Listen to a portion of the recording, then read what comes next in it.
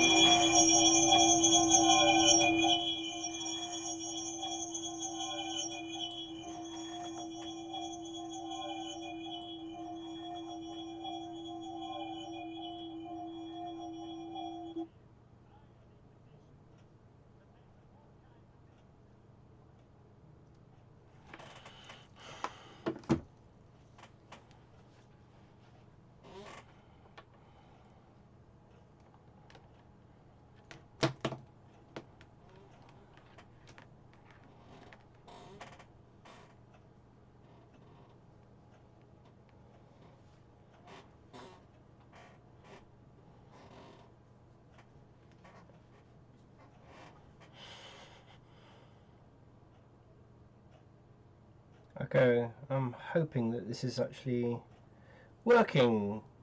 Yesterday I did a video and I was pretty sure that my desktop audio had been disabled because I was listening to Futurama and of course I got blacklisted, so well, not blacklisted but blocked or something. So anyway, I thought today I would continue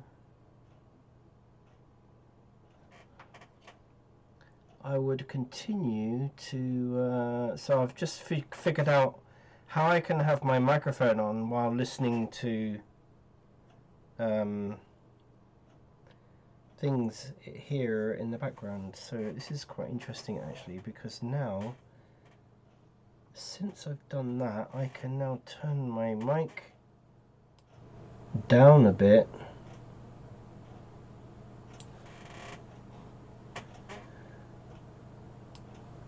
One, two, 1, 2, 1, 2. Okay.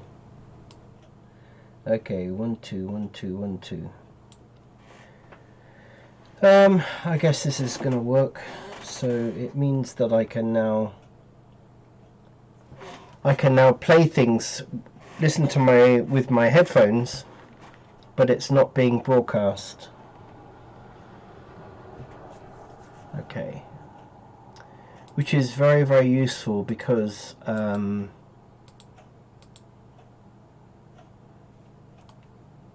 anyway,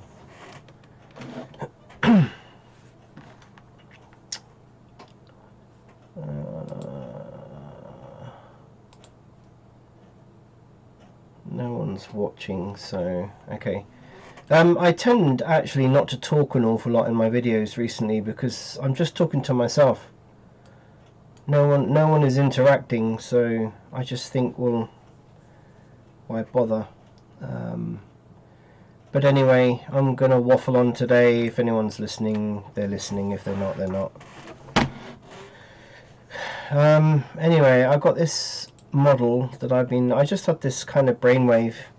I'm a big fan of Futurama, if you haven't already noticed, as I streamed about 5 hours yesterday of Futurama in the background. But I've kind of always wanted to really make Blender. Bender, not Blender. I use Blender to make Bender. So anyway,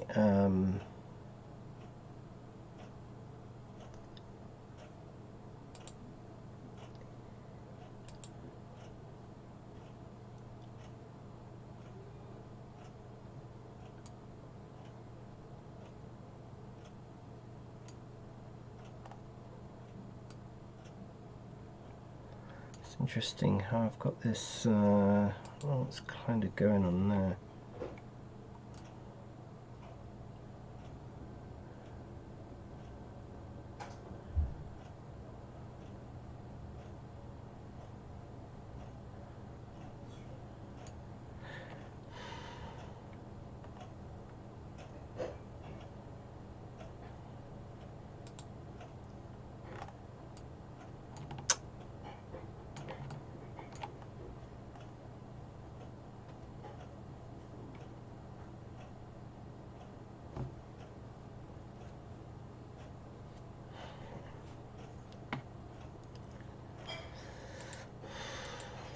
What I wanted to do today was, because I posted it up onto my Discord, and I also posted this up onto a couple of other channels on Discord that I subscribe to.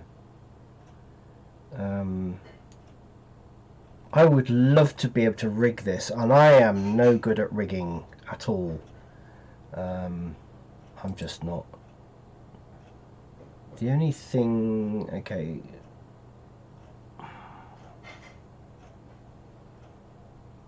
You see, I use a system called Avastar, and I've watched so many rigging. Do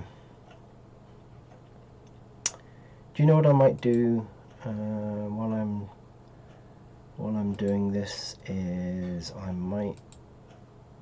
I don't know anything about rigging. I've watched lots of videos about rigging, but I've never done any rigging, so I have no idea. Not something that I've ever really needed to do. I think his colour should be I don't know. I mean, I keep debating about the colour. This is the colour that I actually got from some matte growing. I think it's called matte growing, from his artwork. So I'm pretty sure that the colour is spot on.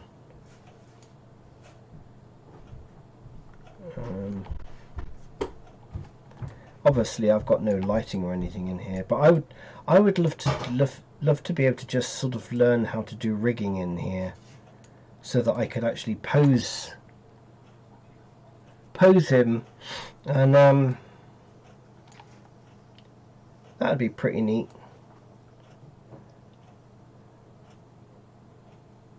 I don't know whether there's any other Futurama fans follow this, but Blender, I keep calling him Blender. Bender is one of the, for me, is one of the main characters. He just always really, you know, if he wasn't in there, I think into Futurama, it'd be pretty boring, really.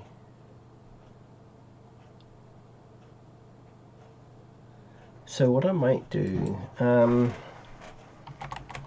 I might actually look for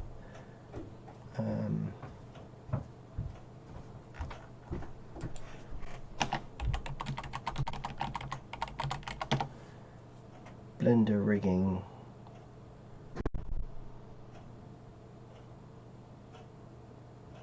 Okay, I mean, rigging people, I mean, there's a couple of people that I actually follow.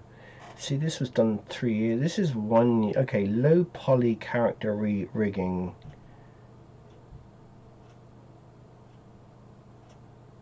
In the easiest way possible. Okay. So you're going to have to excuse me, anyone that's watching the, well, there isn't anyone watching. I don't know why I keep saying that. But no, there isn't. I got whoopee. I got one person, and that's me. Okay. I'm going to attempt to rig this character and see if I can. My purpose really for doing rigging is not. I'd love to do some animation, but that's just way out of my skill set. But what I would love to do is just at least use this, this character, this build, just literally to pose him. I think that'd be pretty neat, and I could set up maybe a couple of environments or something. Again, I think that would be a pretty neat thing to do. So if you're going to watch this, obviously after I've streamed it, have a good laugh, because I have no idea. I mean, I can watch him moving. I mean, he moves pretty much. He's kind of moves like a robot, but he moves actually quite loose. His arms and his legs are actually very, very bendy. Actually, one thing I've got to do is I've got to put lines on his arms and legs, because obviously he's articulated to an extent, or he's like I was going to sort of make his mesh a little bit more complicated, but of course he's a cartoon character and it doesn't need to be complicated, so I'm going to actually draw lines on there. I was going to, yesterday evening I was kind of playing around with sort of articulated pipes, and you know, I was going to sort of make him more like a robot, but then that's not his character. And so anyway,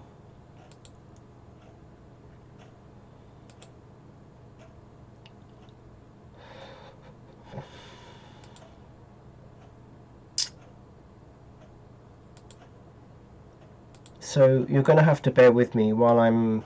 See, part of the reason why I needed to get this stream working correctly is because yesterday I accidentally streamed like I don't know how many episodes of Futurama, because my OBS said that I had no desktop audio, and so I'd switched all of that off and was streaming and didn't realize that there was yet another audio channel that was, you know, coming from my desktop, and hence that was a bit of a cock up really from my point of view.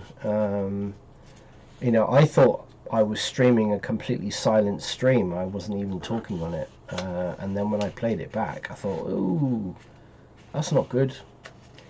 But, okay, so it's got a strike on it. You know.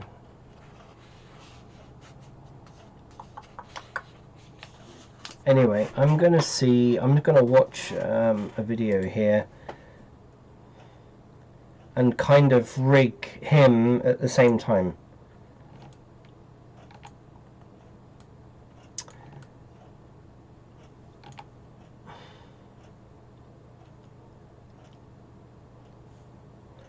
So you're going to have to bear with me, because obviously I can't play, you know, these DMCA rules and all these other things are just unreal at the moment. I mean, it's just, you know, it's just getting kind of ridiculous now, all this stuff. I think it's doing more damage than good, supposedly good to the artists at the end of the day, because I just don't understand. I've never understood the music industry with regard to the internet. Yes, I know they're trying to cut down on being ripped off and all the rest of it, but you know, I buy music from artists usually directly, if not through things like Amazon. I don't use any other medium like iTunes or... But to me, if I hear, like yesterday, I was watching a stream here on Twitch, and I really loved the music, and of course the person that was streaming had the music titles and such like coming up. What did I do? Immediately went off to buy the music. You know, hello, that's how it works to me. You know, I suppose it could be ripped off somewhere along the line, but it's much easier to just buy it. And I just don't understand why all these artists are using these third-party licensing companies that just clamp down on, you know, their music being used. I mean, I just think it's ridiculous. Anyway,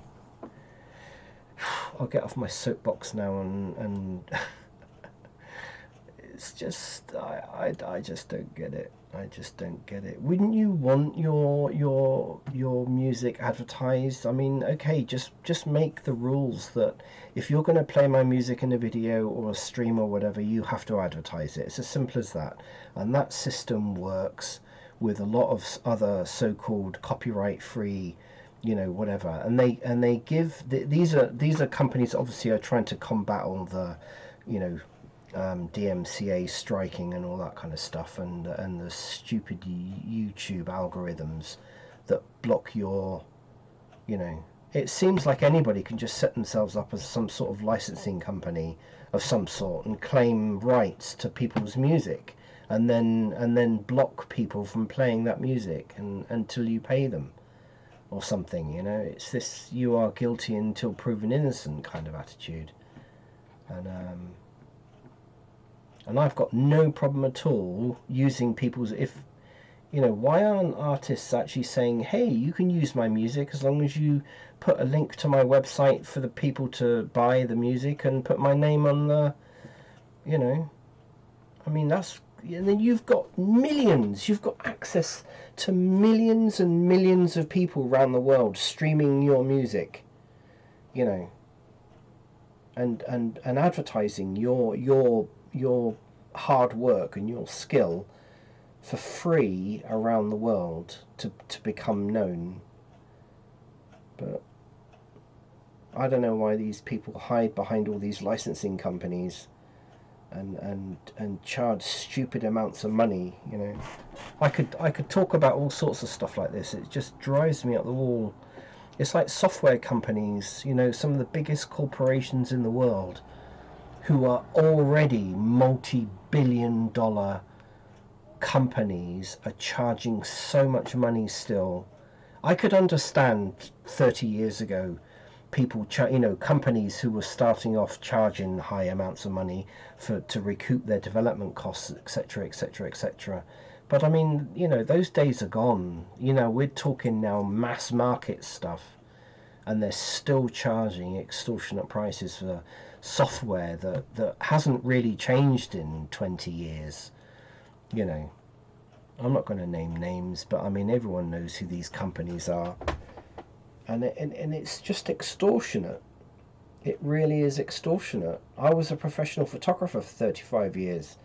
And you know, I was using some of the most well-known brands, and had done pretty much from you know, we're talking the what everyone are using, what everyone seems to use now. And I was with that company from the very early days, and using their software, and had done all the way up until about 10 years ago, when they decided that they were going to start doing a subscription service. And when I calculated out how much that subscription service was going to cost compared to what I was paying before, it's an absolute rip-off. But people just went with it. And there was a lot of people like me and people that I knew in the photographic industry just went, you know, fuck that. I'm not paying that kind of money every single month to use a piece of software. It's just stupid. So you know, there was a large part of us, real photographers I'm talking about, not bloody people who take pictures with their phone and then call themselves a photographer. But you know, and we just all went off elsewhere, and it's a shame to see the industry do that. You know, it really has now just become a money-making machine, and I think it's just a shame. This has turned into a ranting video rather than what I'm supposed to be doing. But whoopee! I don't have any viewers anyway, so okay. There's all sorts of things like that which I think are just wrong, really. It's you know, it's people making money for the sake of making money and not really providing a service. And they can chuck out any old bit of crap now and still charge people for it, and it causes you lots of problems, and you know, and they call that a service, and I just think it's really, really bad. It's really, really bad. You don't need half of these programs that they say that you need anyway. You know, the people are just, they rely too heavily on bits of software to do things now. Now, if I could get his fingers, I really want to try and get this. I really want to try and get this. If I can rig this and then use the rigging to move him and pose him and do all that, I think that would be really, really neat. I would actually I would find that fun, and if I could do things like rig his fingers and, you know. Obviously I can do things like move his eyes. Moving his... No, I'm not going to be doing animation, so it doesn't really make any difference. But I might do some different textures for his his mouth, because obviously he, you know, this is like a visual talking thing, isn't it? So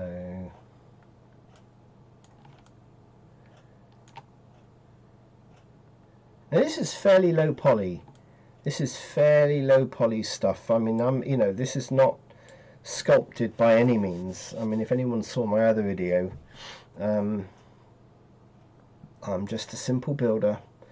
I do simple stuff. I do simple, but I like just playing around with things like this. Later on, I might actually finish off. I started texturing the Victorian house, but again, I'm not getting any viewers, so I just don't see any point in.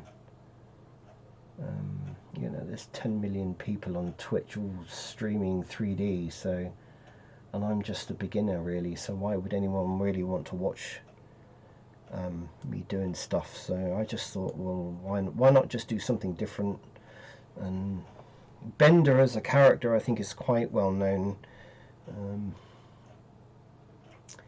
I did a couple of screenshots of this yesterday, and it certainly got some interest on Discord. So you know, there's obviously fans out there. A few people said it'd be really neat if I could rig it.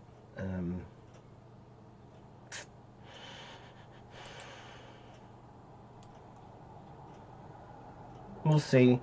We'll see. Or it's going to be a complete and utter cock up. So I tell you what I'm going to do. I'm going to save him as a copy, because I dare say I'm going to completely screw this up somewhere along the line. I hope not. I've never done. I have attempted to do rigging years ago, and unsuccessfully. Hence, I use Avastar whenever I do that. But you see, Avastar comes with its own model, and I don't know how I would take this and rig it with Avastar, because Avastar is like Avastar's got its own, like, you know, workflow and rig, and I don't know how you do that. I really just don't know how you do that. I can use Avastar and do, you know, I make very small animations and such like for Second Life, but other than that. But anyway, this has only got 8,000 tries on it, so it's only made of 15 parts. Yeah, it's very simple, really.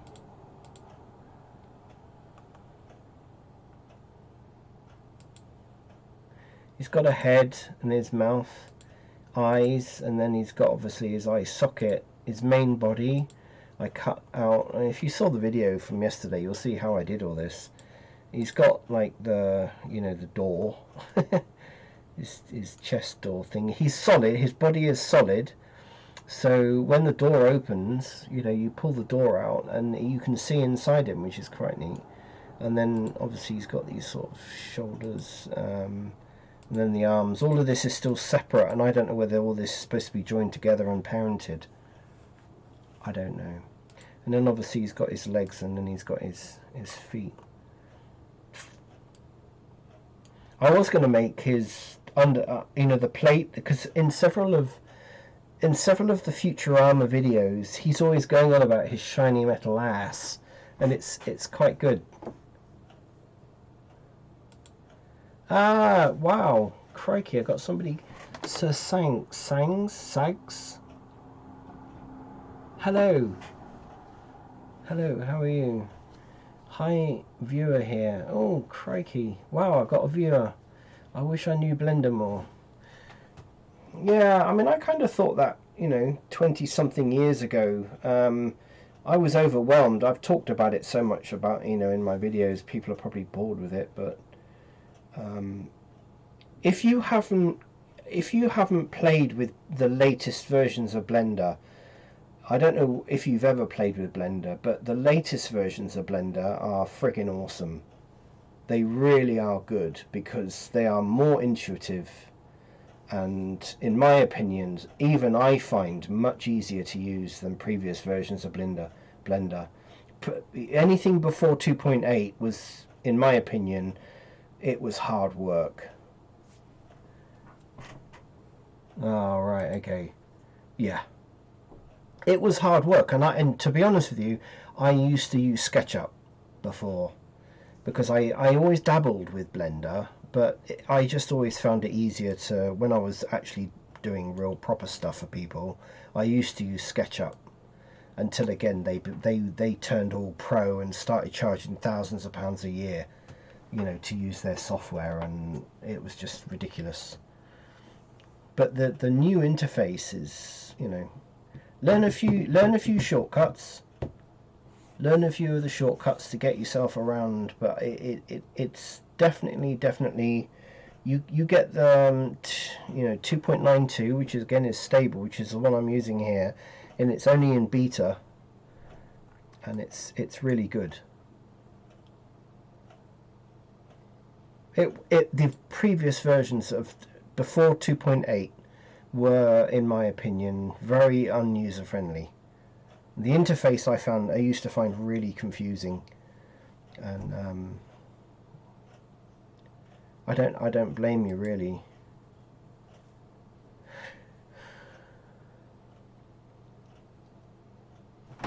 But yeah, definitely get 2.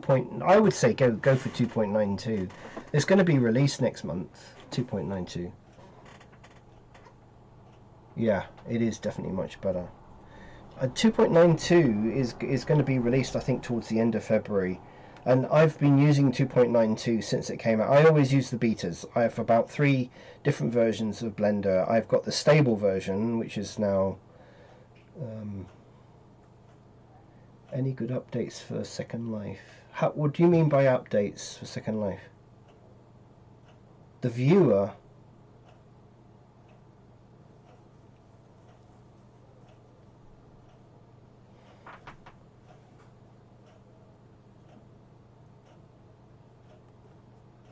On any good updates for SL?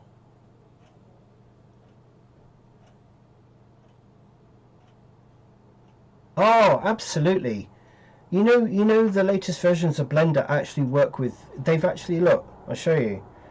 Okay, absolutely. They and I only noticed this actually in the last few months. So I don't know whether this has always been in here, or whether you know, whether it's all. I don't think it's always been there, because I've never heard it. It wasn't until I saw somebody mention it. So I can highlight this whole mesh. Okay, if I go to File and Export as a DAE, okay, as a DAE file, right? If you go to the operator presets, Second Life and OpenSim static or rigged is an option on saving. So you can't go wrong. You absolutely can't go. Yeah, exactly. Second Life and OpenSim static as an operator preset.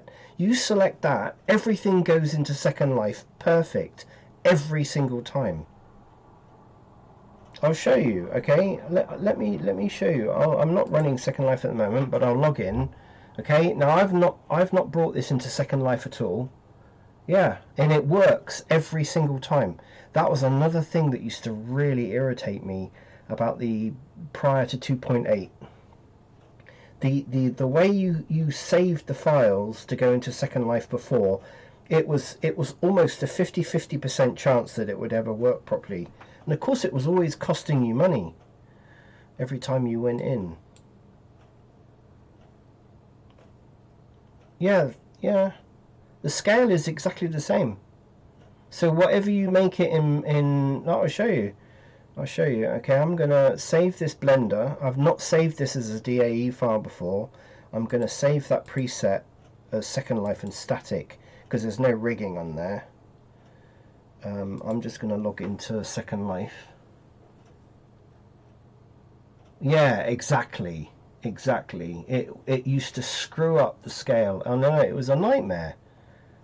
It was an absolute nightmare. Now this model is pretty big. This model, I'll show you. So let's see how big, how tall actually is he. So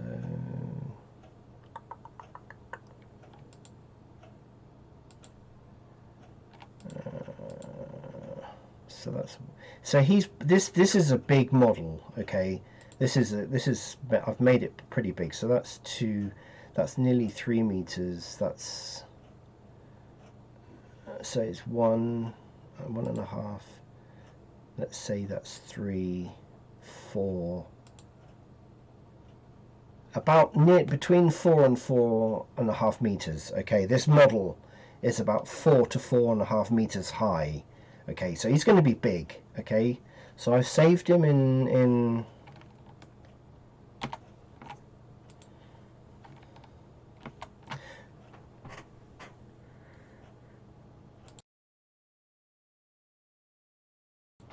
okay, right, so I've saved this as a DAE file. I haven't actually saved this as a DAE file, and he won't come in with any textures at the moment because I haven't. That's another thing. I'm excited to hear someone else talking about Second Life. Yes. Okay, so I'm in Second Life. Let me switch over to Second Life. Okay, so I've got Second Life open here. Okay, I'm going to bring that model in.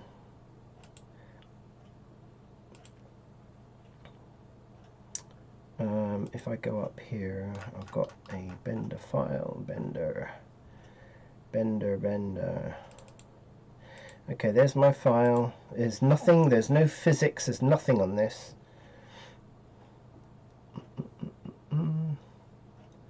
Okay, so it's just uploading. It's a big, so there he is. I don't know whether you can see this. Okay. All right, okay. Very good. Well, I've been in Second Life for 15 years. So, okay. So this is the model, right? And now the whole uploading now in Second Life is so much better, to be honest with you, because this was always another nightmare. I'm not going to do anything to this. I'm not going to alter the try limits. I'm not going to do anything. There's no physics. I'm not going to do any physics with this. Okay, you can now obviously include textures. That's just another thing with Blender.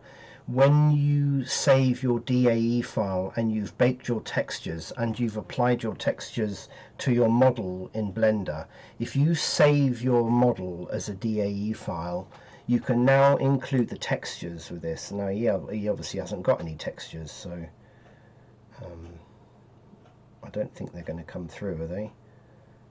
Oh, okay, so I've not baked any textures for this, and yet it'd be interesting to see whether that does even load. I'm surprised. I mean, he has got materials applied, but he hasn't got any well, he has got a texture for his mouth, but that's it. I don't expect that to... But it's got his materials, which is interesting because I've not burnt any I've not baked any textures. Okay, so I'm going to bring him in exactly like that. I haven't done anything. Okay, let's calculate it. This is going to be stupid high because he's a big model and I haven't done any optimization of any sort on here. Yeah, when you upload, exactly. All I've done is I've applied materials. That's it. And he uploads. He'll upload the textures. So his land impact is 45. Okay, because that's. But it's only costing 33 lindens to upload. So I can just upload him. I'm on the beta grid, so it doesn't cost anything.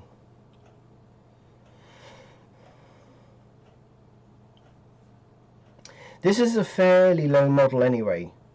This is a fairly low poly model. So, okay, so I'm now going to load him up. Where am I? Oh, there I am. Okay. Right, so I'm going to bring him in. Okay, I'm going to dump him there. Now he's big, so he's going to be about 6 meters high.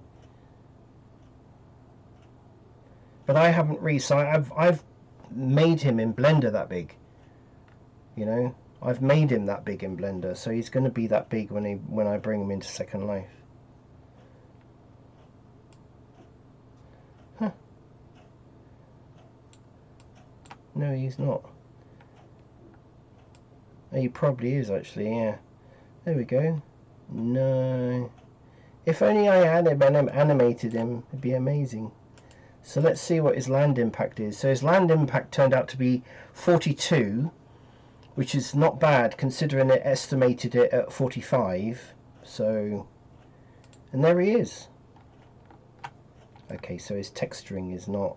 I haven't baked any textures on him, so this is just material slot stuff that you're seeing on here. But I mean, look at the detail. That's how easy it is to bring mesh now into Second Life. And of course now the other thing is, while I'm in Second Life, I can select any of those textures and change them. Yeah, so he's not, yeah, I need to bake the textures really.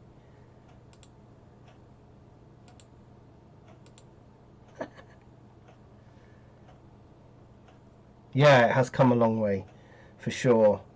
It's a pleasure to work with Blender and Second Life now. It never used to be before. It used to be real hard work. I can remember years ago, you know, because I design houses and stuff like that for Second Life, and doing that before in Blender and trying to bring those physics into Second Life was a nightmare. Yeah, okay.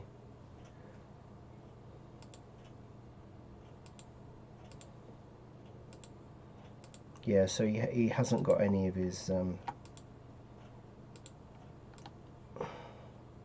But he looks good, look at that, you know?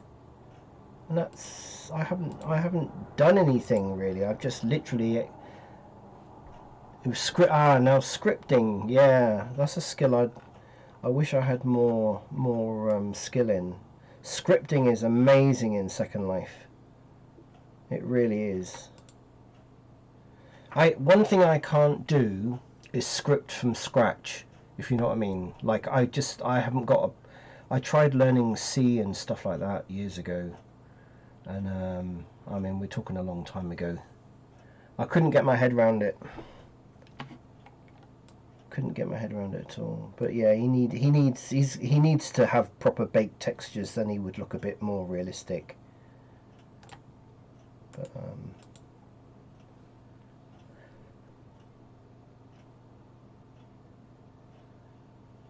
okay. Yeah, scripts. It's amazing what you can do with scripting now. So I look at yeah. Okay. I mean baking textures again with the latest versions of Blender are very different. Yeah. What I really need to do with them, what I haven't done, because I was going to do some rigging today, or attempt to do some rigging, you know, is to, yeah, absolutely. I mean, at the moment, you can't, in Second Life, look, you can't really see, he's got no, this is the texturing on here is not, in fact, I wasn't even expecting the texturing to work, to be honest.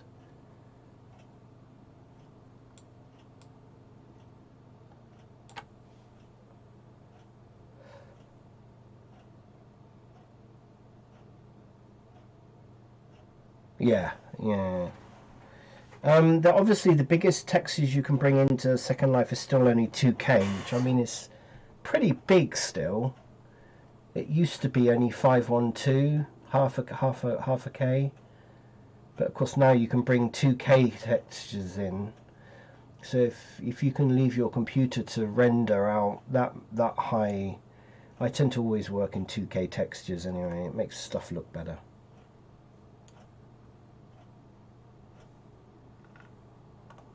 I think what lets down a lot of builds and things in Second Life is the texturing. You'll see a really nice building in Second Life.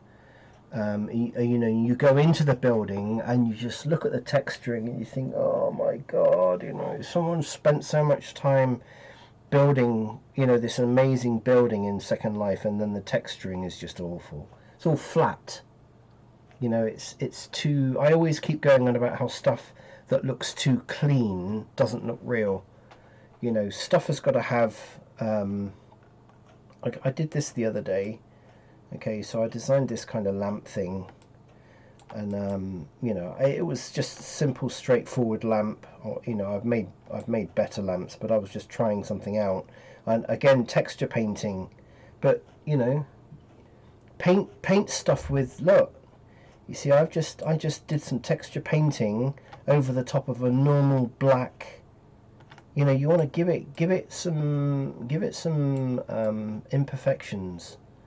You know, it's not nice when stuff is just all perfect looking, because it isn't like that in real life. I know, but yeah, you need to sort of, sometimes stuff in Second Life just looks too good. Yeah, exactly. Give it some character. You know, nothing in real life looks perfect. Yeah. So I've got to really bake the textures properly for this. You know, I'm going to set up lighting properly, and he needs shadow and ambient occlusion and things like that. You know, again, all of these things were seriously difficult to do. I don't think people really realised how difficult it was to do in, you know, previous versions of Blender. Used to be a nightmare. But yeah, he's pretty much come in at that. Yeah, if I'm walking underneath him, then yeah, the scaling came out pretty much spot on. I want to rig him. I want to rig him so that I can actually use him as an avatar. Now that would be neat. I'm sure somebody must have done it before. Yeah. Well, that's what I was going to try and do today on this stream, is to try and rig him, you know.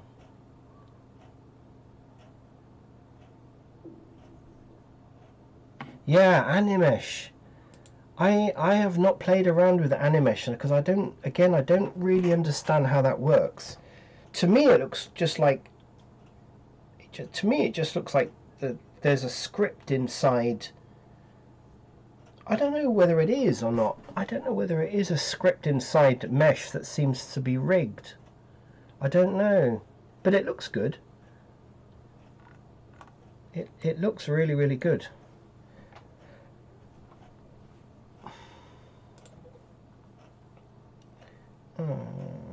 Okay. I'm going to try and follow. If anyone knows Grant Abbott, I think his videos are absolutely brilliant. I have learnt so much from him, and he does excellent YouTube videos, and he does training as well. I mean, most of these people do. You know, you can buy training from these people. Ah, you know, I thought that's what it was. I thought that's what it was, because I couldn't really see how they make mesh.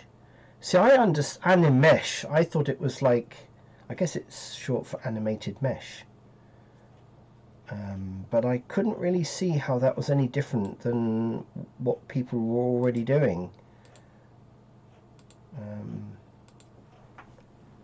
But I guess it is, maybe it's rigged slightly different or something, because I'm pretty sure that's the only way you can make it look animated, is to rig it in a certain way.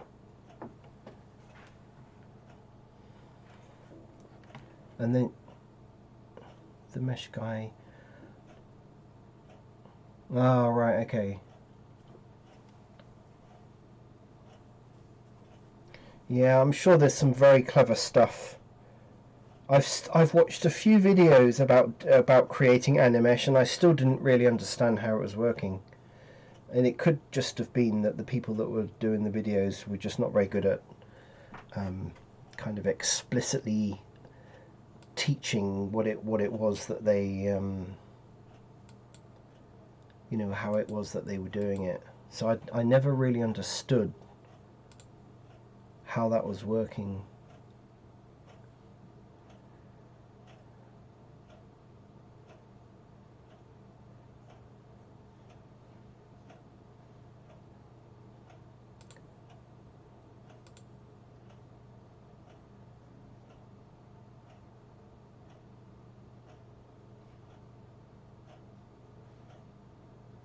Okay, so what I'm doing, the reason why I keep going quiet is because I'm watching a video from Grant Abbott, which is why I wanted to sort out the audio.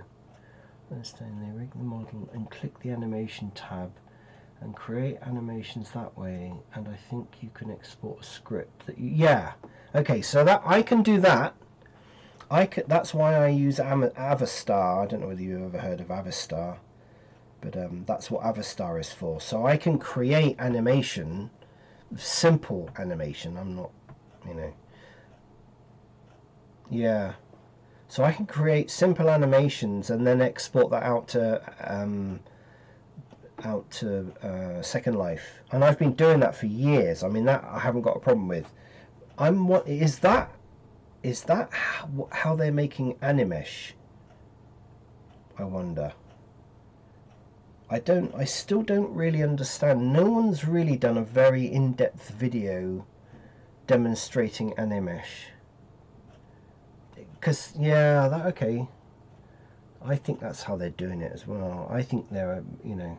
But then I've seen Animesh on people, you know, on avatars and also on objects that looks very, very random. And you know, sometimes you see animated stuff in Second Life, and it just does this routine and then resets and goes back and do it, and it just keeps repeating the same thing.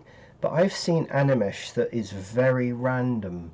You don't see it repeating. So there's either two things that are going on there. Either there is an option there to do random stuff. Yeah.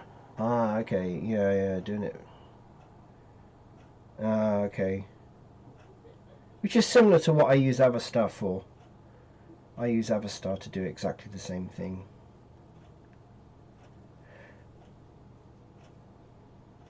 But how they get it to be so random is always fascinates me. You know, how they can get it to move and then it never seems to repeat the movement. And that's the clever thing with Animesh, I think. Because they made a big thing about it. In you know, the Lindens, when they started going on about, because they made a big thing about obviously bringing mesh into Second Life and stuff like that in the beginning.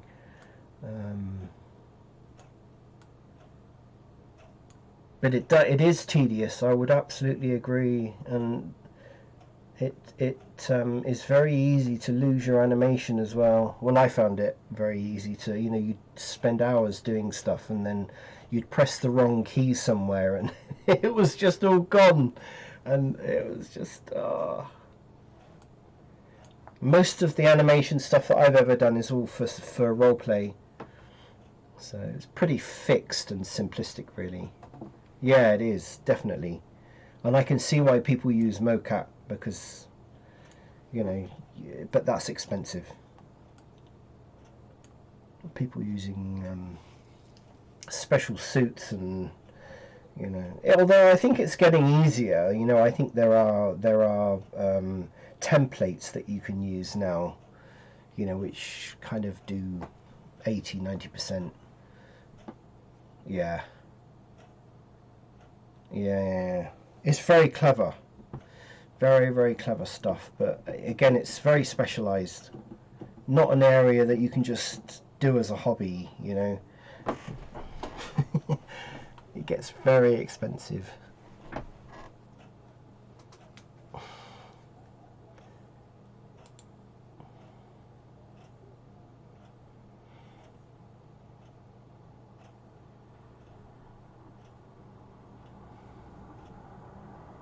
Yeah, what, to get a mocap suit? Wow. How much are they? Are they seriously expensive? Because you got it's all the software that goes with it though as well, isn't it? Yeah. I can imagine they're very expensive.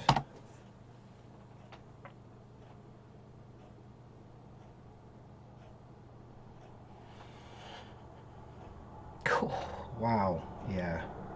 Yeah, I mean, if it was going to cost that amount of money, you're going to run this as a business, aren't you? And unless you've got that kind of money kicking around.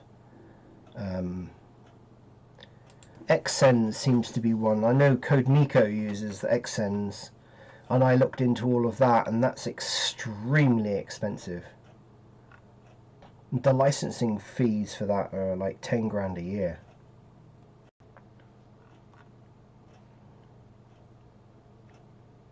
Yeah, I used to be years ago. My wife is into it quite a lot, and we had shops. We had shops, and we used to sell. So we're talking a long time ago, and you know when stuff was a bit more simpler. Now you got your build quality has to be so high now. But yeah, there are still people who make a lot of money in Second Life. You know, and if you're good at building even simple stuff, I mean, if you look on, obviously, you know, the marketplace. So you look on the marketplace, you can buy pretty much anything now. Absolutely anything. It's.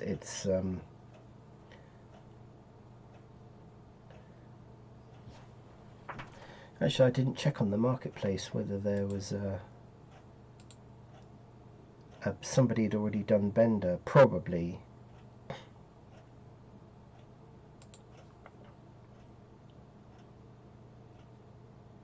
Yeah. Yeah. Some of the I know a few people actually. Well, I know quite a lot of people in Second Life, but there's a few builders I know in Second Life do exactly that. They seem to build these kits, and then they spend all of their time just pre. They're not even really building. They're just it's almost like a Lego. And okay, there is a bit of art, you know. There is a bit of work in trying to design a house and make it look different and everything. But they're using what I'm calling, you know, bog standard, pre-built, and that's all they do. They just build these skyboxes and stuff like that, and they're selling them all the time. But they haven't actually really. They're just assembling. You know, they're just assembling something. They're very often they're bulk buying textures as well, so they're not even making their own textures. They're just mixing textures together, and mixing like this Lego pre-built kit. Everything's pre-built, windows, walls, everything, and I don't know. I think you're better off to if you can make it yourself. Yeah, I have thought about it.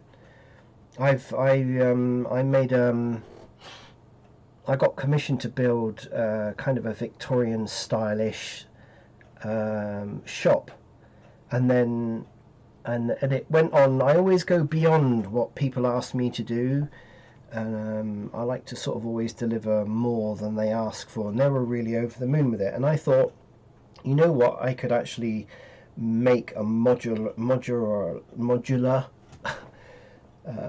shop, you know, and then just have, because it's a shop in Second Life is pretty bog standard. It doesn't have to, you know, it's just basically a box maybe with a couple of floors, and then, you know, keeping along the Victorian theme. You've got different shop fronts, so I was going to sort of make different types styles of shop fronts, and then, you know, just because at the end of the day it comes down to the texturing. Yeah, that's what I was going to say. It comes down to the texturing and scripting. Yeah, I think it to me it's always been about the texturing. It's the texturing that makes something look real.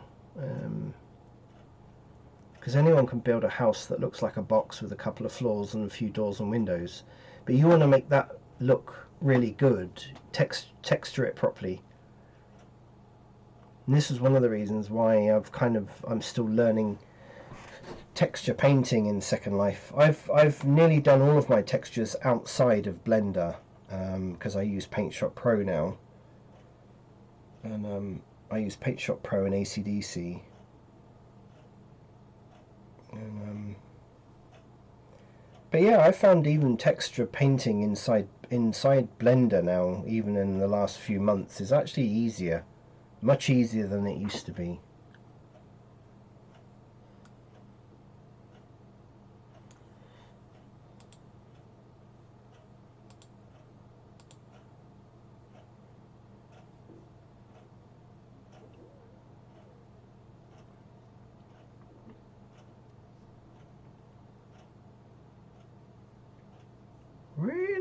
Okay, so I'm following this guy's. I'm following this guy's, and he's just said to start in the middle. Okay, so obviously, you see this part is very rigid. So I think really the key thing to rigging this character, because his head only spins around on the Z-axis, it doesn't ever go forward or backward. Although I say that, I have actually seen a few of the Futuramas where it does actually look like his head is bending, and I'm sure that's kind of comic license really, or cartoon license, you know, where they can make something that should be solid bend. But so his upper body is going to be completely rigid. This never moves. So I think rigging this character is more to do with the, because it's his arms and his legs, which is where all his, and his face, obviously his character. Excuse me. Just get a drink here. And it's his eyes, you know, and it's how they move the lines on his mouth that makes him look like he's talking and stuff.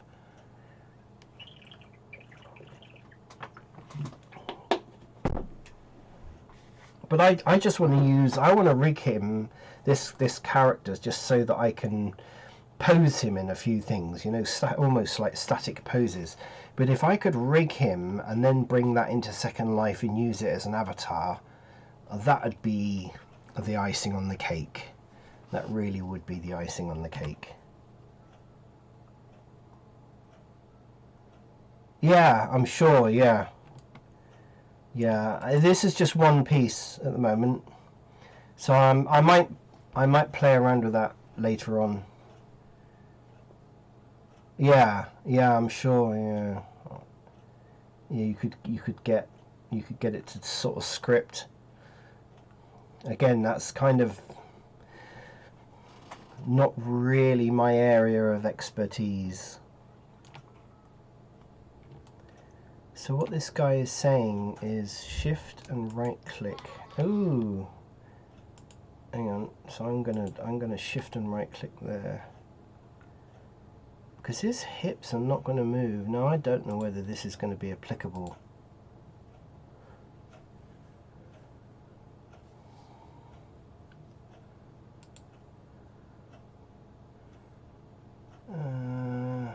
Viewport display in front. Right. Shift A.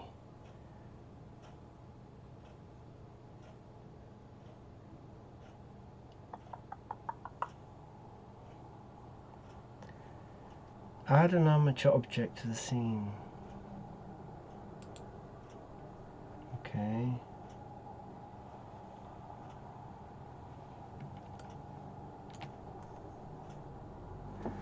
Right, okay.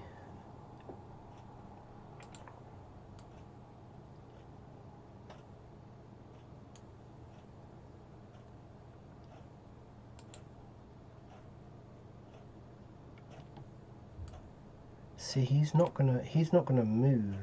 This.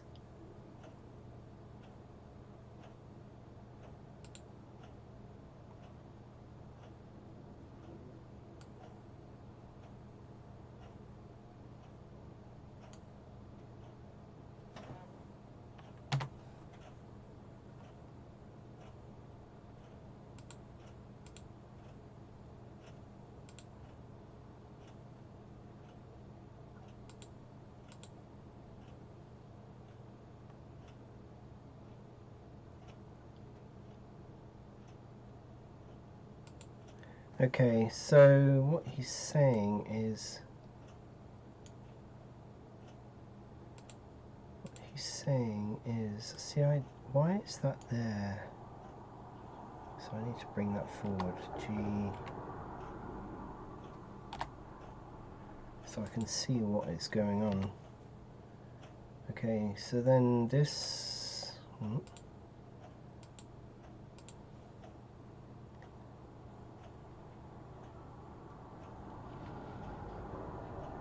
So if I GZ, okay, and then extrude Z, okay.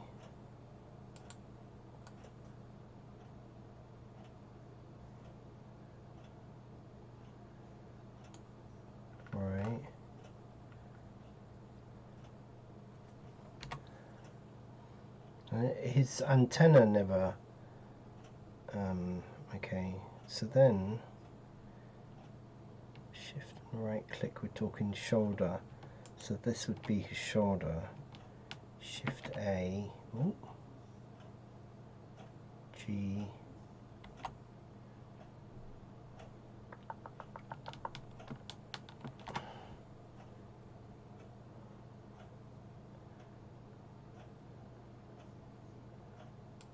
okay, so if we extrude, and he would have something like that.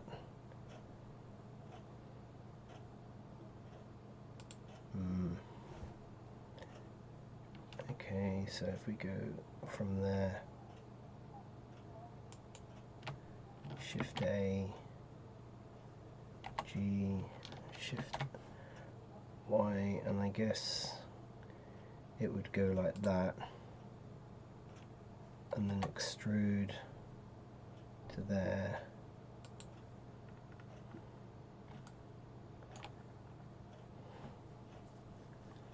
And then I guess we're going to do the same for these, maybe.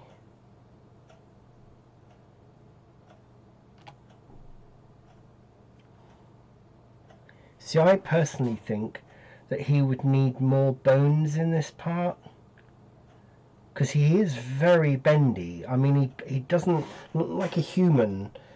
He kind of bends like a human, but then his arms are very, and his legs are very bendy. They are serious. So there might have to be more in here than just that. I don't know. I don't know whether that's how it works. Another one in the wrist. Yeah. Yeah, I'm gonna, obviously he needs to have some in his fingers as well, because I you know, because I think as part of his character is the fact that he kind of moves like a human, but he's a robot. that's the funny, that's the funny bit to it, really. Yes, so I think you're right, actually. I think this needs to move, doesn't it? There, and then he needs to have another, so I guess he'd have something like that. I don't know. I can see me doing this again somehow, because I don't think I know. I don't really know what I'm doing. I'm just playing. And then I guess we bring another one out for his wrist. And then do you go out from here for his fingers, or do you put different ones in his fingers? I don't know.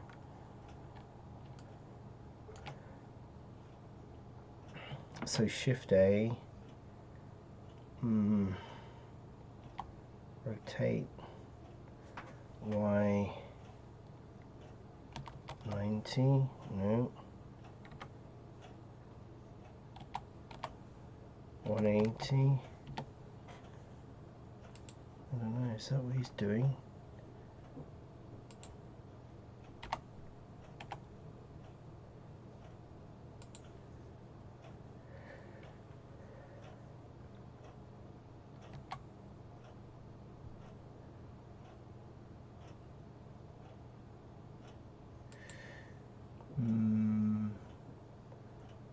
See, I don't know. Do you reckon he has...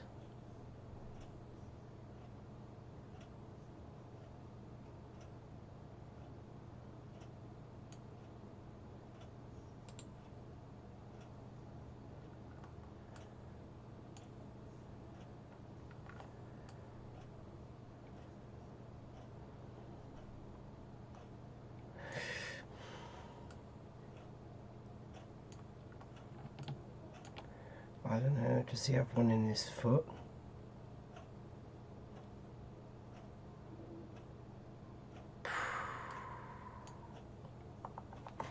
I don't know, I guess I can I guess I can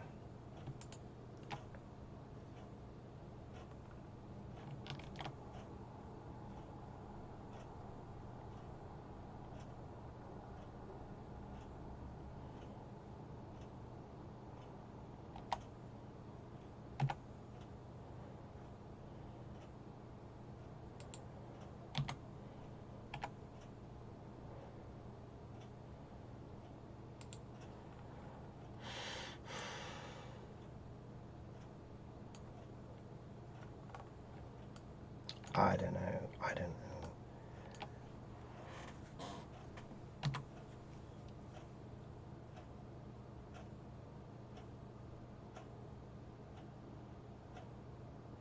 Sorry, I'm listening to the video at the same time.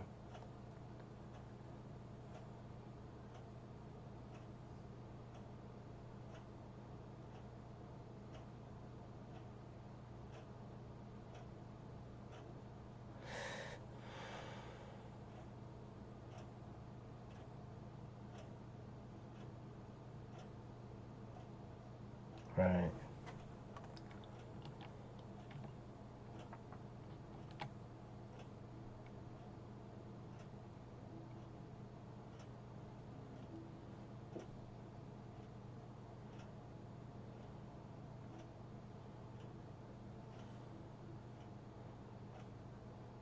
Right, so he's now doing the legs. I've just gone ahead and done the legs.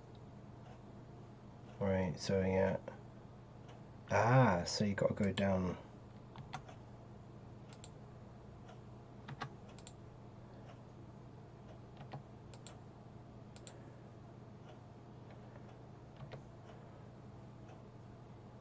Oh, so I've screwed that up, haven't I? I've screwed that up because basically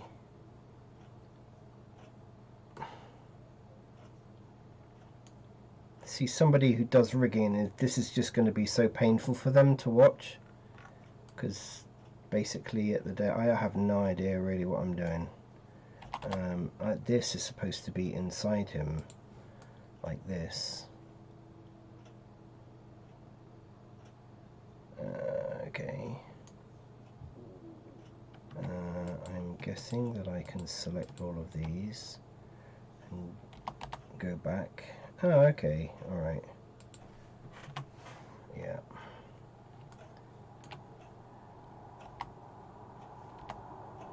So, okay, and of course I screwed this up big time.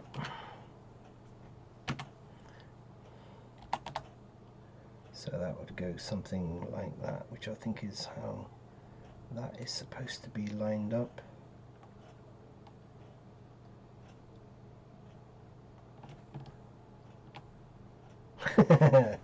Yeah, I've got no idea what I'm doing, but I think this should be a simple enough model for me to rig, because, you know, unlike a human figure, which it's got to be more complicated surely, because you've got to get it fairly accurate. This I don't think you need to necessarily get so accurate. I mean, I can screw up in here and I can obviously undo it and then just start again, but I'd just be happy to animate something on this. I really would. See, he's already talking about now one thing I needed to do was to extrude that and go down to there. Okay, extrude and go down to there. Right. And now we're going to do the complicated bit, which is things like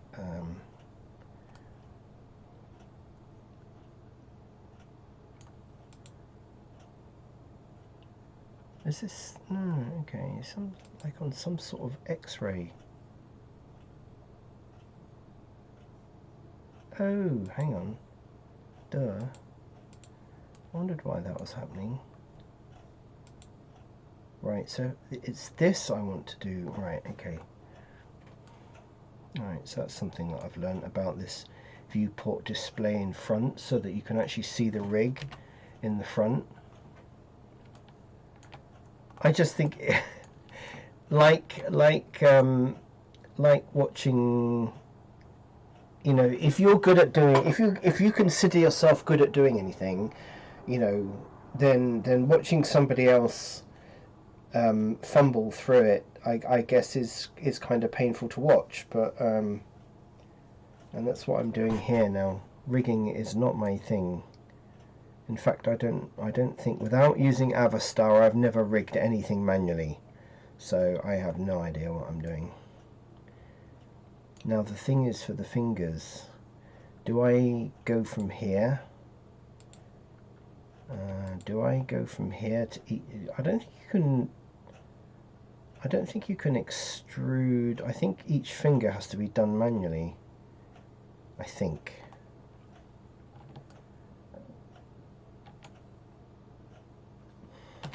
I don't know. I just really don't know.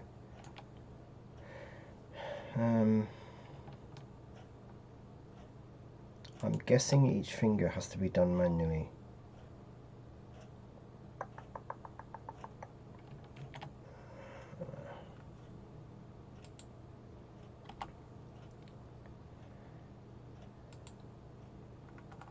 Yeah, I've got no idea. I don't know. I'm guessing, well, I don't know, but I'm guessing that this can be undone. E, let's say like that. Can I not copy? No, I'm not going to start doing that.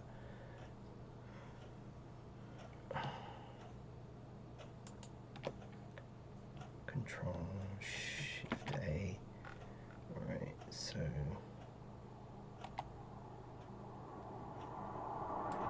it's worth a try anyway, isn't it? This is the thing. I think as I've got older, I've just learned really to just, in a way, be comfortable with taking risks and looking like a fool. You know, not really worrying too much about it. Kind of guessing that I'm going to need to move though, because he hasn't got like human fingers. He's got like, right, so I'm going to go like this.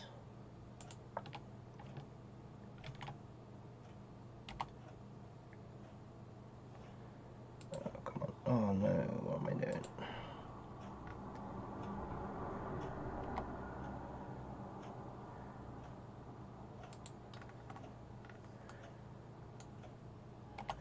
See, yeah, I've screwed up there, haven't I?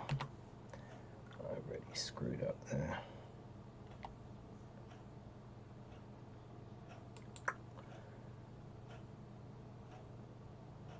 Okay, no worries. Thank you very much for commenting.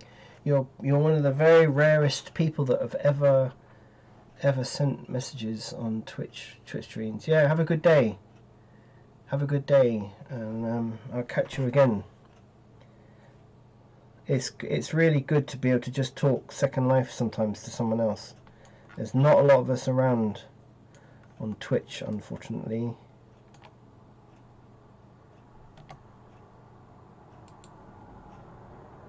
Yeah, to you take care also.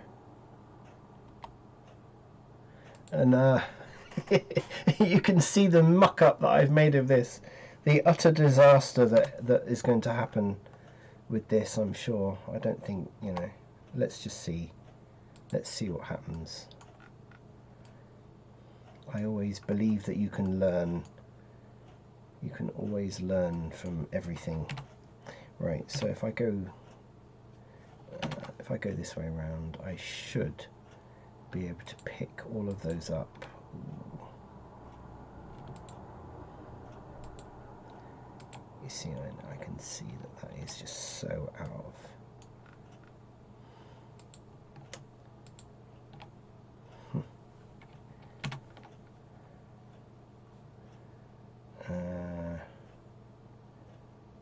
Let's just rotate that around a bit so I guess that's supposed to be lined up like that.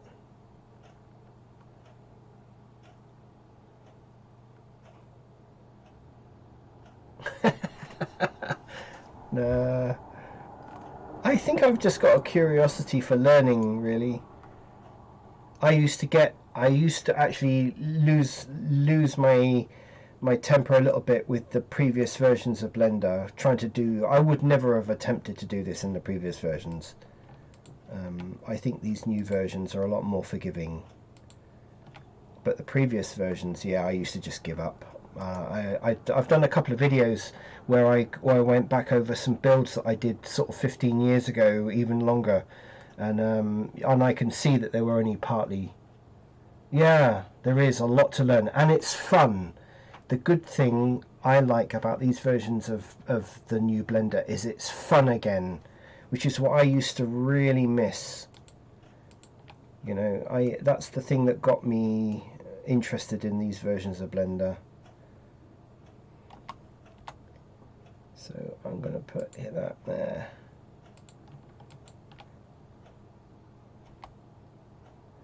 I guess that's got to go there. Yeah, it's got to be fun, and if it's fun, then I just believe that you want to spend more time getting something, you know. It's very difficult to try and see where that is in relation to where the mesh is. I think I've screwed that up somehow.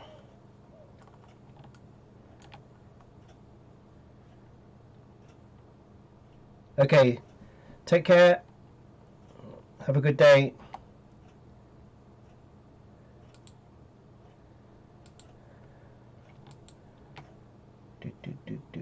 G.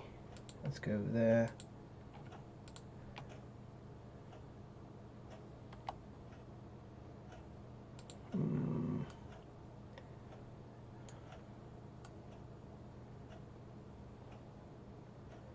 Those to this one doesn't look like it's in the center of. I think it's supposed to be in the center, isn't it? I just feel sorry for anyone that knows what they're doing. Looking at me doing this and just cringing, you know. But hey, I mean, I think that's kind of how his fingers would go.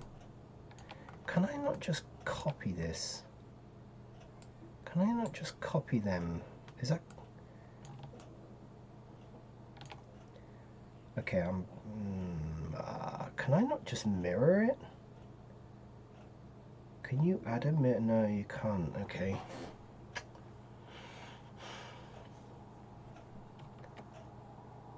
No, you can't mirror. But can I not just copy? Let's see what happens. I just don't know. Duplicate. Ooh, you can copy it, but I'm sure that I'm screwing something up here.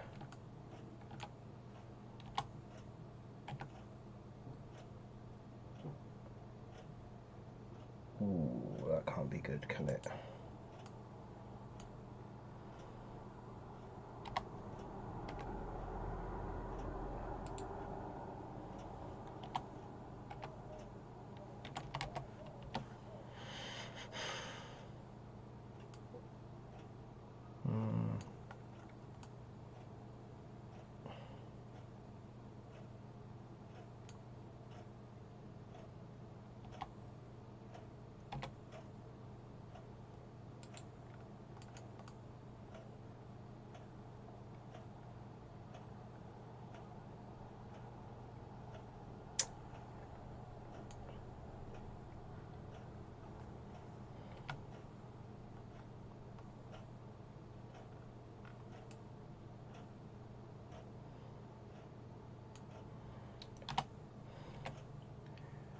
See, so I've obviously screwed something up there. I don't know why. Yeah, I know why that would be like that. Because so if I grab that, exclude the X, then I should be able to get that pretty much centered and get that in there. Grab, exclude the X, get that in the center. Maybe get the same on there. Okay, that looks pretty good. I have no idea. I don't know. I mean, that's all I think. That's all I think really he needs to be rigged. I'm going to save this because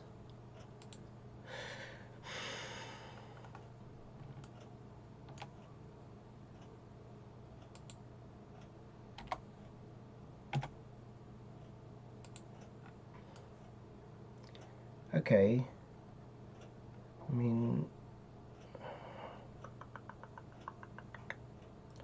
His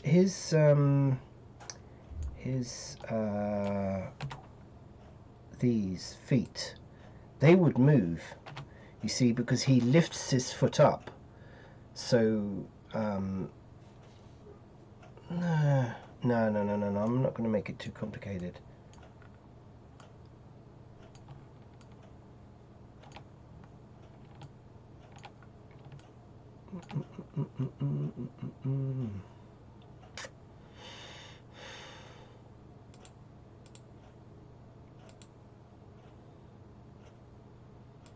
Okay.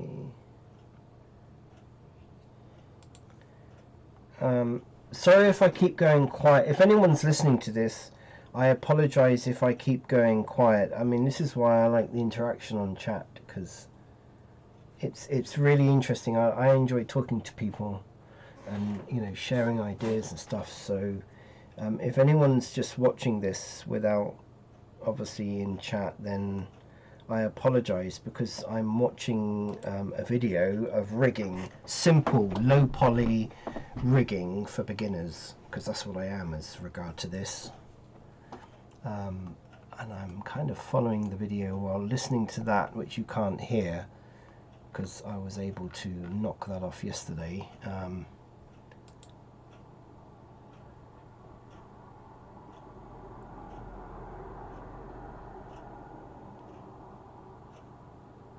Oh.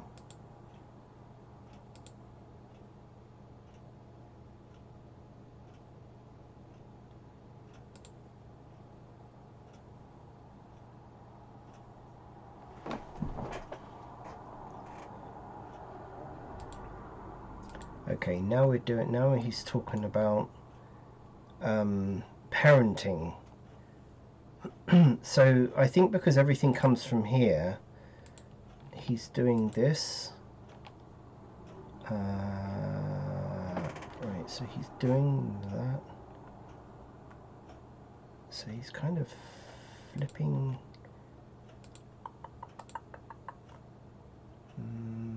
What is he doing? Pose mode. Ah. Right, so if I rotate this, that rotates. If I highlight that, oh, I see. Ah, that's what he's talking about.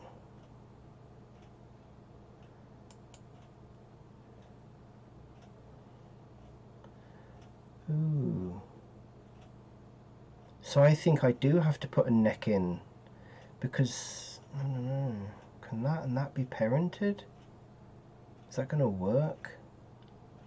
See, on a human, you haven't got this kind of, you know, like his neck is here, and then his shoulder is here. So, can this be parented like that? I guess so.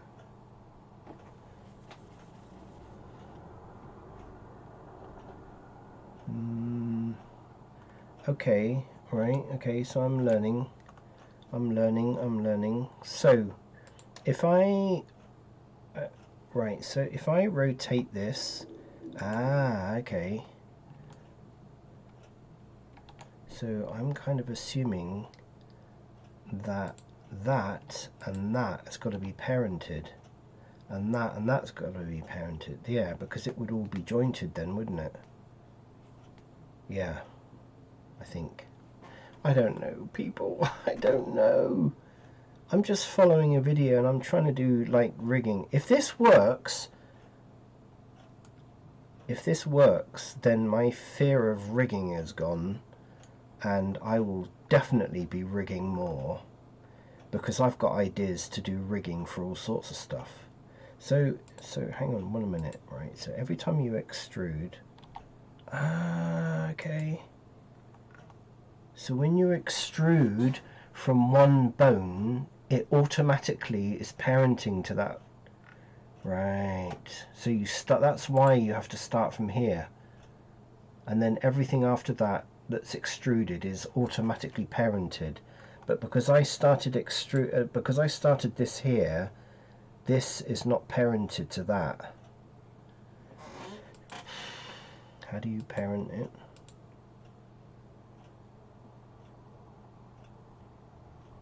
right?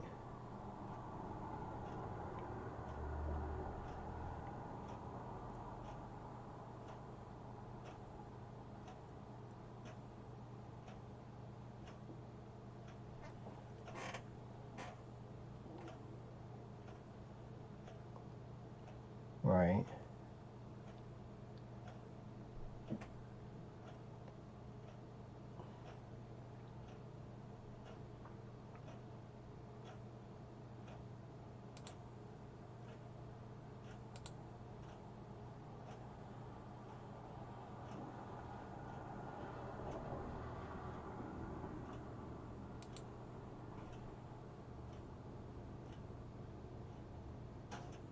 Edit mode, right? Yeah. Yeah.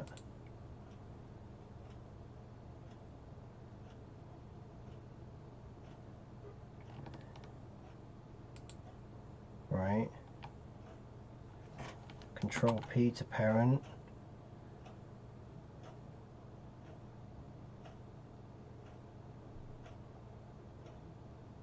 Oh. Keep offset. Ah, okay. Okay, this is making sense.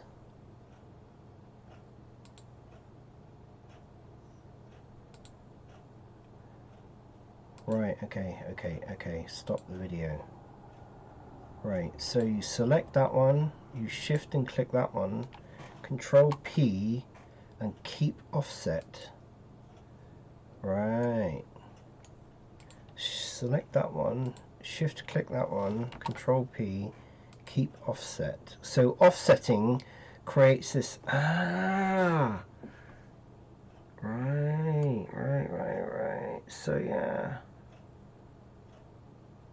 it keeps the offset. Right, so if I go back to pose mode, right, God, this is so much different from, I used to go to inside Second Life. I used to go to in-world universities. I mentioned all these in previous videos, but I used to go to in-world universities to try and learn all this stuff. And we're talking old versions of Blender, and I could never get my head around any of this stuff. But this is just so much easier. So if I rotate that now, all of his fingers move. Now it makes sense. So what I was saying earlier about having to have a bone here is not necessarily true, because that's not how the parenting works. Okay, gotcha. So if I go here, shift click that and that one last, Control P, no, I'm in pose mode, idiot. Right, shift click, Control P, keep offset, shift click, Control P, keep offset, shift click, Control P, keep offset. Right, okay, gotcha. So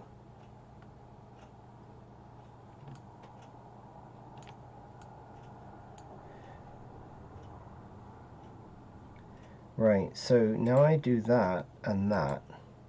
Oh, no, it needs to move on this bone. No, that and then that. Control P, keep offset. Control P, keep offset. Now then, does the same apply to here? I don't know.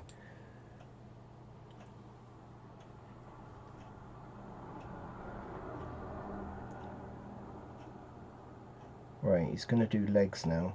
So he's just doing the same thing.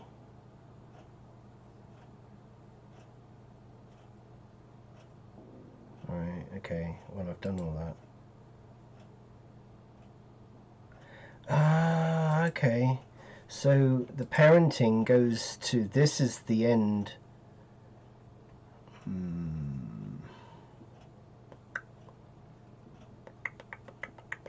Okay, let's just do it. Let's just do it. Keep offset, which it goes right up there. Shift click, Control P, keep offset. So in theory, I think this should mean, if I go back to pose mode, right, if I click on that bone, all of his bones, if I rotate this now, all of his whole skeleton, or whatever you call this, rig, should move, and it does. Yay, I'm guessing I've done something right.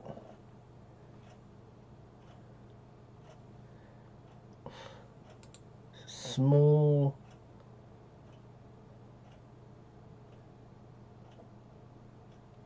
Right, okay.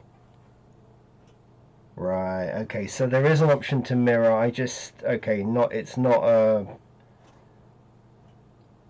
Right, okay.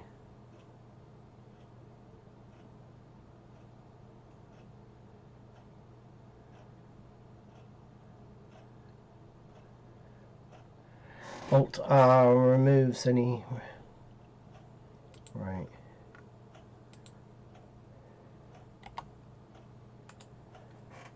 Alt G. Right. Right. Right, okay, so this is the big thing. Right, okay, so this I'm sorry if I'm waffling, right, but this is a big deal for me, because the last time I tried doing anything like this without using Avastar, this was a complete and utter nightmare to try and do. I mean, you know, it really was an utter nightmare. I think there's two things that have got better. One, I'm following somebody who is a teacher that teaches Blender, and secondly, Blender itself has become easier to use, because I don't ever remember you. Now, I've been using Blender for 20 years. I don't ever remember it being this easy to try and do rigging.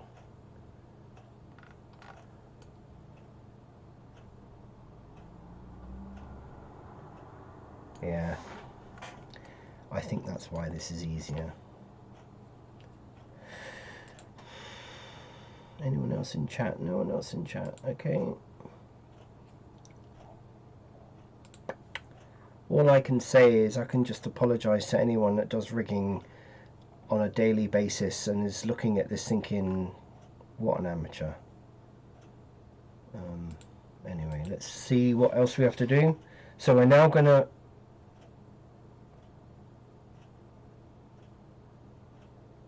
So we're now going to parent. We're now going to... I don't know whether that's the right term. Do I... See, I've got this sneaky suspicion that I have to actually join all the mesh together.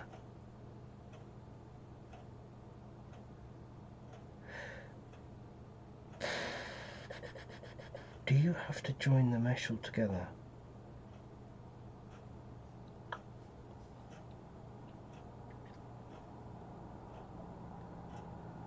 I don't know.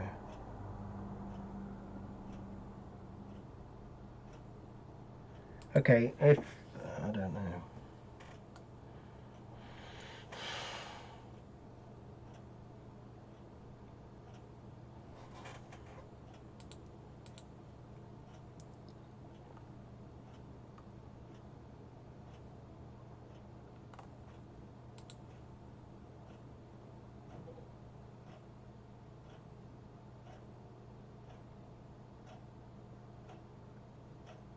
No, really? It's that easy?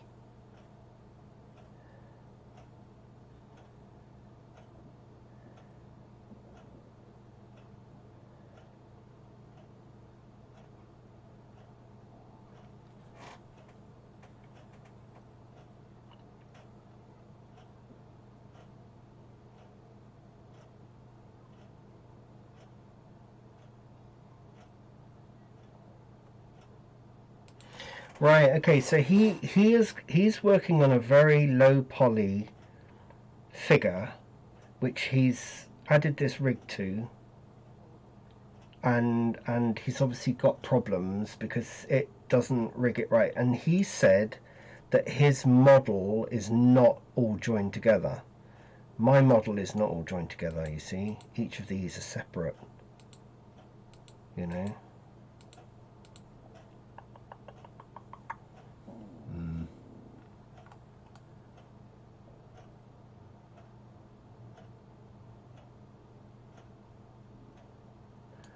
Oh God, I wish somebody was in chat that could that knows anything about rigging. I tell you what, if I do this, one, I'm going to be really proud of myself for doing it, for one. But the other thing is,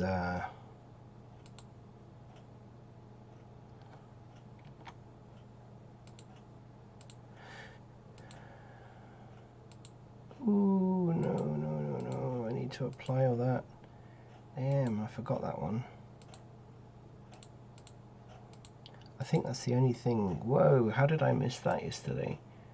Okay, I think all the other modifiers have been out. Right, okay. Let me just save this because I'm afraid of losing it.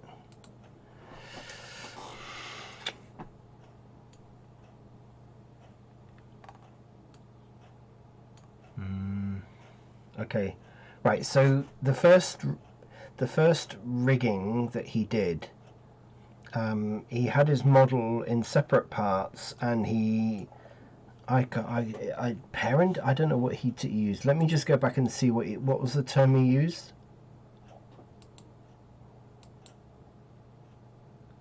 Now I know how to, right.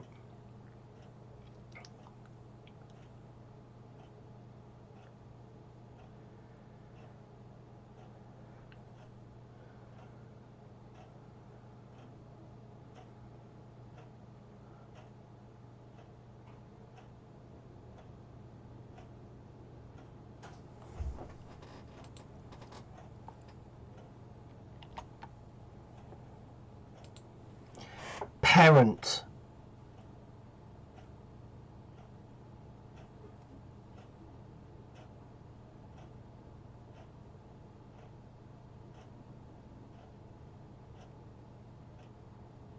Right.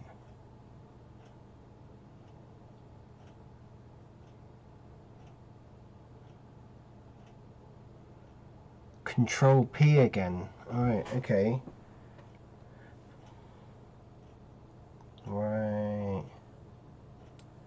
So you select all of that, you make sure that your armature is the last one selected. Control. Ah, yeah. Okay, I'm not going to do it. Right. Okay, bear with me 1 minute. I need a few minutes. Hang on.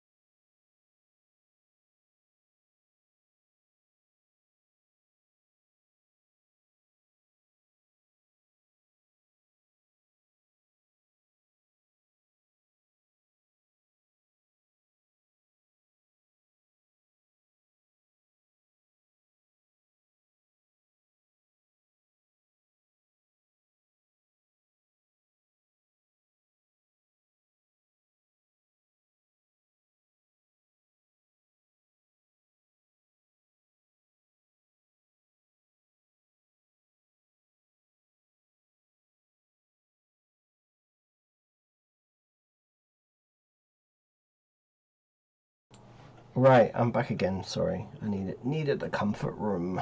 Okay. So, right. So basically, what this chap's going to be doing is showing 3 different ways of doing rigging.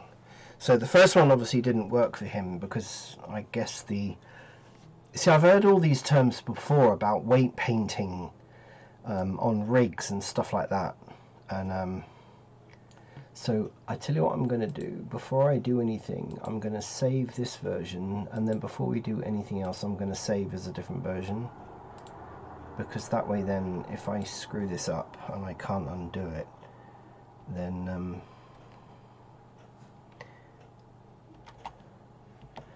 I can always go back. Right, okay.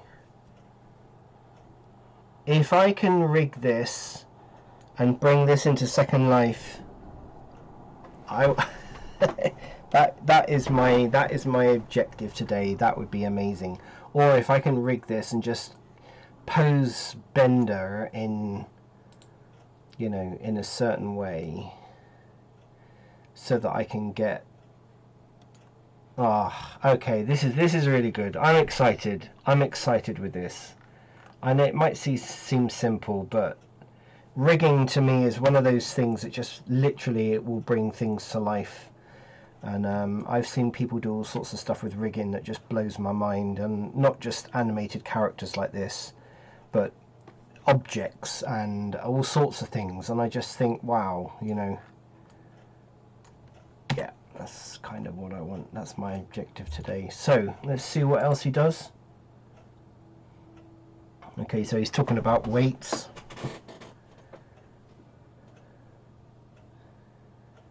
Okay, so individual bones to individual objects.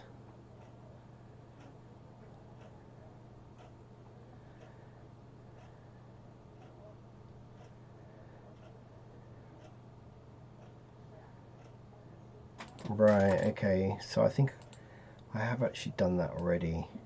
So he's talking about rotation and scale. Yeah, I don't have any problems with that, so I don't think that's really that's not, I don't have any problems yet. Okay, I haven't. He's talking about parenting all the mesh, so he said do that. Select your rig last, Control P with automatic weights, but then we've got all these different ones, and that's what I'm just watching the video at the same time. Sorry, I can't that's why it goes silent, because I'm listening to the video, and I can't broadcast what this guy's saying because I'll just get blacklisted again.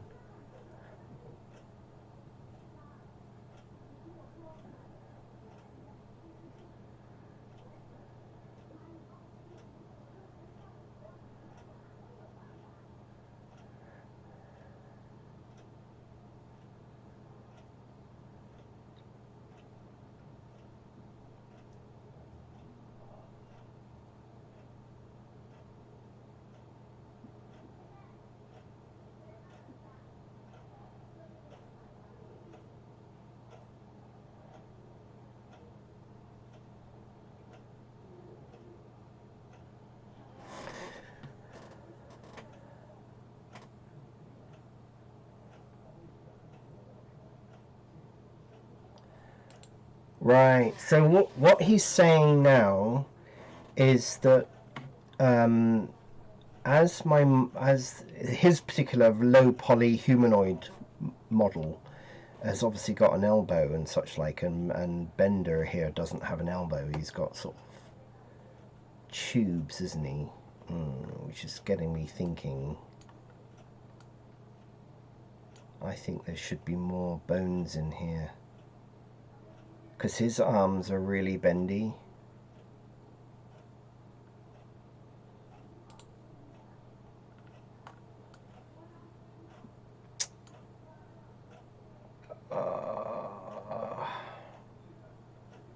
Because I'm kind of guessing that as big as your bones are, bit like a snake, you see. A snake is, in simplicity, is just a tube with an awful lot of bones in it. And I think I really need to add more bones in here, because his arms and legs are very bendy. And in fact, if you look at a picture of Bender, he's got 5 kind of articulations in his arms, which I guess is how he's so bendy. Excuse me. And it's the same with his legs. I'm just looking at a picture of him. So I suspect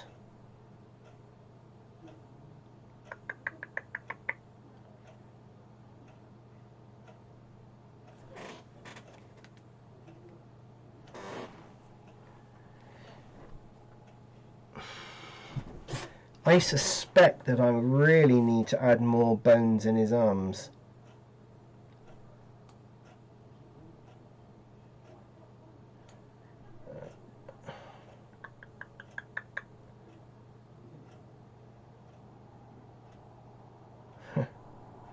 Okay. If I go into edit mode, so if I select that and that, press Ctrl B. Okay, so I've already parented this stuff. How do you unparent something?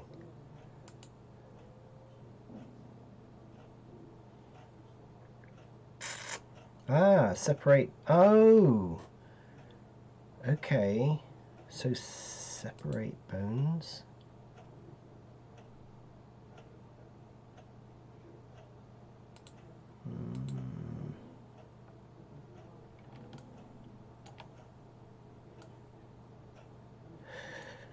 Okay, so here we go.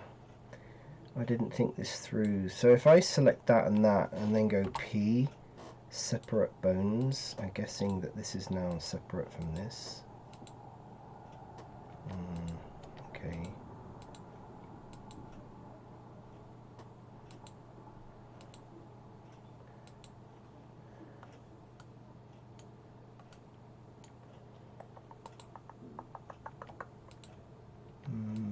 Oh, I see. Right.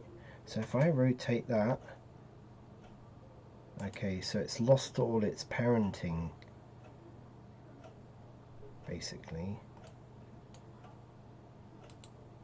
So if I select that and go G, okay.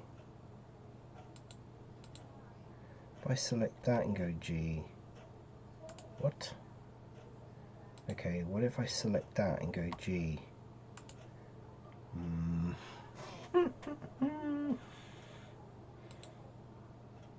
pretty sure you can only extrude, yeah, you can only extrude one way.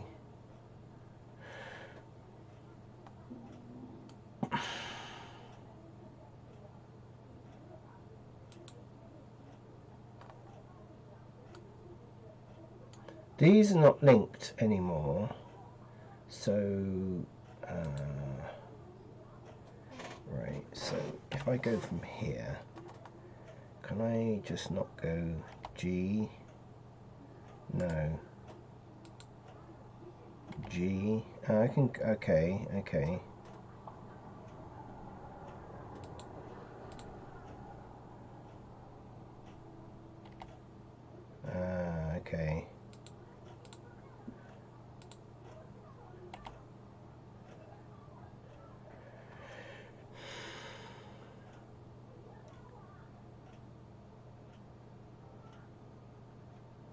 Right, so I think if I go like that and then go extrude, okay, we're learning here, we're learning,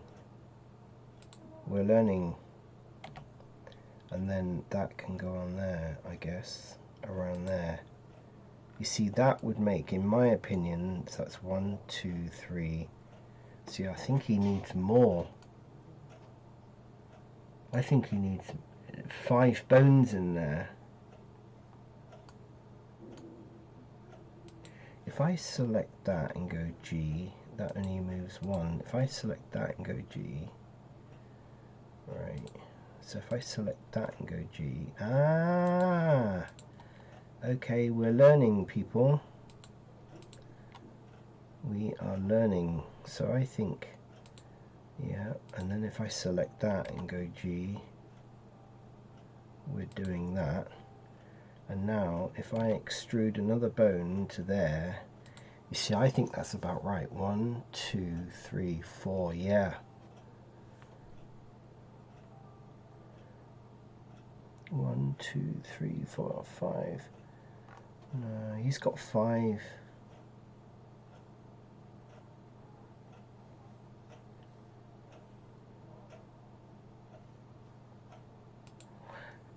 Let me just pick up my original image. So yeah, he's got 1, 1, 2, 3, 4, 5. 1, 2, 3, 4. Yeah, no, that's right. That would be right.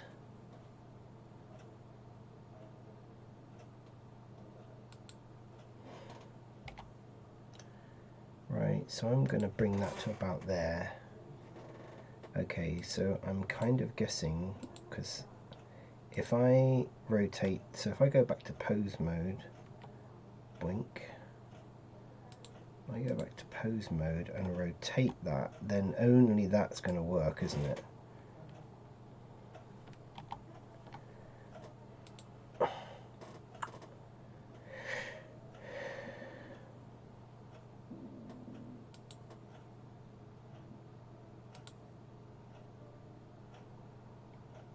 Alt R, that's it, yeah. Alt R, right. Alt R, right, okay, so that clears the rotation. So, let's go back to edit mode, object mode. Right, so if I select that, which has selected all of this, and then I select that, Control P,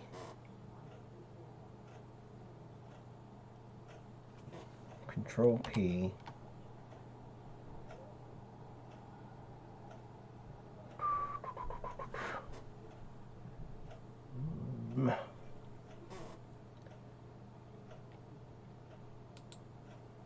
select that, then that, Control P, Control P, it says connected, okay, right, okay, I'm learning, so now if I go rotate, no, that's not happening.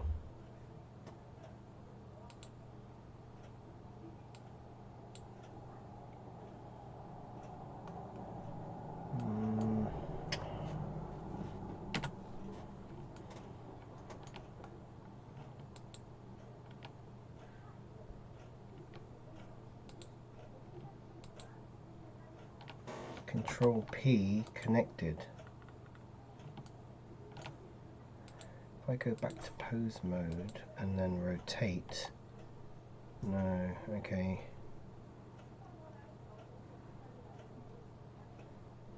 How do I get Control R, Alt R to get rid of a rotation? Okay, so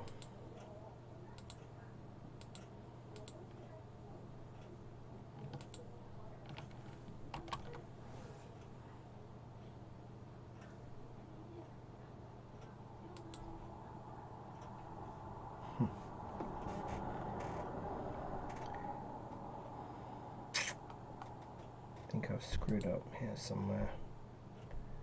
Rotate, no.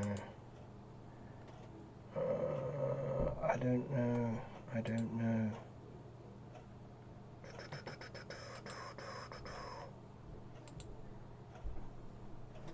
G,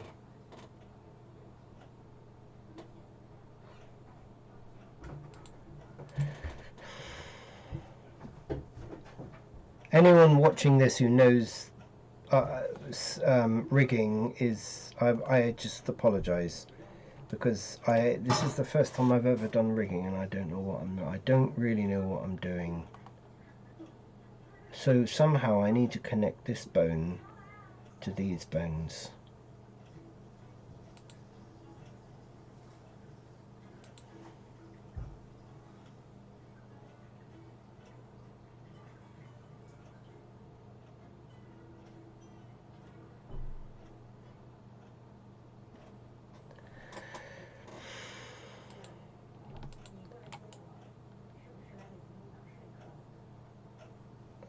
Parent, make parent, clear.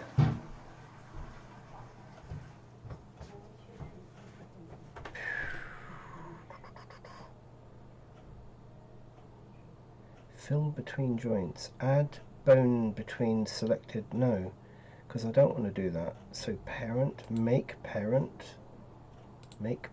connected. So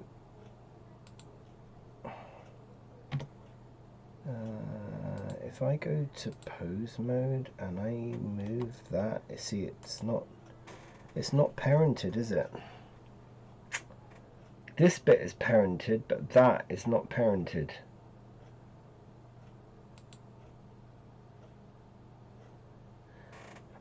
They're all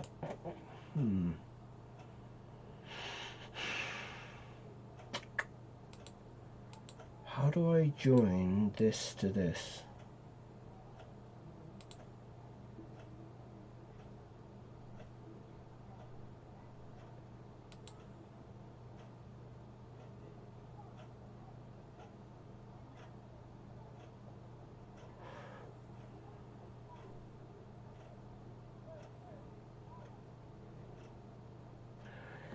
Oh God, okay.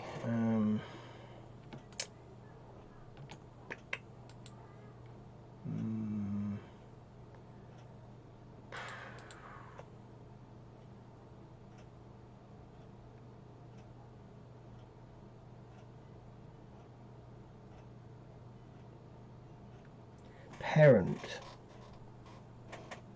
Crikey, everything is on Control P. Follow path. Path constraint. Set the object's parenting. Follow path. Vertex. Clear parent. Clear the object's parenting. Okay, so clear parent.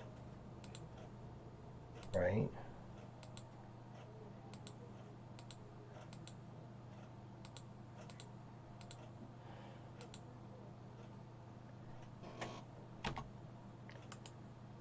Okay, maybe you have to do it on that. Clear.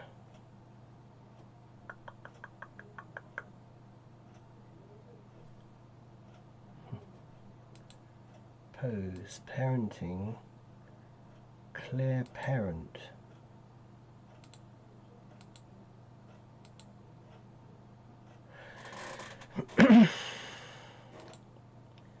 Oh, okay. Let's do a good old Google search here. Blender, how to join bones.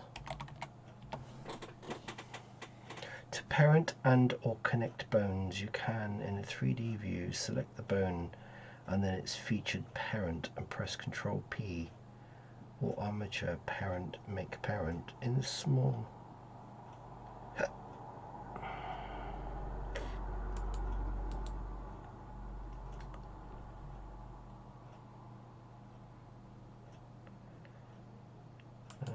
Okay.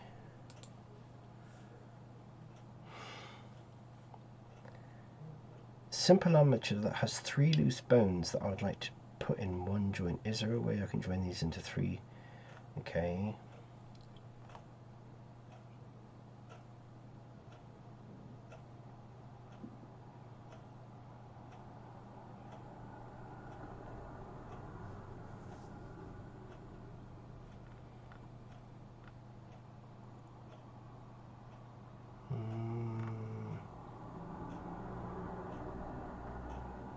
Okay, it seems kind of fairly simple. You see, if I think if I delete this,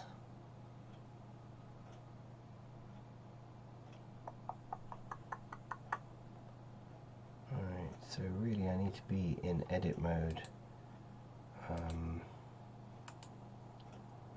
Clear parenting, disconnect bone,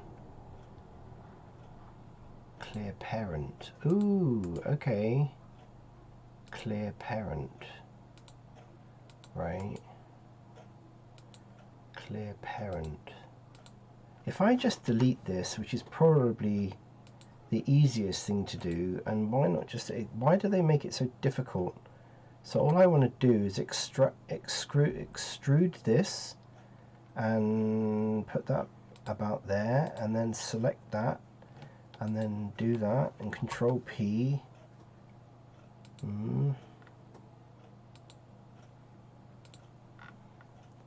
Right, let me just go back to pose mode 1 minute. If I rotate that, yeah, so it's now connected. If I go into that and go Control P,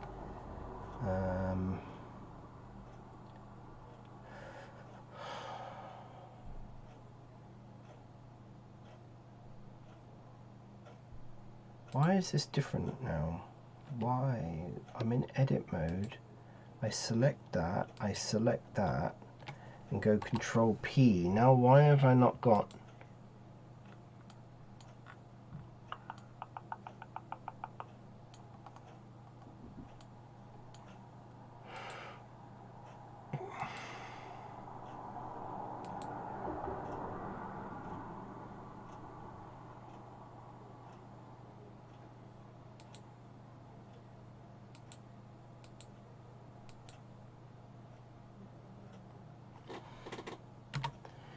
Okay, why has that changed? Control P, no. What if, do you have to be in object mode? No. Pretty sure this is all done in edit mode.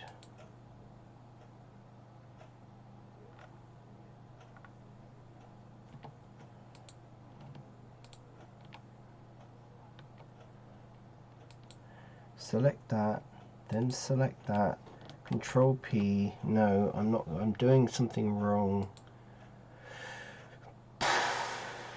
Okay, let's go back here again.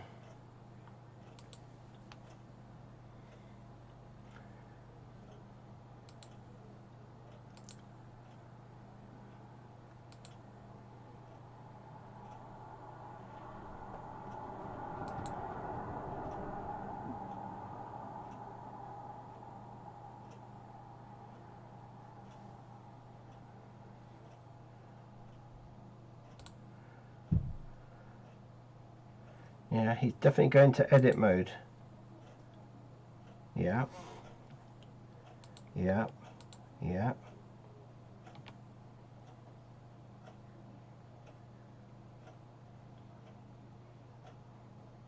Control P.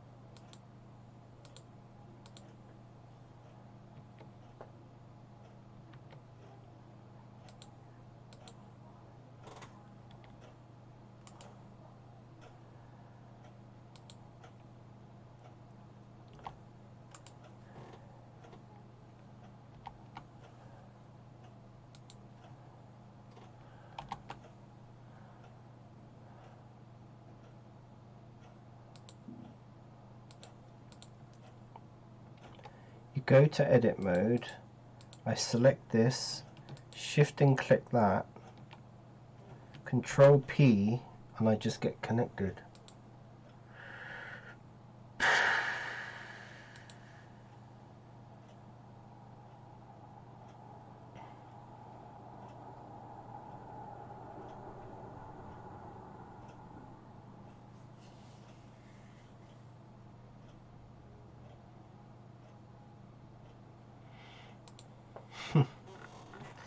So there's something I'm not doing right here, obviously. So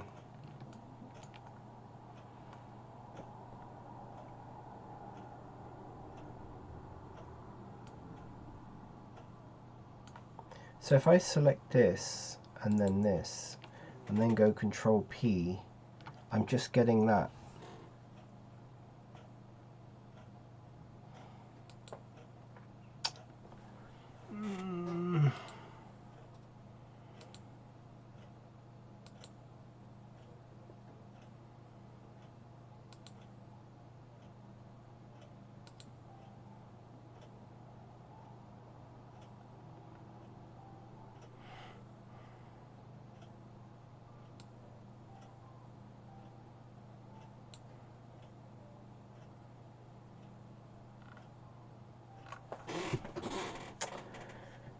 Okay,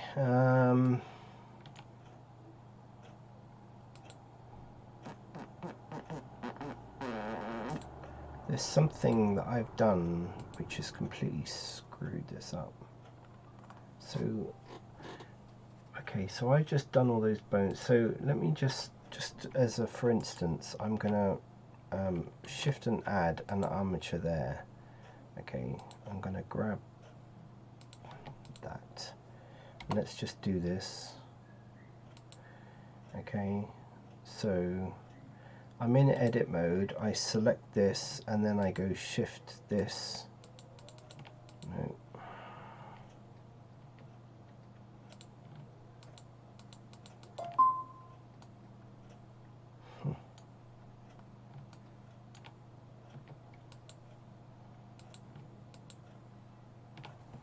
Control P, no.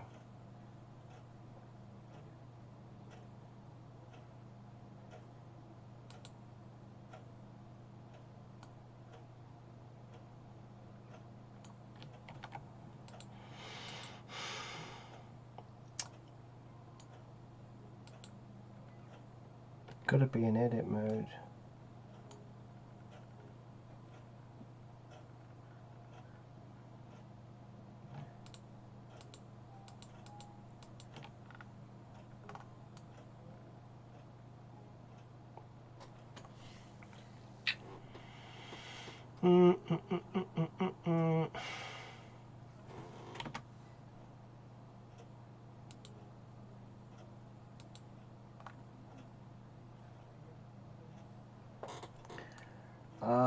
Okay.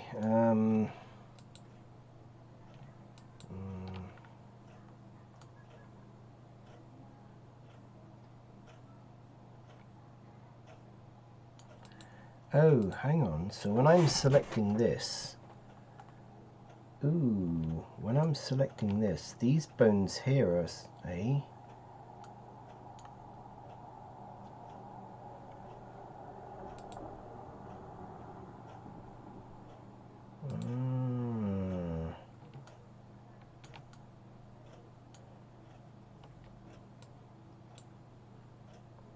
Control P. Oh.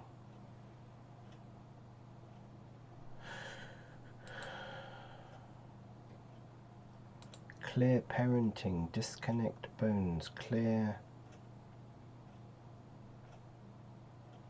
Right, okay.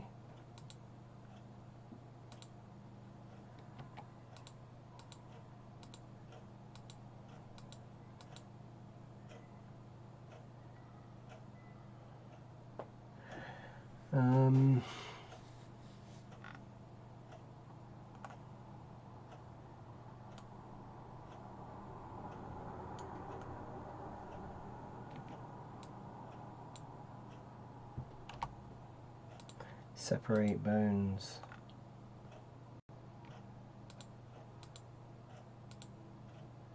Ah, okay, right. So they're all separated now, but those three there are all joined together for some reason.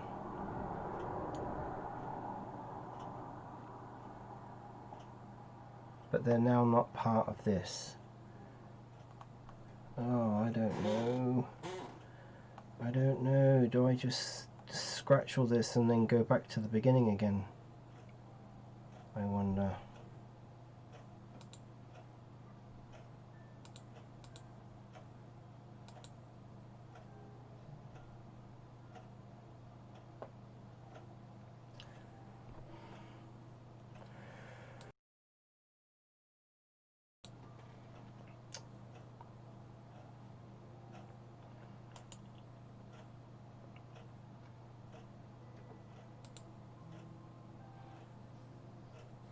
I'm going to delete this.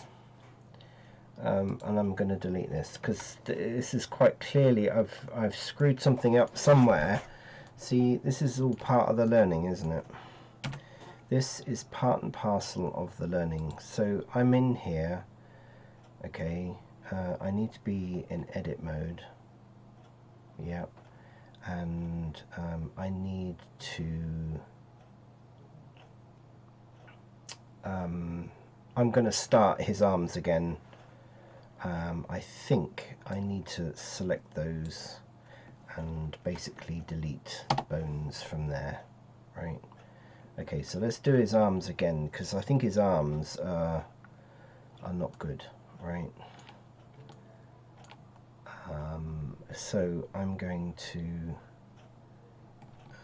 shift A and then bring that down.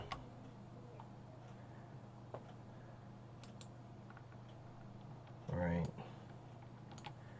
and then I need to extrude, so we're going to go 1, 2, 3, 4, 5, something like that, and then he's going to have a wrist which will go to about there. Okay, and then I'm going to go shift and click again for his finger, and then we're going to add another armature, and we're going to bring that down, and he's going to have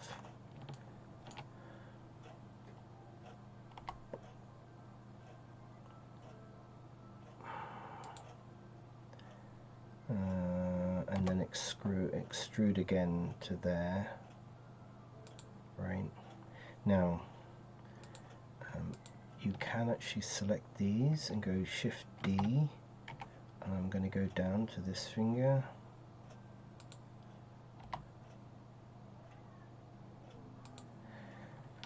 shift D again, and go to this finger. Right, so yeah.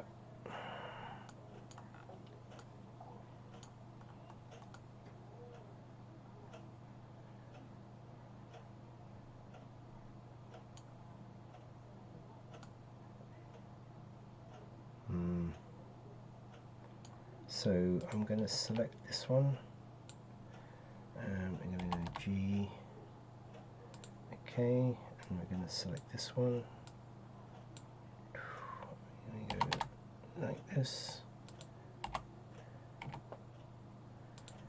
and I'm going to try and get that in the middle, like so.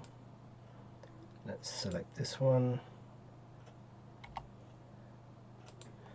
Let's just look at his finger straight on like this, so I can get that in the middle. Right, okay, so I think his, yep, that's fine. If we go down here, then I'm going to select that. We're going to put that in the middle of his arm.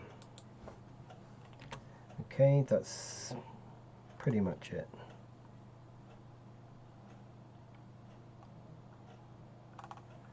Now, oh, now you go there, then there, Control P, right, okay, so I screwed up. Okay, learning, good learning for today is you have to not mess around with your rig. Okay, so I've now got those, they're now offset. If I go to pose mode and hit this, this all should now be connected, and it is. Okay, and then Alt R to clear. I think Alt P, no. Right, so I need to go back to edit mode. Now I have this one selected, and now I select this one and then go Control P and keep offset. Okay. Now what he did here very quickly, let me just save this because I screwed that up. So he selected that. He then went Shift D, and I'm going to bring that over here. Oh, right. Oh, wow, that's all connected. Holy moly. Wow. Then he did something like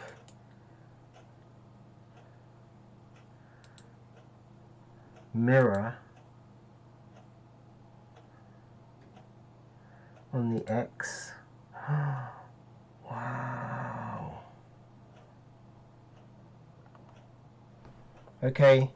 Wow, I'm learning a lot today. I am learning a lot. And then he just moved this until it lined up there, but he didn't quite do it. It wasn't that drastic. Whoa. Okay, okay. And it's parented, which basically means that if I now grab this, the whole armature should move. Whoa. Whoa. Control Alt R. I'm pressing Alt R all the time because he does that a lot in this video. He's pressing Alt and R to clear any oh my god, this is so cool. Okay. Right. Sorry, I'm not really checking my chat. Okay, so no one's okay, I guess no one's watching now anyway. Probably everyone's fallen asleep.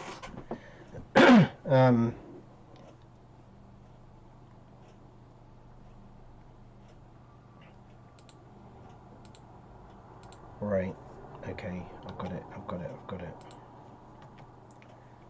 So let's go back into object mode. Right, so I'm guessing, yep, right, okay, I think that, and I think I really need to do this for his legs as well. I think this needs to be done for his legs because his legs are also very bendy, and I think his legs have also got 5 articulations in them, so really he needs 5 bones.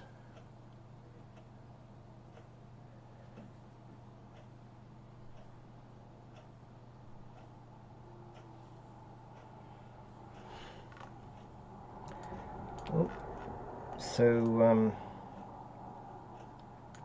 okay, now because I haven't done anything really fancy with these, I am guessing that what I can do is go back into edit mode, and I'm guessing that I can select that and just go G on the Z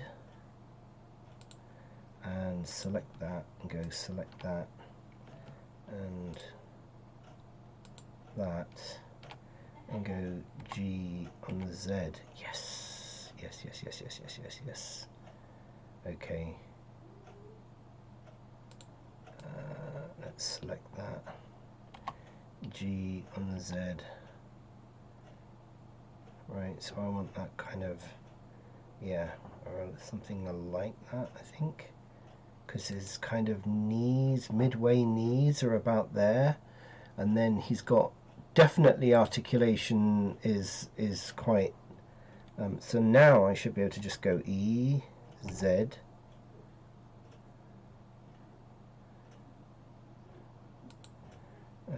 E, Z, and then E, Z again. Ooh. E. Oh, come on. What?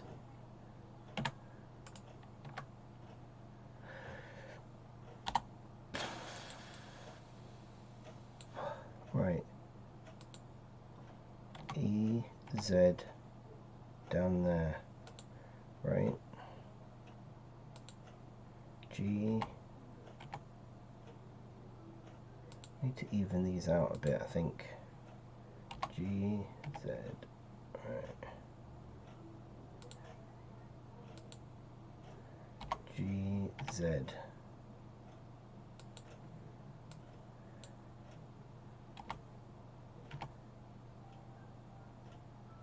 Yeah.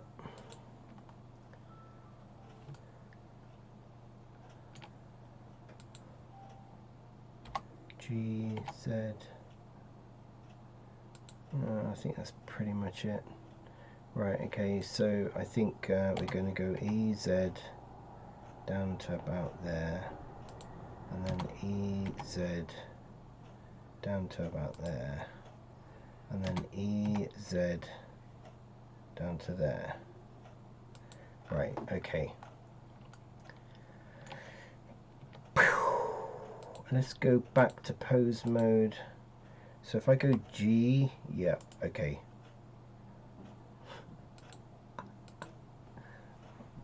I think at this point I'll be very surprised if there's anyone else watching. Okay, I just need to, it's getting dark here now, so bear with me.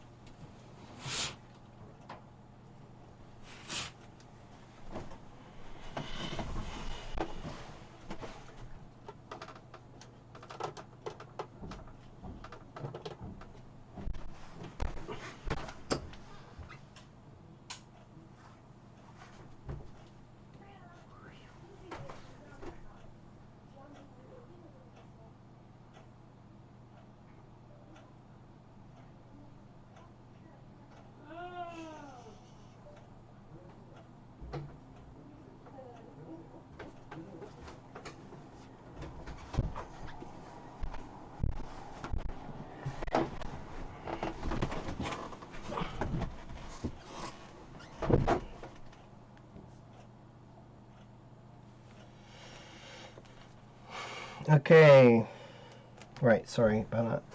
I just had to turn some lights on. Okay, right. Okay, let's go back to the whole rigging bit. Let me save this. Okay, so now I've got, I think, rigging that would probably make it look, this doesn't look right, does it?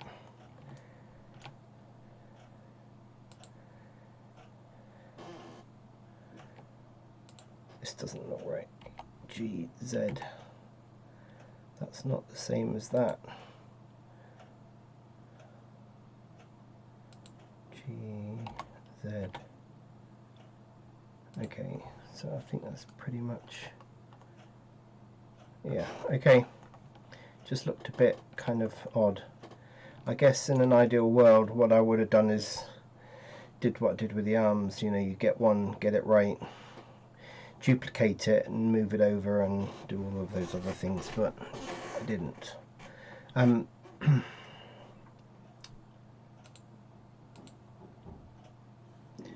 Okay, right, let's continue the video.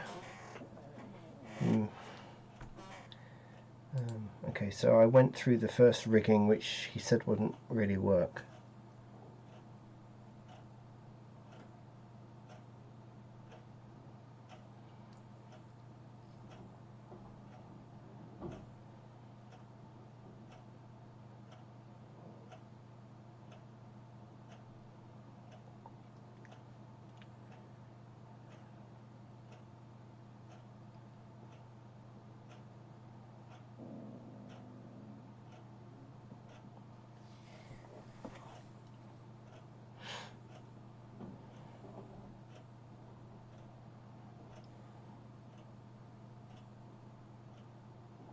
Right. So we're going. I've gone past the first one, which I think is oversimplistic parenting to the mesh, which didn't really work for his kind of humanoid figure. I mean, if anyone's got anything, yeah. I don't have anyone watching, so it doesn't make any difference. Okay.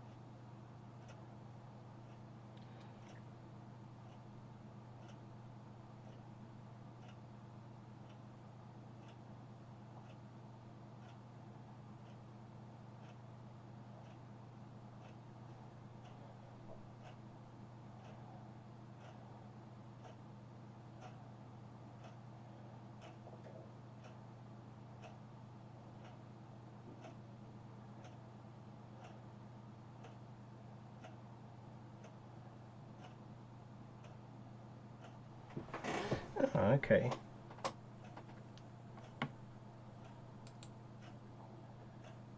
Oh.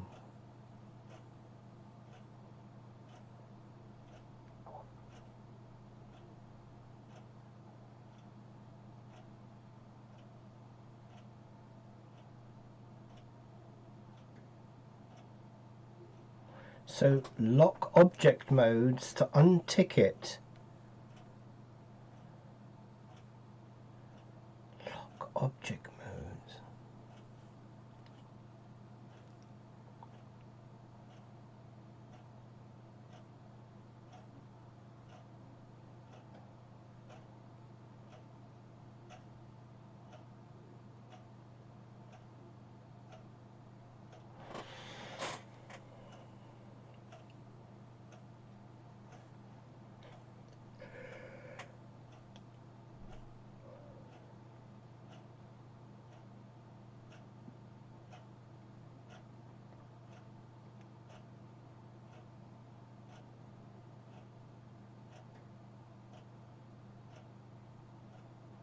Okay, so this what he's doing now is he's selecting now his humanoid figure has got obviously separate objects where he's placed bones, and so he's going through and selecting whatever objects he wants moved with a particular bone, which is fine. Like for instance, the head here. So he's going through selecting whatever the head is. Whenever this bone moves, that it wants to move all the head, and so I would select the head objects. Okay.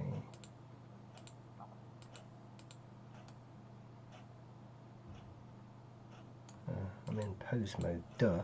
So I would select all the head objects. Right, okay. I think I've got to separate these two eyes, because I'm pretty sure they would be separated.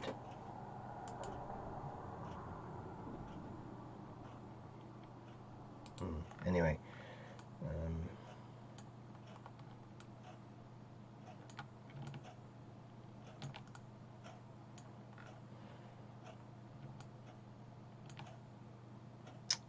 right, okay, so I don't think what he's doing now will really work with this model. I just don't think it would really work because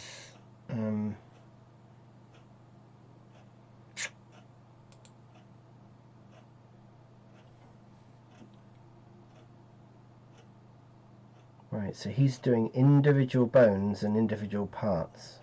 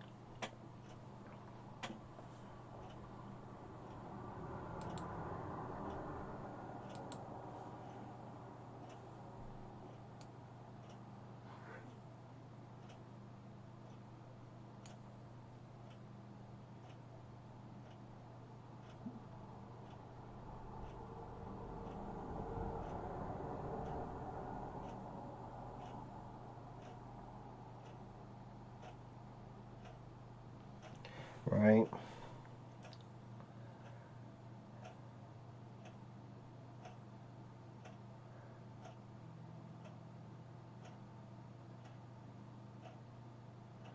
Right, okay, so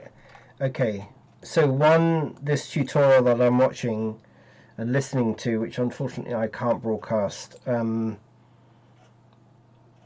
not that I don't think that the chat would mind at all me advertising him, because he's a really nice guy and he's always just, you know, looking for obviously more people.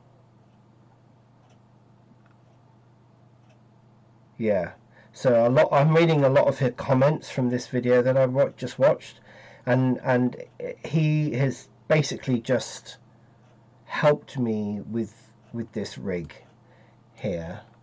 I think what's different about my rig to his rig is mine is not a humanoid figure, mine's a robotic figure, and his arms are not articulated. They're like a tube. So I think what I need to do is find a tutorial on like how to rig a snake. Do you know what I mean? I think.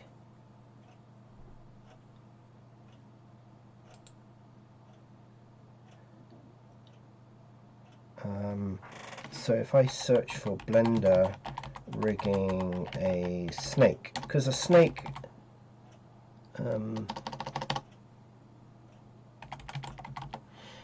right, a snake would be okay. So here let's see if I can find something.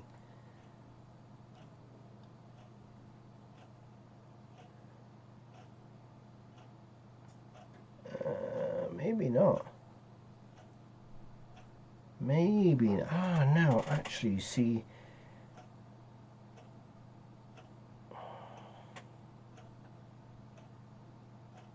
No, I don't think that really matters.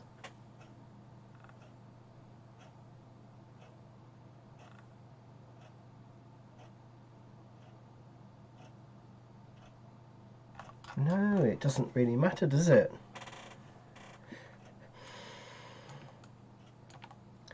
Okay, I'm either going to destroy this. Right, let me just save this, okay? I'm either going to make a complete mock-up of this, or maybe not. If I go into pose mode, okay, if I go into pose mode, this is, I believe, to be the kind of the root of everything. So if I grab that and move it around, the whole rig moves. What's it? Alt G, Alt R. Right. Okay. So that clears whatever it is I've just altered. What he did then. Okay, let's just go for this.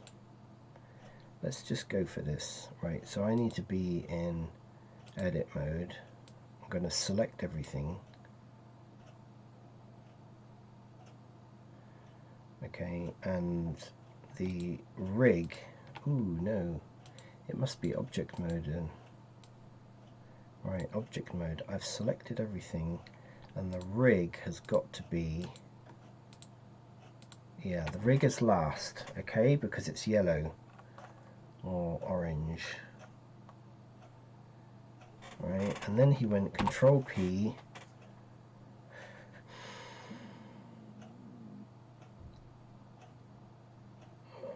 I don't know what this means, but he's selected with automatic weights. Okay, he said automatic weights, and then he got this.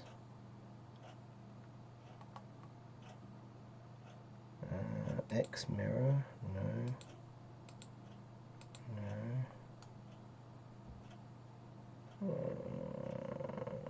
What's all these funny lines? Okay. And now I've either completely screwed this up or at some point this has worked. I don't really know. So if I go into pose mode, right, and select that bone. If I rotate that, oh, you are kidding me.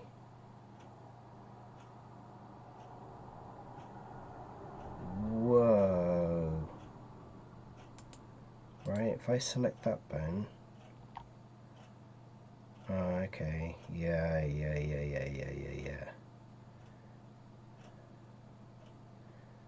Right, so this is where I think, now I've seen people do this, you see, with Second Life figures, where they're making, and what they do is they do weight painting. So we obviously do not want his, the only thing that should really be moving is his arm. So I'm going to go Alt G, Alt R, there we go.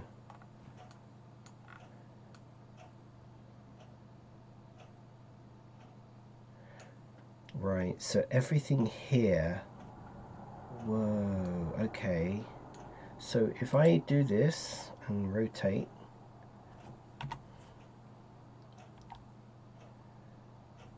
okay, so his head does move, amazing. Now some of the Futurama films, his head actually does move, but only very slightly. You know, I think it's sort of artistic license that they kind of, even though he's a robot, his head will obviously spin on the Z-axis, which is absolutely fine. You'd expect a robot like this to do that, but for his head to kind of go forwards and backwards, you know, you don't really want that to happen. So somehow, right? So this is where. So, oh wow, this is very, very interesting. So if I rotate that, oh what, oh what? Okay, I mean, I know people are probably looking at this thinking, what an idiot. You know, like, what's the big deal about this? I mean, I have wanted to do this for years. I've been using Blender for 20 something years, and rigging is just one of those things. I'm not a rigging person, but I've always wanted to learn, and today has just been the day for doing that. So, wow, I'm impressed. I am impressed, not with myself, but with the fact of how easy this was. So if I rotate this, okay, so obviously, yeah, there's obviously something I've got to do with that in order to get it to bend. It's obviously not bending. And I think, if I remember rightly, that comes down to weight painting. Now his fingers generally sometimes kind of bend, you know, like a normal knuckle, but very often all that really happens is these. And again, you know, this is not, you don't want this part moving when this part is moving. So, okay, Alt R, Alt G.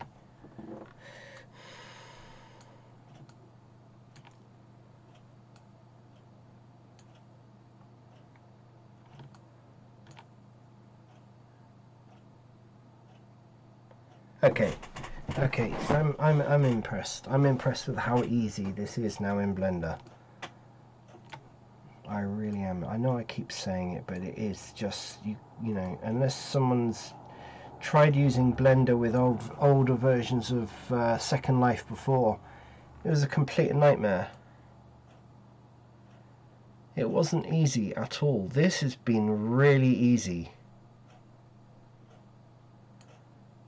Even with my mistakes, it's been very easy. Okay.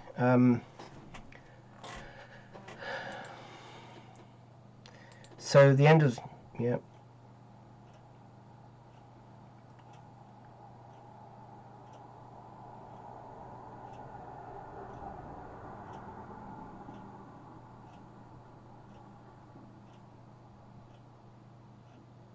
Okay. Right. Now obviously the tutorial that I'm watching was a low poly character rigging, which of course, you know, had elbows and, you know, a humanoid, so it was obviously a lot easier to rig, and I'm kind of not going down that route with this particular model, because I've probably picked a model that's, I guess, simplistic in its rigging capability, but is a little bit more difficult in some areas, as much as I've now got to go in and do some kind of, I do remember people talking about weight painting. Weight painting.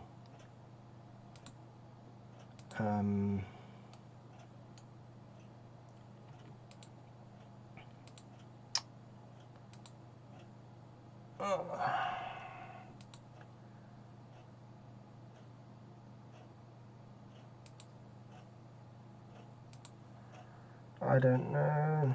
I don't know. Do you have to select the rig and then change the view?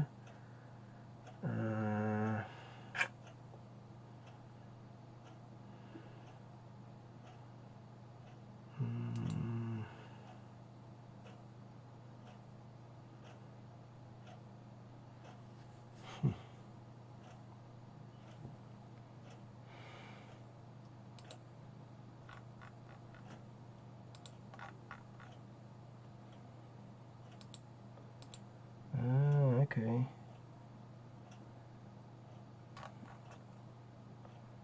But it's individual bones, that's bone constraints, and this is to do with armature.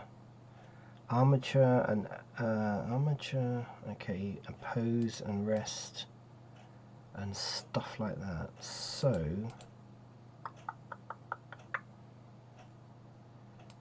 yeah, there, now, okay, right.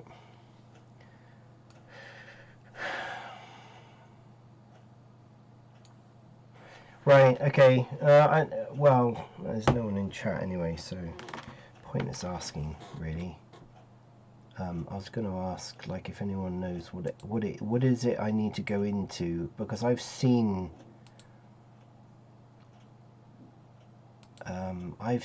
people do weight painting, and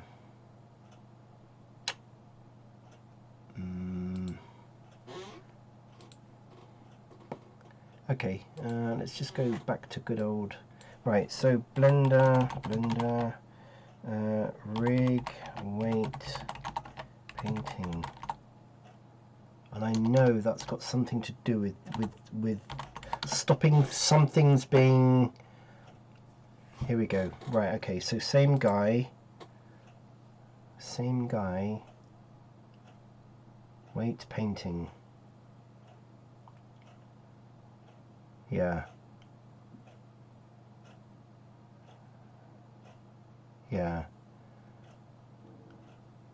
okay, so unfortunately this video is from 3 years ago. I wonder, has he done a more updated video, because this will be the old 2.79 version. Right, let me look on his channel. Let's just see whether he's done a more updated version of weight painting. I mean, a lot of the time it can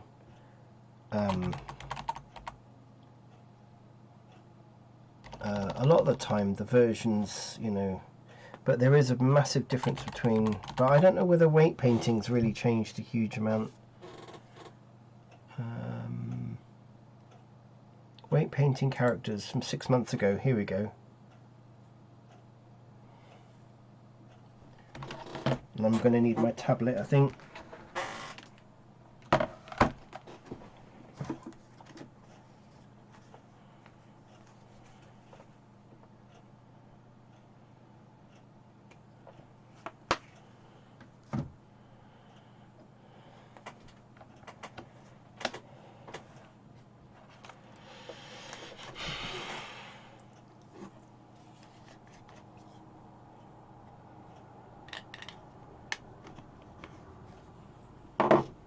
Right, okay, yeah.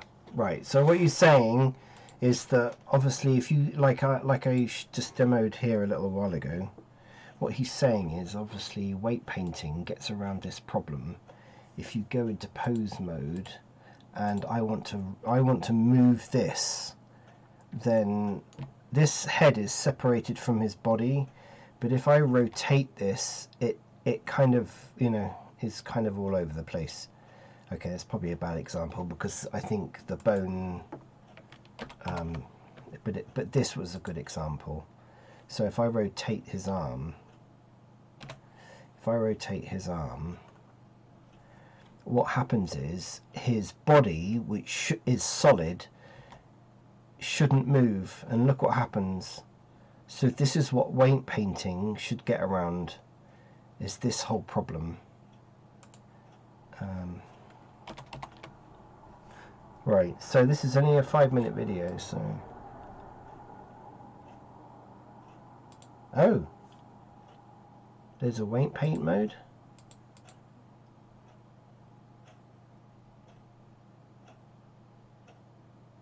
Hey?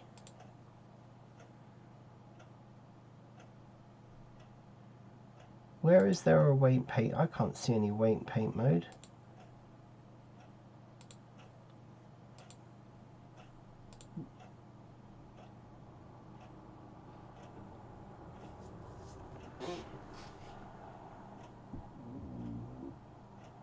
Oh! Right, okay, so I've selected the wrong thing. So he was in pose mode and he selected the head. Maybe I have to be in object mode.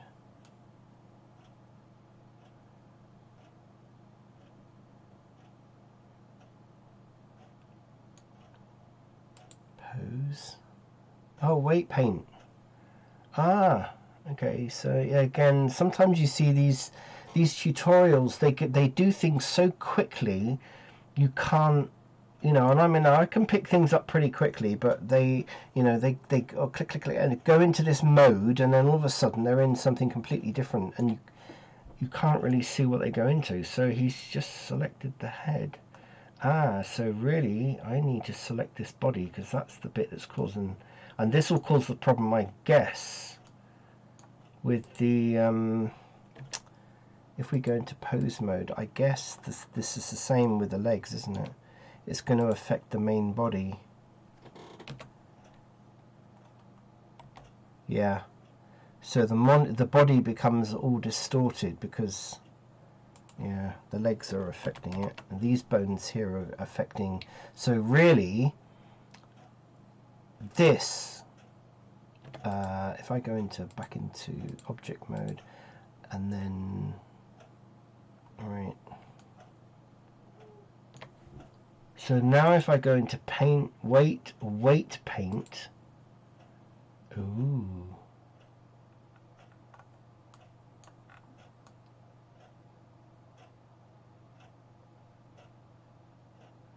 Ooh, I think blue means that it can be interfered with, and red means that it can't be interfered with. Okay.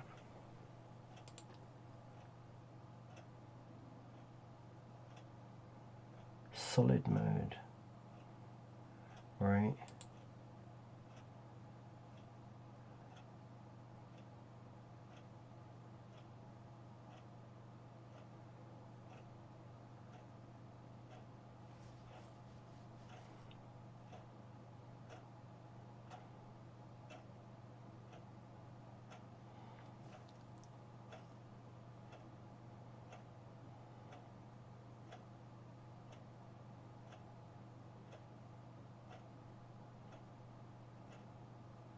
You see, he's flicking between different things on here, and this is...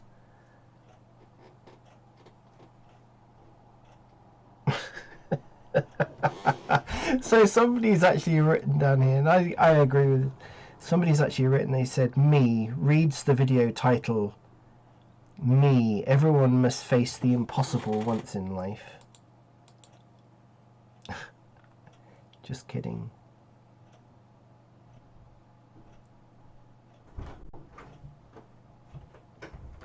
Okay. Right, so let's just see what this is. So I think my gut feeling is now is that all blue is bad. Yeah, because his main body should not move at all. His main body is fairly fixed, as is his head.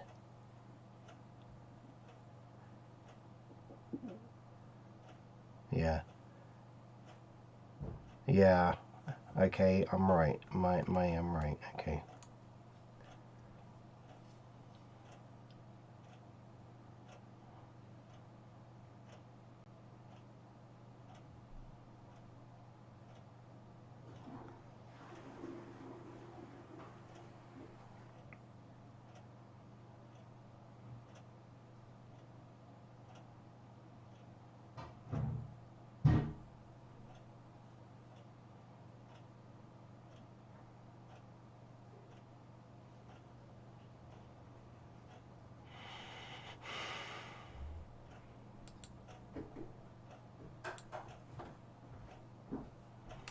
Oh, he's going way too fast.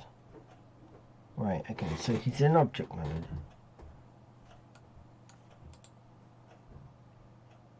White painting mode, right.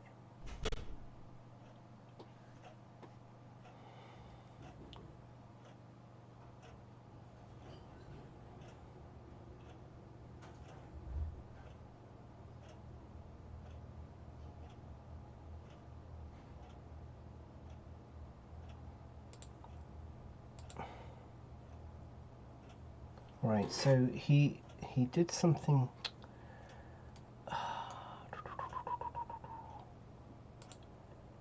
And he's switching between modes really, really quickly.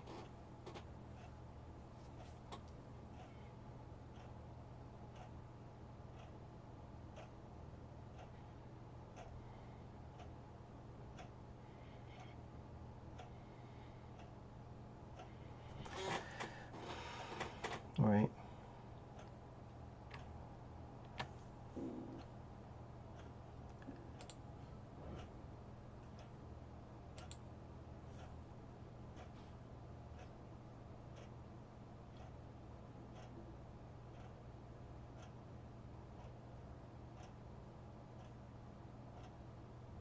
Oh, right. So, right, this lock object mode is quite important. Right. So he selected this, then he went shift. Yeah. He's in weight paint mode, so he went shift and click.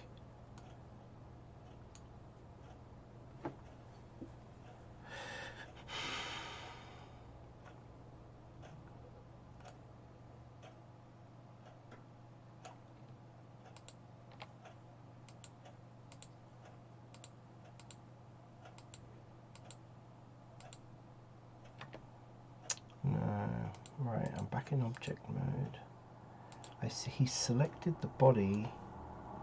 Right, hang on, this is just very confusing.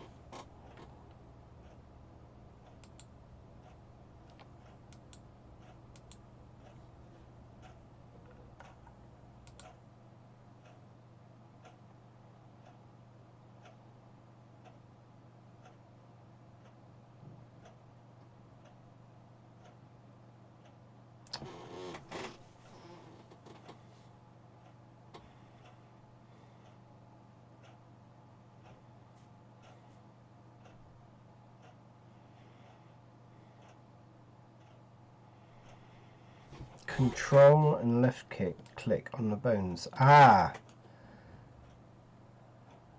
Right.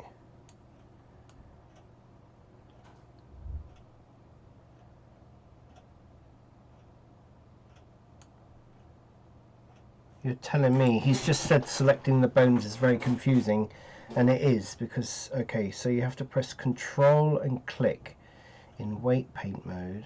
right? And he said then if you go back to pose mode, you can't go back to pose mode.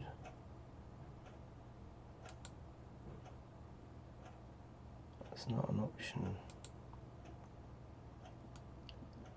But anyway, yeah, I can see what the problem is there now. So, okay, right, okay. The problem is here is that this bit is unaffected. It should all be blue. Okay, so if I click on this bone, shift and click on that bone, see, I can see that this is not good.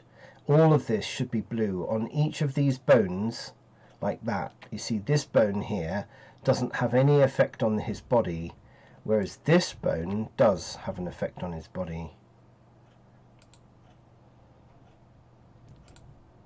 Right, okay. So, right, I know what I know what I've got to do.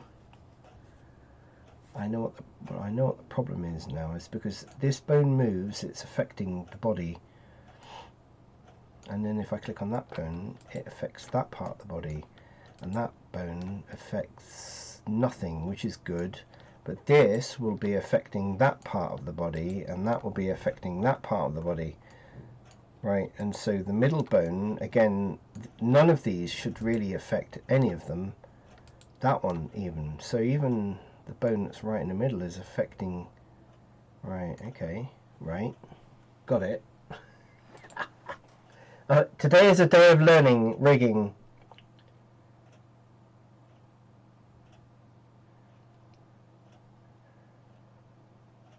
Right, okay, so this is quite key. This lock object mode, I'm guessing this is only in rigging. You switch this off because it makes life a lot easier selecting individual bones from the looks of it.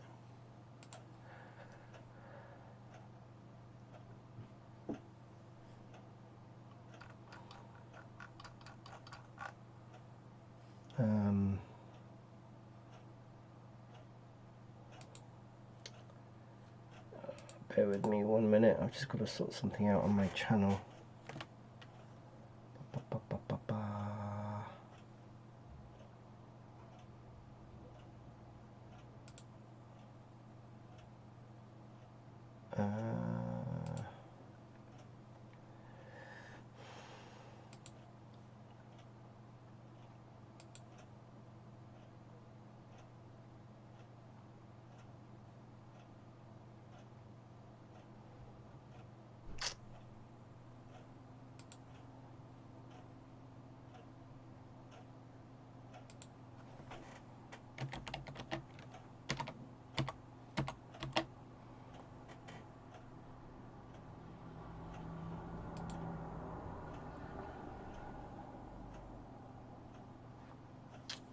Okay.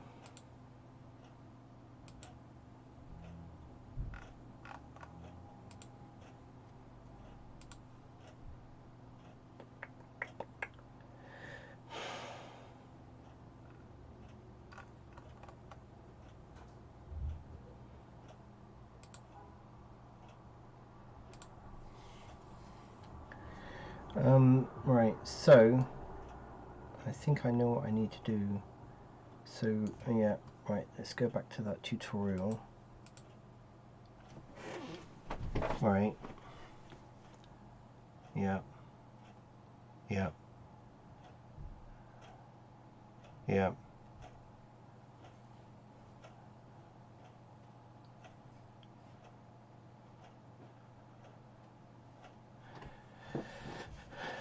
Yeah, yeah, yeah, we've got all that. We've got radius, we've got strength, right? Right.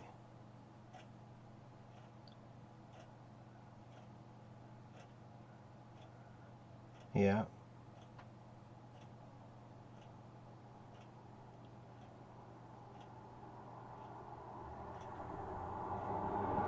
Right. Right.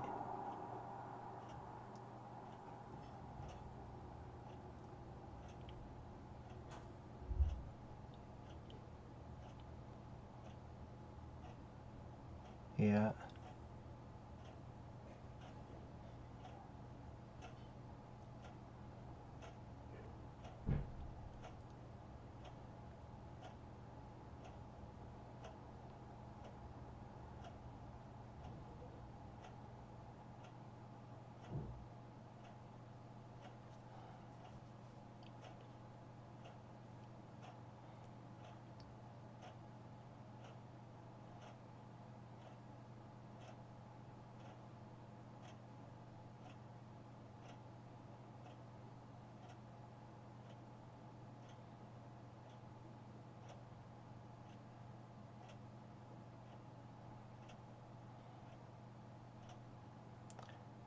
Right.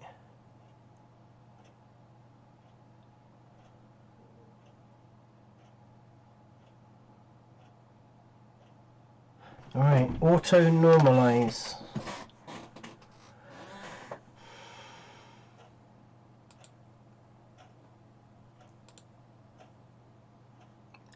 Auto normalize, right?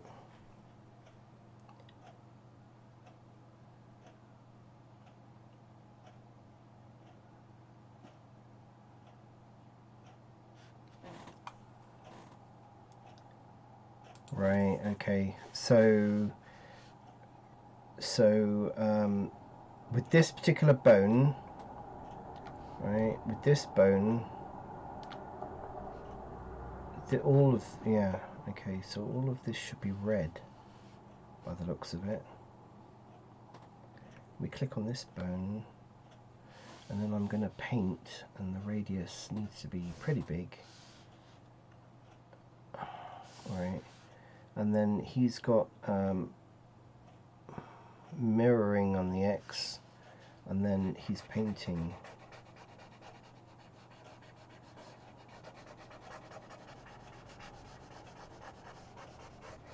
Right. So his main body shouldn't move at all, and with auto normalize on, this should now, any other bones that are near him should not now influence his body. So and this, I think the door also needs to be can I just control click on that, right, and then control click on that bone? No. Okay, so I've got to come out of there, go back into object mode. I need to select the door, select that, go back into weight paint mode. Ooh. Select that, go back into weight paint mode. Ah, okay, right, yep. Select that. Ooh. No.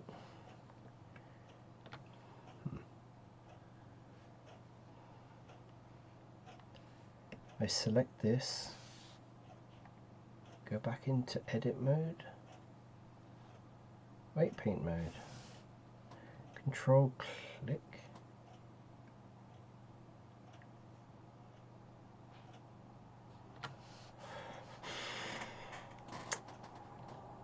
Right.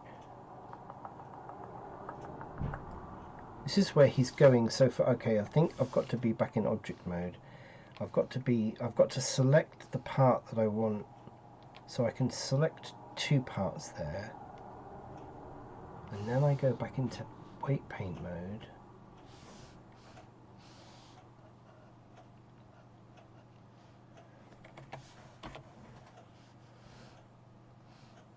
And I should now be able to go click.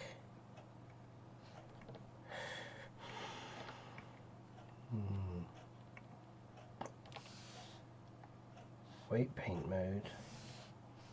Ah, so you have to select the rig and then the object that you want, right? Okay, so now I've got this bone selected, and of course this should be I'm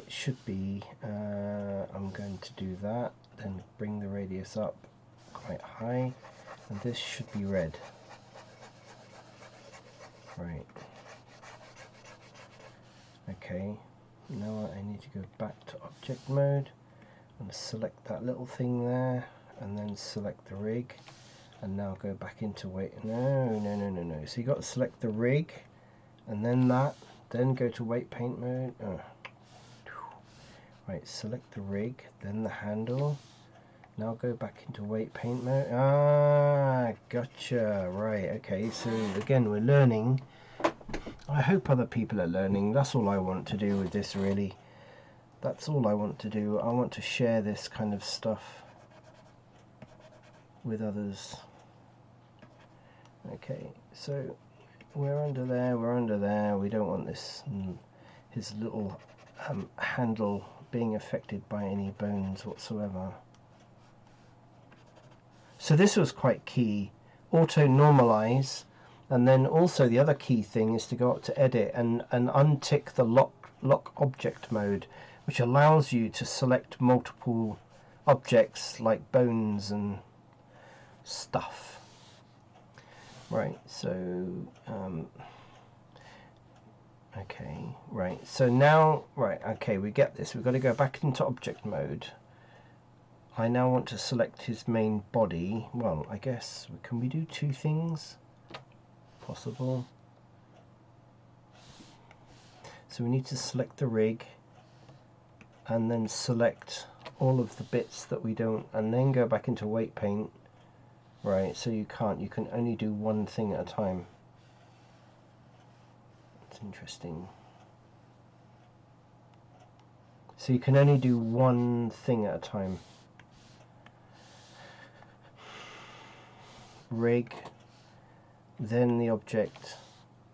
Now we go back into object mode, weight painting, that is now red. Okay, that's correct. Now if I control and click on each of these bones, yeah, you see, it's interesting, isn't it? Because it's affecting, if I go control click on that bone, it's affecting control click. You see, I think this needs to be completely red, because I suspect that should I go back to object mode and then go to pose mode, I think if I rotate that around, it's still going to affect. Oh no, it doesn't. Ooh, that's exactly what we want. Rotate. Yes, yes, yes, yes, yes, yes, yes. Okay.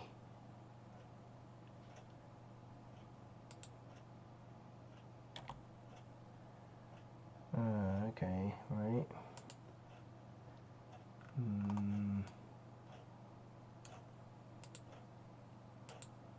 Why is that rotating the door?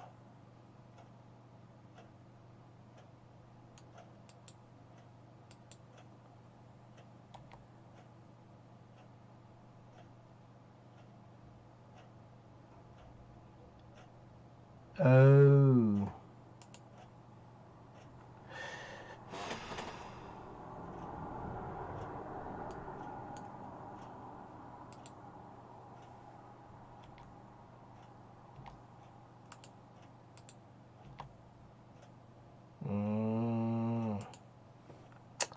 Right, got you, got you, got you.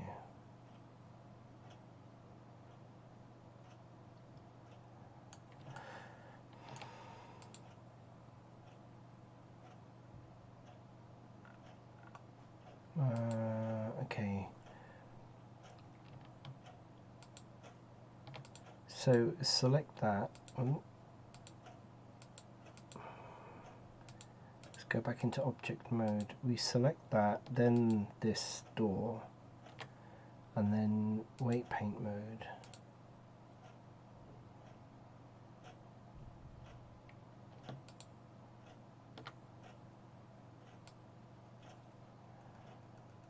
Right.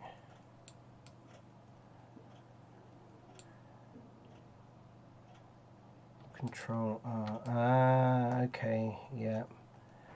Right, okay, we got it, we got it, we got it. Okay, control. Right, so we don't want the door affected at all by any of these bones moving. Right, and at the moment they are all affecting the door. The door is being affected by each of those bones. So that one, again, we want that one to be red, and we want that one to be red. Okay, so if we now come back out of there, I need to select the rig, then that knob, and go back into weight paint mode, and the knob needs to be right. So when we go control and that, right, okay, so that's what's happening.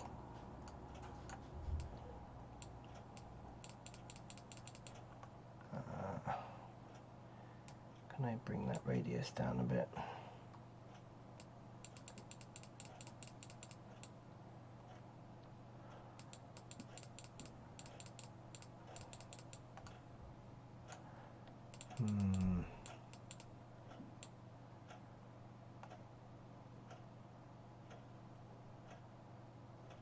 Gradient, smear, blur, average. Okay, there doesn't seem to be a... can I isolate? Ooh, no. Oh, I can. Yes. Right, okay. Right. So the other thing that was happening was this, of course, was being... Right.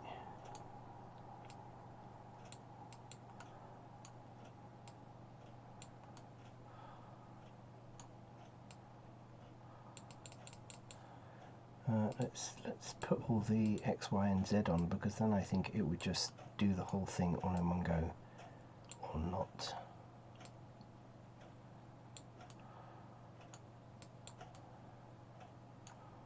Right. So there's that bone, and then if I go control, yeah, okay, so it is actually working. X, Y, Z is doing all of that. And then do the same for this, yeah. Right, and then the same for this. Learning a lot today, learning a lot. I'm sure if there is anyone watching this, they're probably going, you know, going to sleep or something. I don't know, maybe, who knows. So let's come out of there, go back into there. So if, right, I don't know whether I'm doing this right or not, I really don't. So if I select that and go back into pose mode, when I rotate this round, okay, this should now not affect... Oh, you're kidding me, why is that? It's like this, why is that? Oh, okay, so that's now not affecting... rotate, okay, so that's now not affecting, and that one is not affecting.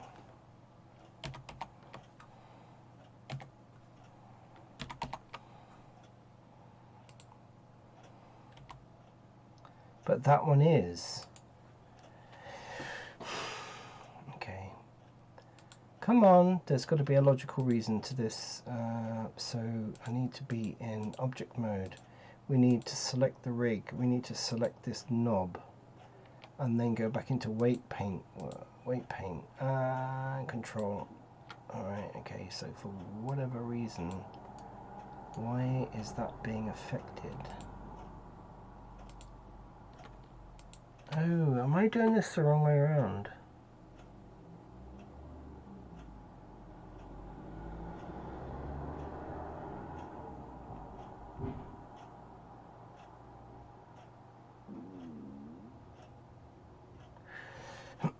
Okay, I don't really understand what is going on there. I thought when it was red that it's... I thought red meant that it wouldn't be affecting an object.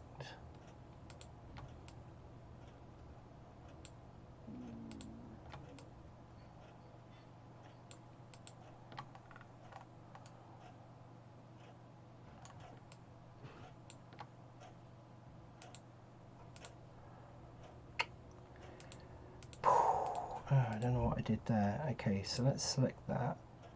Okay, weight paint mode, and then let's just go in there and do that again.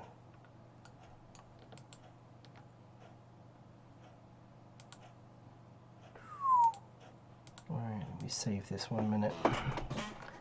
Okay, I don't know whether this is working. Is this working? So can I go back into pose mode and then select that? Okay, so the whole thing moves. I think that's a good thing, because this... Right, so if I rotate this, Yeah, okay, so that's now not influencing, not influencing, not influencing, not no, not influencing. Oh, hang on. Why is that? I did wonder actually why that kept moving around. Now right. So I guess we need to go through now on the rig and make sure that the head is not. Wait, paint mode.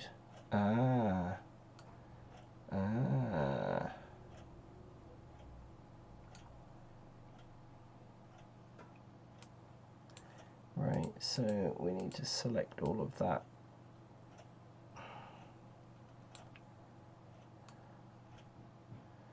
Okay.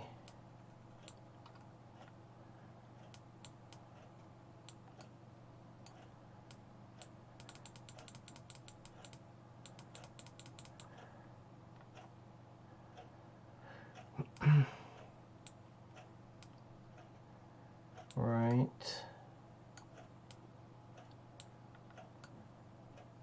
Okay, so I think we have to go around this whole thing again.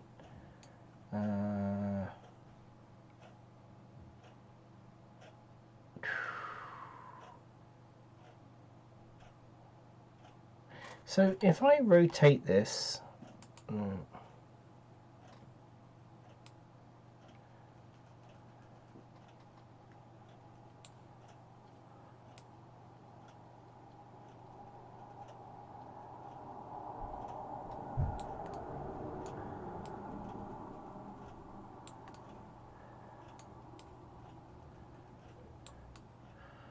alright,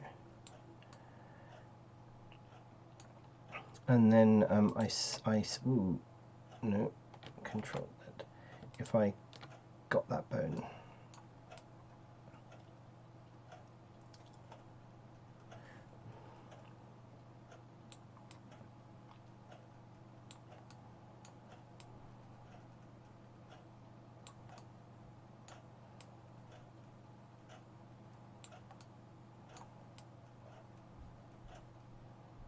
Okay.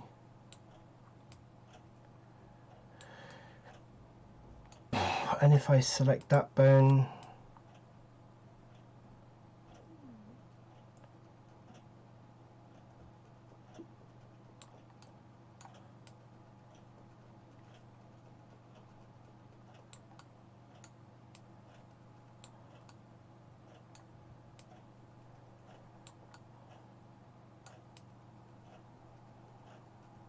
okay.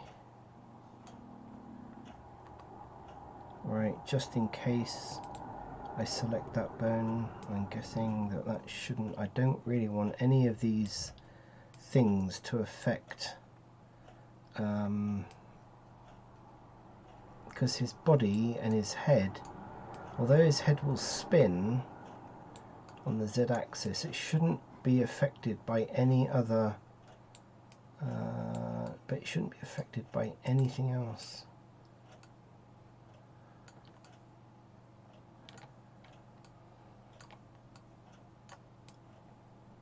Right. Okay. And then the last one.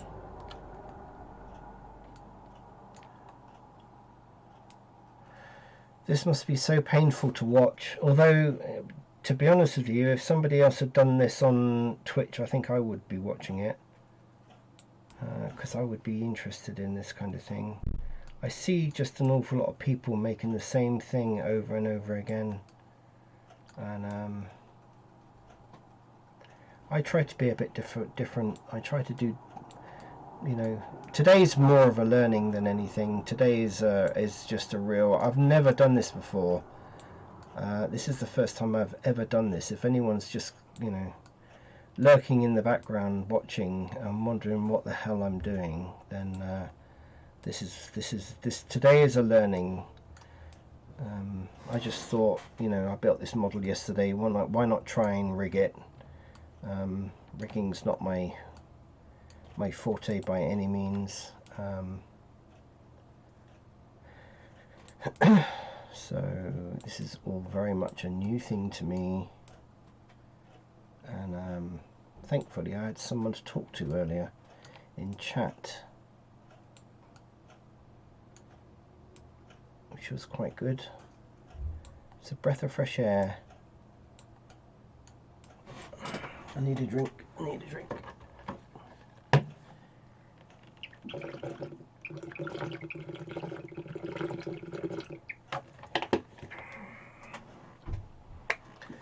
Okay.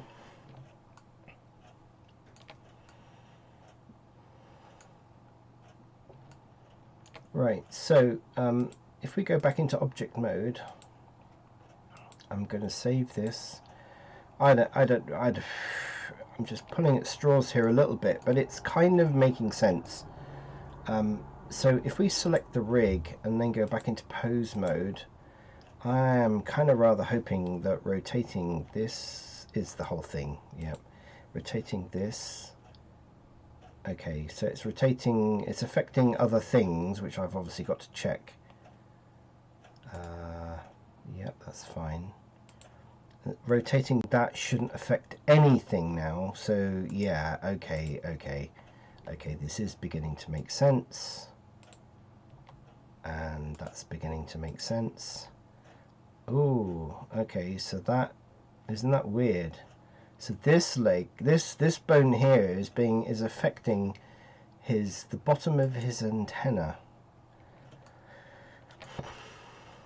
Why? It's so far away. Okay, so we're going to go back into object mode. We select the rig and we select the bit that's affecting, and we go back into weight paint mode. Weight paint mode. And if I select this bone, no.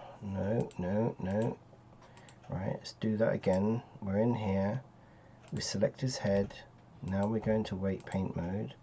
I now need to select this bone, right, which seems to reset the whole thing again for some unknown reason.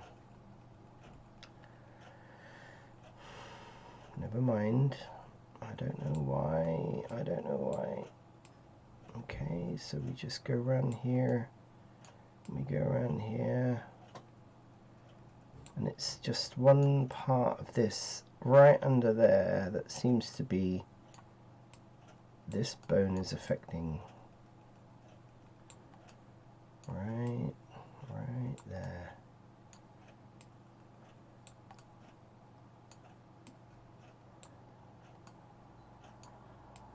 Okay.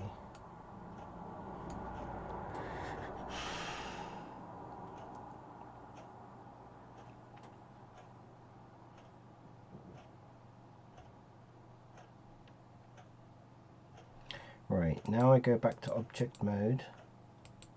I select the rig, I believe. I have to keep selecting the rig and go back into pose mode.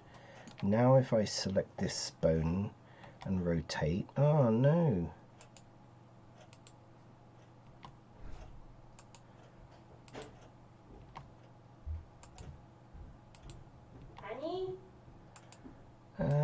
So I think, what am I doing wrong there?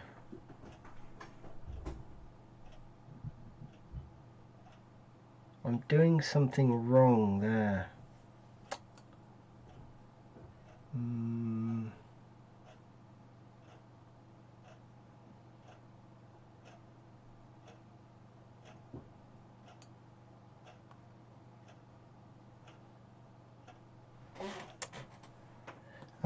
I'm doing something wrong there, aren't I? So if we go back into object mode, we select that, then we select the head, then I go back into weight paint mode.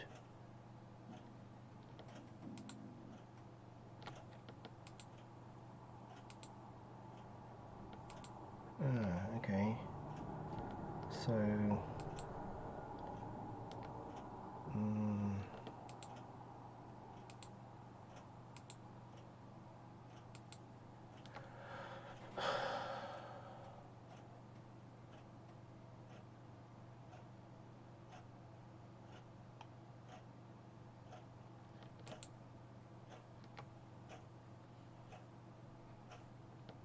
Why is that red? Is that not supposed to be red then? Obviously not, because none of the other joints are affecting.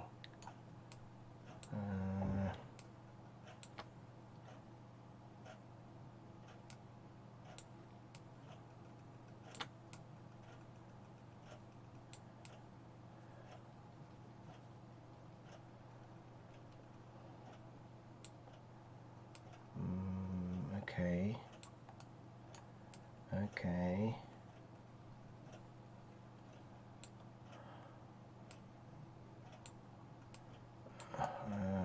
Okay. I thought I was I thought that I had actually. I thought that I had actually got that then, and obviously not. Okay.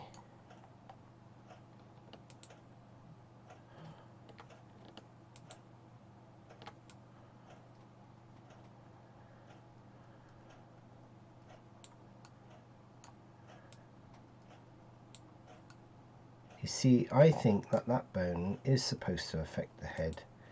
That bone shouldn't be affecting the head.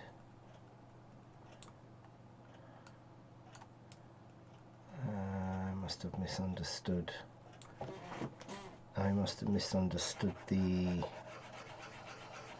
weight painting bit. Oh. You see, why does it do that? I don't understand why it does that.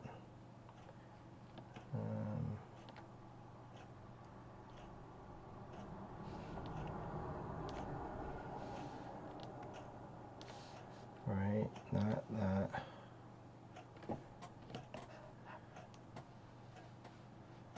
Okay. That and that. Right. Object mode. So we want to select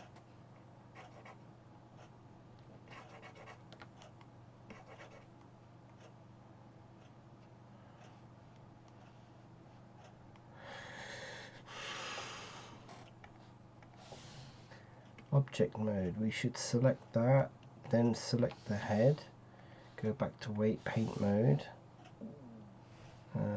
This shouldn't be affecting anything, so the weight should be. Why is it going red? Surely the weight should be nothing, shouldn't it?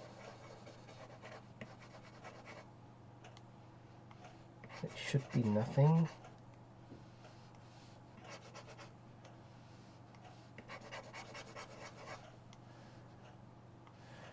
Right, and then if I collect on that, that's nothing. That's okay, so that's obviously influencing the head now. Maybe. I mean, it wouldn't surprise me now if everyone just goes, stops watching. Okay, so I select that bone, and this is still affecting, I guess, parts of the head, and I don't want it to.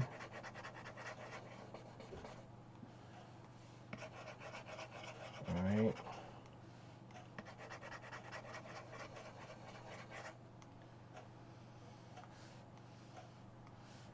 Alright, okay.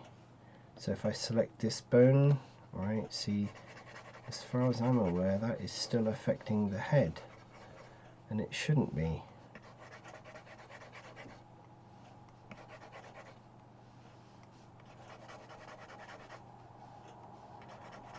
So in a way I can understand what Sir Sage was kind of chatting about earlier, where this is very tedious.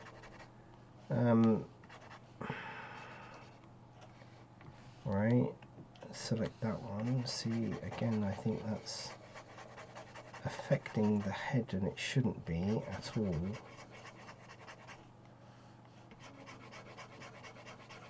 Okay.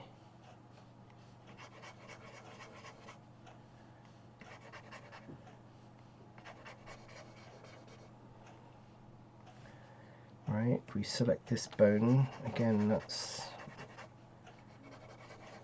kind of spurious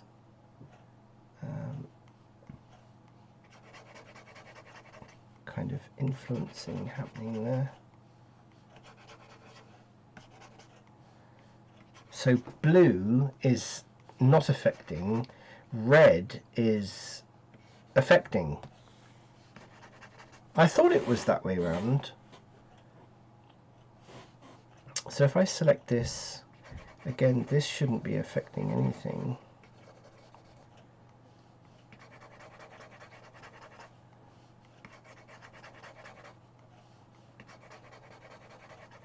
Right.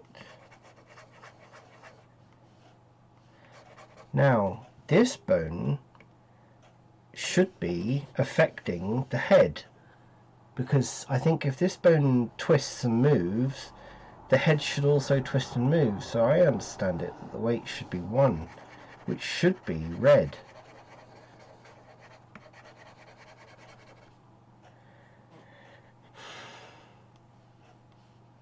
This is kind of how I understood it to be, and I don't know why, but watching that video there, it seemed to be the other way around.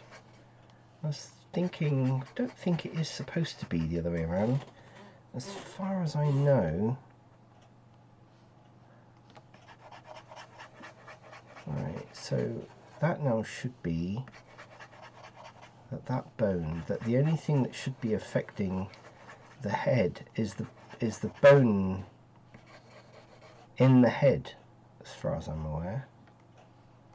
If we select this bone, nothing, this bone, nothing, this bone, nothing, nothing, nothing. That's how I understand it to be.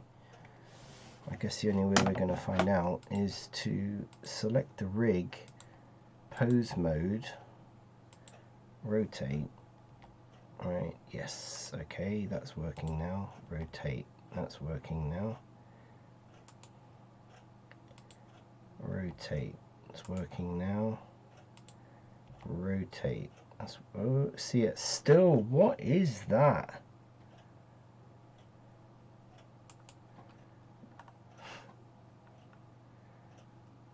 So, okay, we go back here, we select the rig, we select the head. Okay, the more times you do something like this, the more times you learn. Yeah, that's what the problem is. There, that bit. Right under there. Why is that not? Okay. It's a shame there isn't some sort of flood fill. You know, that you can just, like, instead of having to keep... I can understand painting, you know, don't get me wrong, I can understand the painting thing, but why can't you just have a flood fill? Like, I want his whole head not to be affected by any other bones than the one in his head.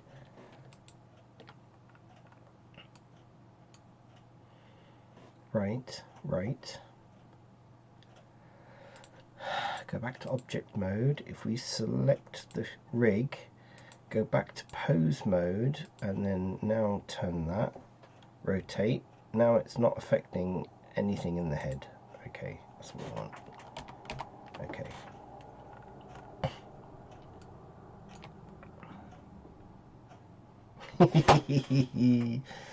This is hard work. Okay, so I've nearly been streaming for 4 hours, and I don't, no one's saying anything, so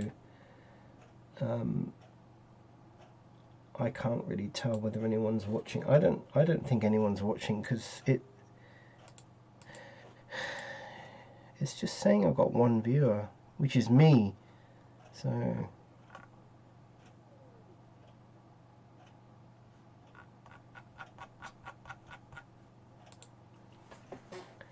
right.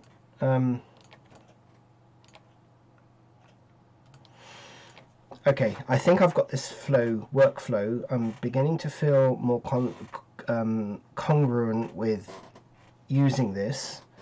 I think I've got kind of the process, which again, I've said it before so many times in my videos. When you watch people doing this on YouTube or wherever you're watching them, they do miss things out, you know. They don't, because they're obviously used to doing it and they do it on a regular basis, and they can just rattle off all this stuff, you know, and it doesn't really make an awful lot of difference, you know. They're not.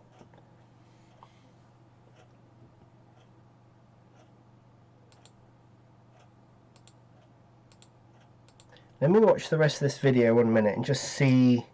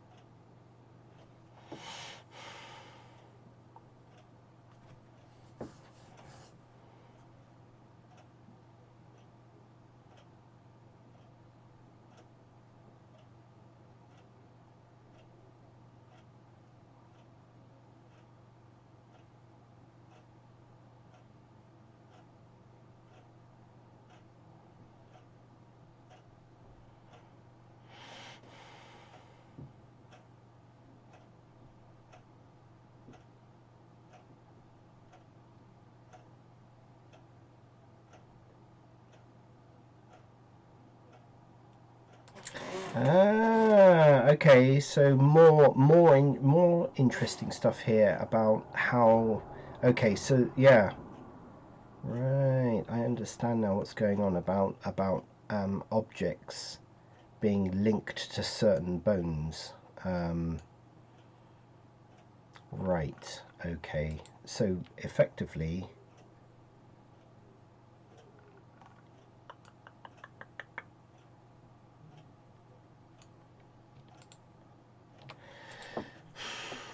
Okay, got it.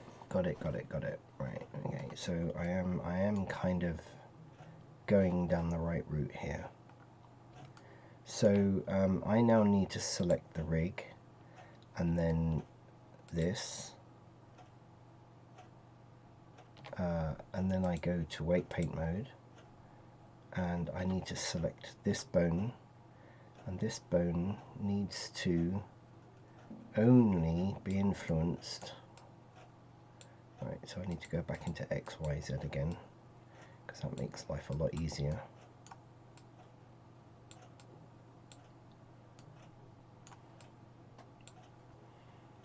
Okay, so why are you not painting?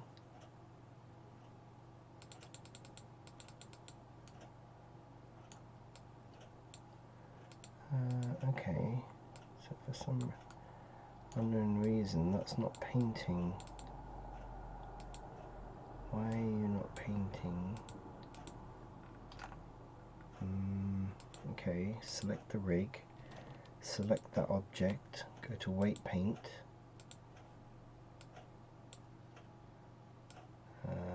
weight,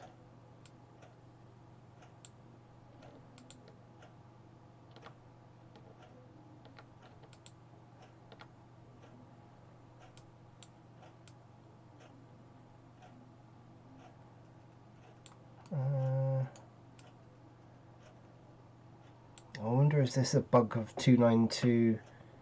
It's possible, isn't it?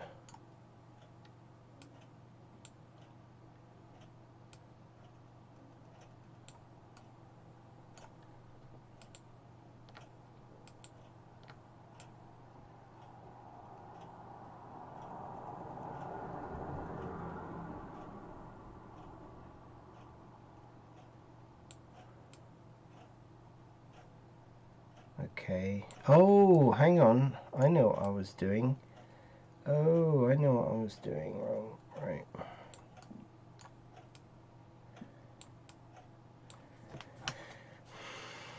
Right, okay. I wonder is this could be potentially because I'm getting tired now.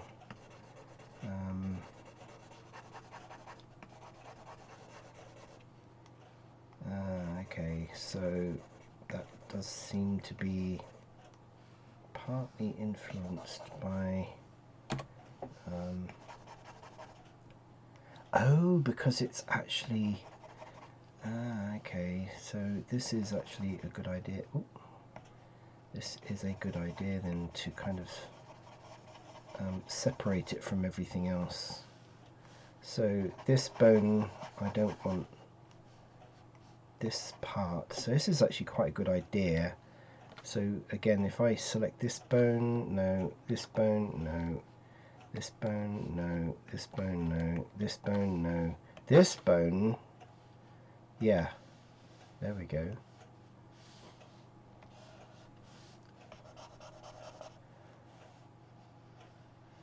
Right, got you.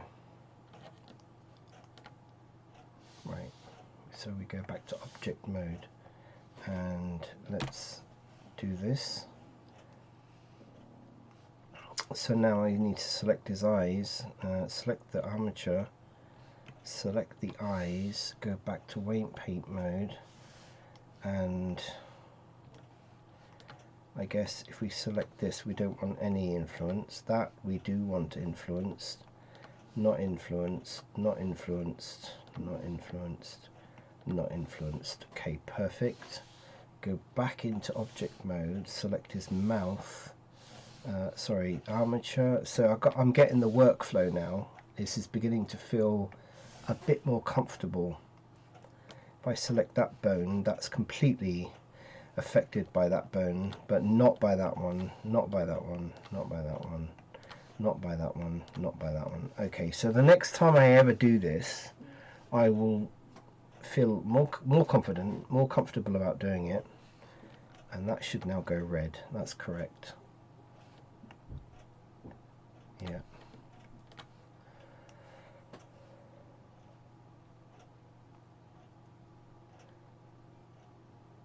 Right. Okay, okay, okay, okay.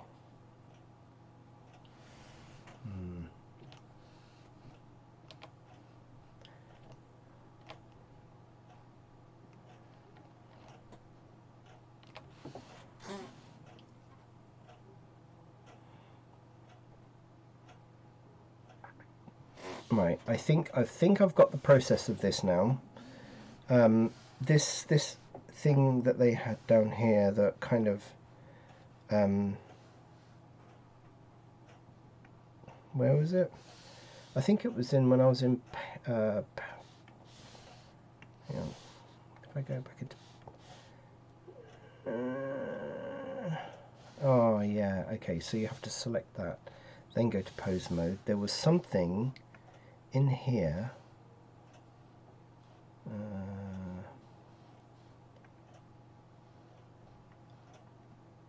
here. Okay, so no, that's not that. Viewport, no. Here. No, it wasn't that either. I don't know where that was. There was something about doing normalization, not normal object mode.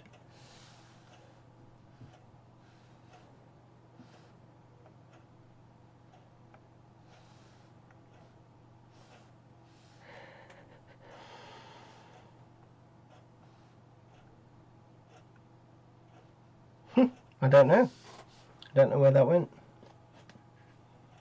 It said something about doing normals.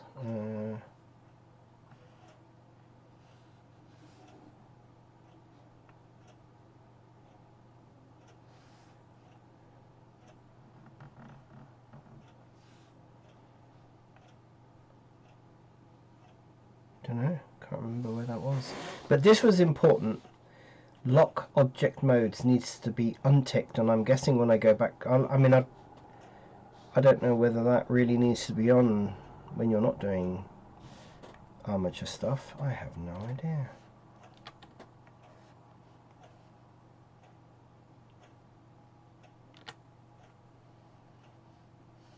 Right, save this.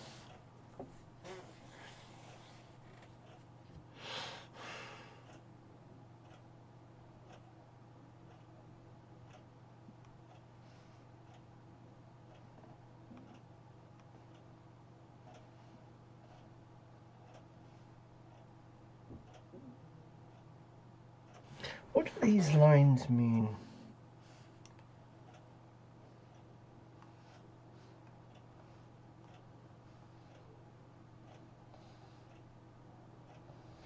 Well, they all seem to go to that part there.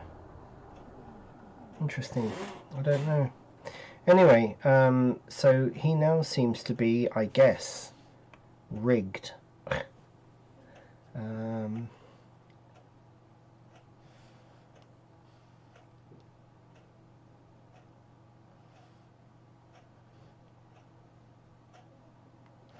Now, there was something else, wasn't there? There was armature, this, okay, weight painting, weight paint. Now, these are blue on this one, which is correct, and this one, which is correct, but this is red. It needs to be blue. And this one, yeah.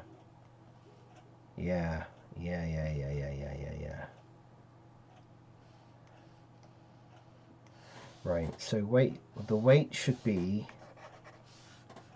pretty much nothing.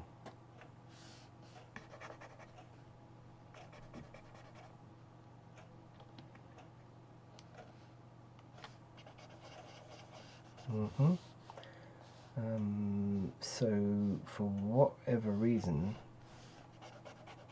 that's not working. No.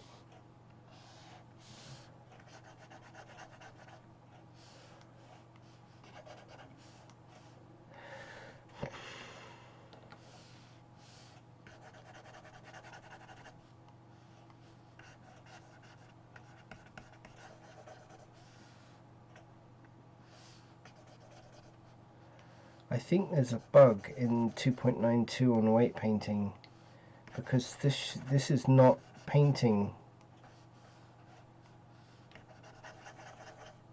It kind of started doing it and then it stopped, so it does that.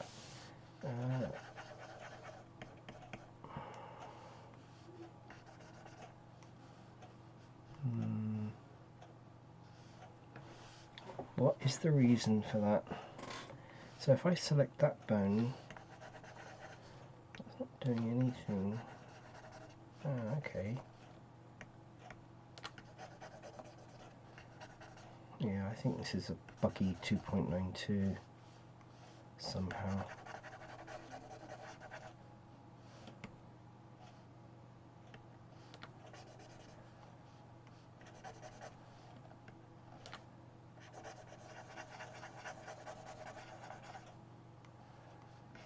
Okay. Oh, I see. Okay, I'm learning a lot today.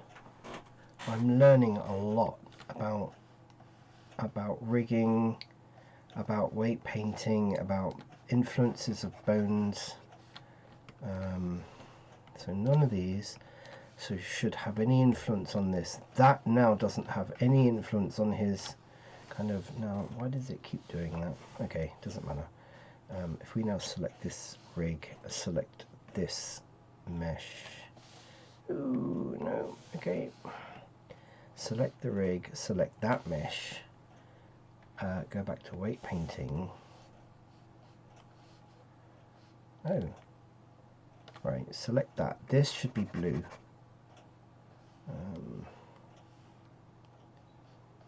This should be blue.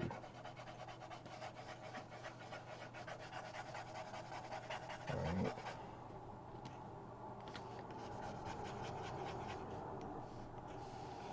Because because we don't want either arm to be affecting. And that should be blue, that should be blue. Why is that not blue?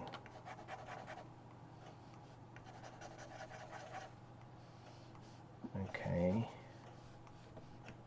That's not affecting it, that's not affecting it. But that is there we go, right. Some funny things going on here, and I'm guessing that that is affecting that as well. Okay, that one isn't, that's fine, and that one isn't. So now if I go back here, okay, so maybe you have to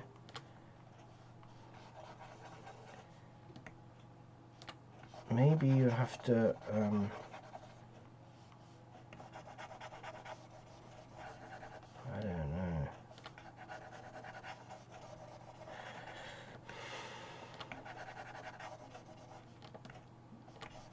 Oh, come on. Really?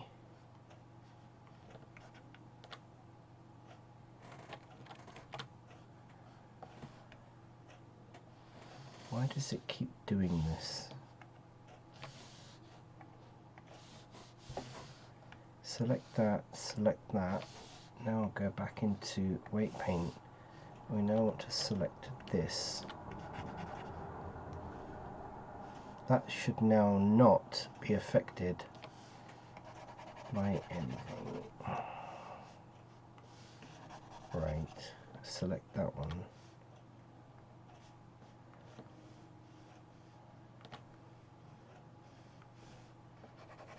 Right, select that one.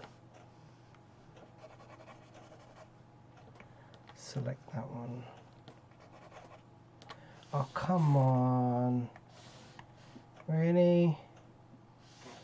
Why does it keep going into pose mode?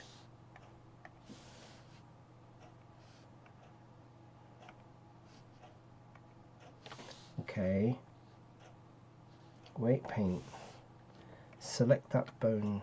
No, there's something not right there.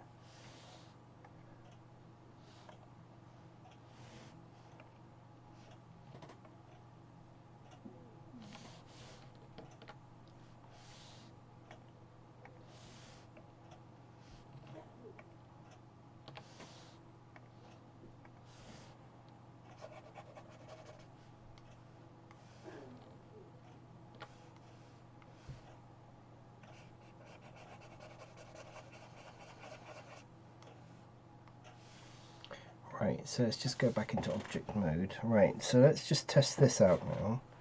So if we select the rig, okay, and then go to pose mode, and I'm going to select that bone and rotate. Oh no. Right, this bone, rotate.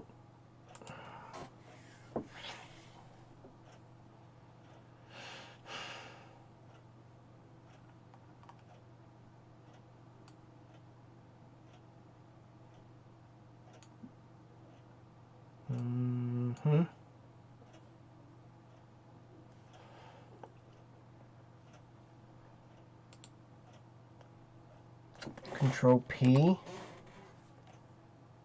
set parent to, no. So I think what he was saying is you select that, go to, no, select that, go to pose mode. Right, then select that. Control P.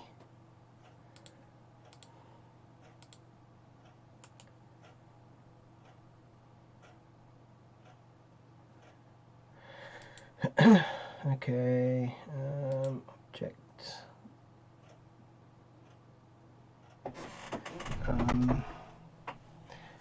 Okay, so hang on. What did he say here again?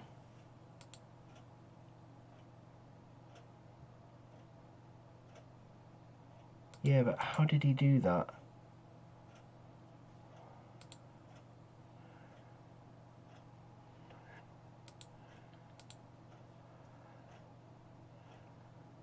Oh, right. So he's in, right, so he's in pose mode. He selected the Alt P, clear parent, right, and then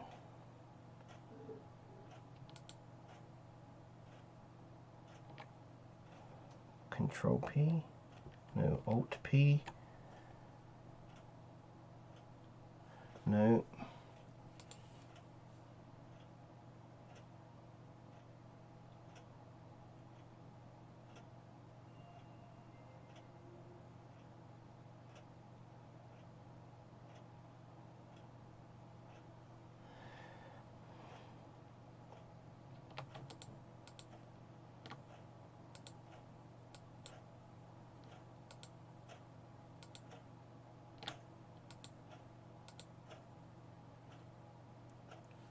bone. Right, so what he's doing is selecting, right, so he's selecting that, then selecting the bone, Control P, bone, right, okay, right, so now that shouldn't, but I might have to weight paint that, right.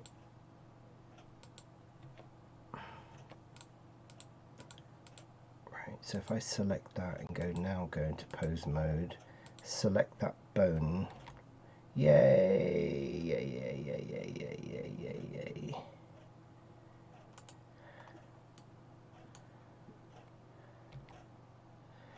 Right, got it, got it. Okay, this is all an excellent, excellent learning. Right.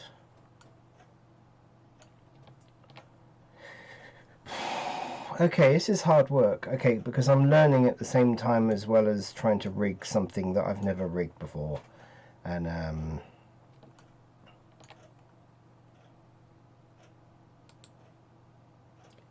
this is very interesting. Okay.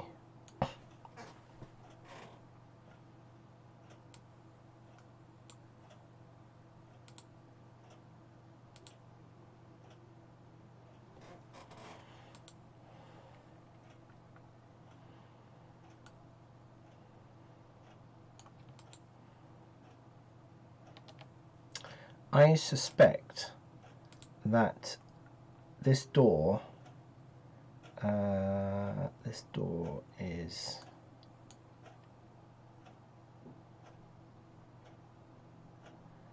being influenced by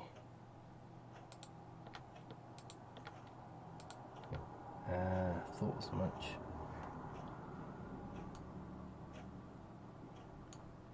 So this should be blue because we don't want that affected at all by.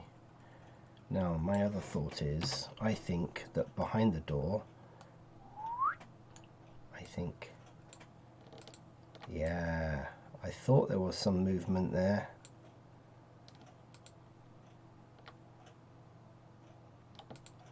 Yeah. Yep.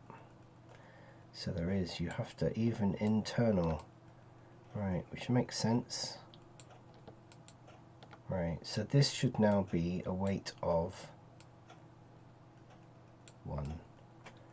Because that's the bone that should really move when, okay, that bone shouldn't have any influence. Why is there a line down there? Oh, okay. So blue is no influence, red is influence. Boink. We've done it, we've done it, we've done it, we've done it. Okay, I'm beginning to get the hang of this now. I still think that there is something not quite right about this. So let's go back to object mode. We select that, Now we go back into weight paint mode. I need to isolate that little knob. We want red on full influence or as much, and then we want this to be no influence. We want this to be, oh no, we do want that to have influence.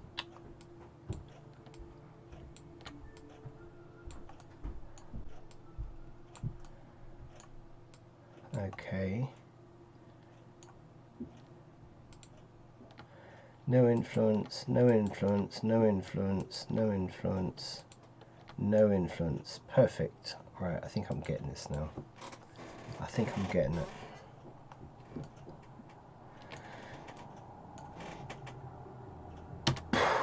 Okay.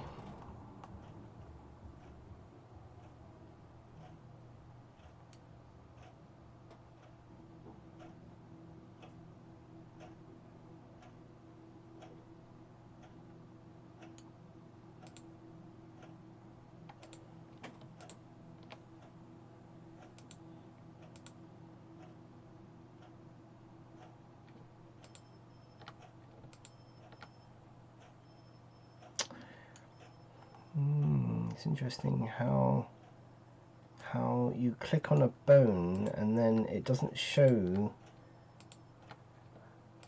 It's weird, isn't it? So you have to kind of click on another bone to come back to this bone to see what its influence is, and I think that's what was throwing me in the beginning, for sure.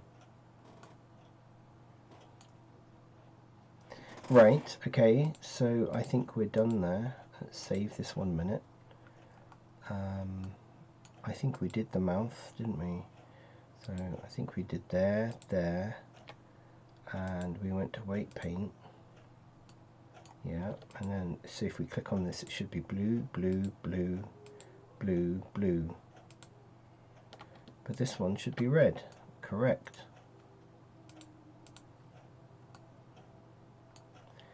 If we select his eye sockets, select the rig, then the eye sockets. No, not the eyes. We want the rig and the eye socket. We want the rig and the eye socket. Thank you. Object. We want weight paint. Yeah, okay. Click here, blue, blue, blue, blue. Okay. I don't know about you, but I've learnt a lot today. I'm sure everyone's getting rather bored listening to me waffling on about this thing. I don't know whether anyone really wants me to continue on. I need a break for like 10-15 minutes or so. I've been obviously streaming for nearly four hours. Wow, okay. But I have enjoyed this. It's been a great learning. Let's go back to object mode. Let's save this. Okay.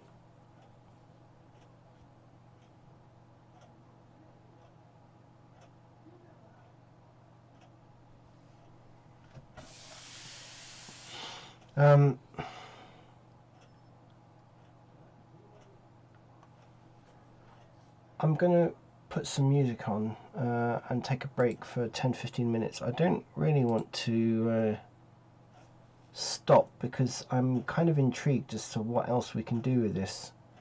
You know, I want to do, I think the arms and the legs are going to be complicated, personally. But I would like to try and attempt to do something with them. Because we've obviously got the main body done, and I'm happy with what I've learnt so far, and I'm definitely going to be, I think, rigging a little bit more often than I have been.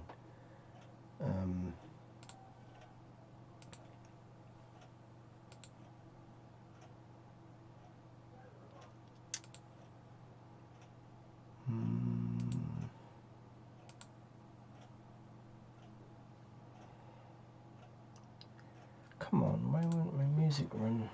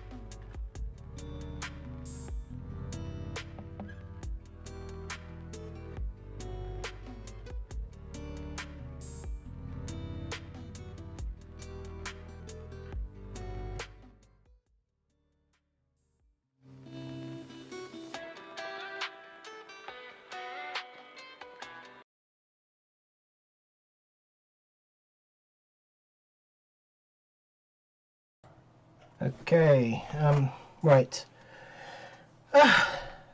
It's food time and it's beer time. So, okay. Cheers, anybody who at this time of the day, I mean, it's, you know, evening time on a Sunday here. But yeah, cheers if anyone's having a beer.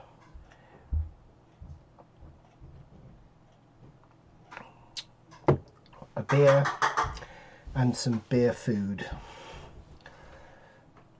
I'm very lucky because my wife is an amazing chef, and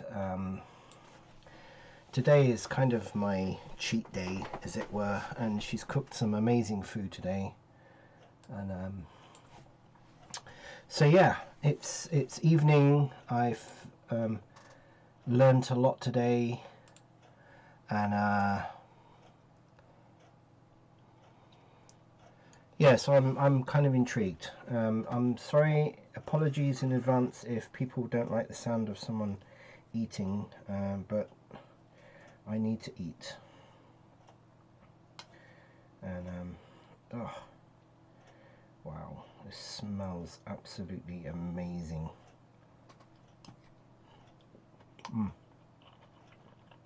Wow.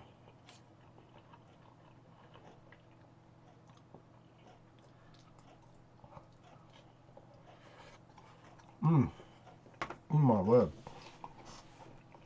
Very nice. Nice and spicy. Okay,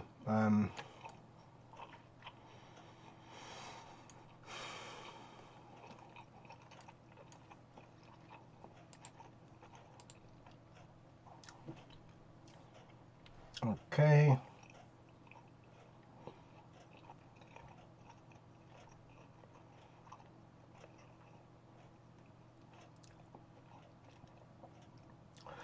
Right, so now I understand, like I've just done with these sort of shoulder bits. They were connected to this bone, and I've been able to disconnect it from that bone and rig it to this bone, the body bone, because I don't want them to move. So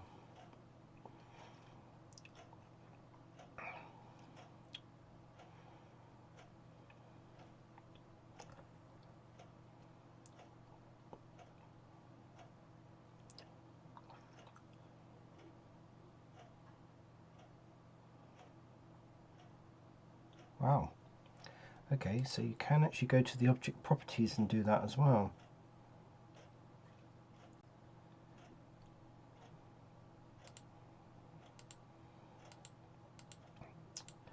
Yeah, I was going to say.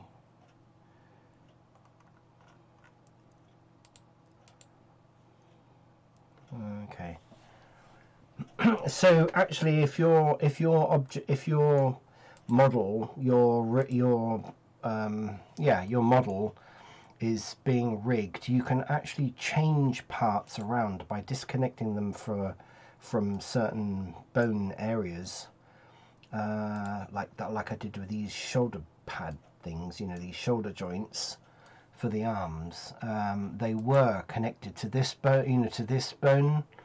So I was able to disconnect them from there and rig them to this bone, so that because this bone's never going to move, and even if it does move, you know, rotate and whatever, then these objects are fixed to that bone. They are rigged, if you like, to that. Okay. Certainly learning a lot today. I personally think that the arms are going to be the real pain in the what's-its. So rig,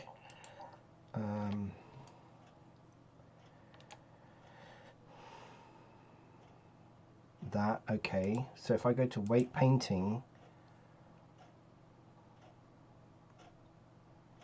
right, if I click on each, right, okay, okay,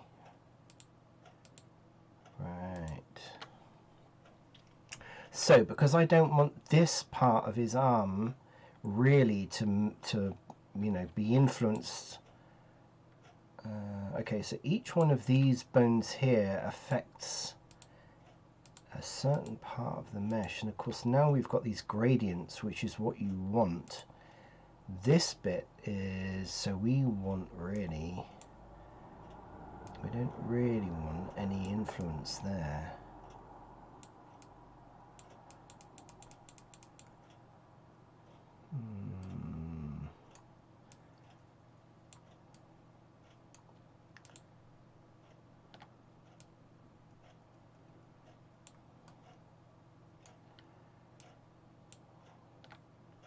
So how do you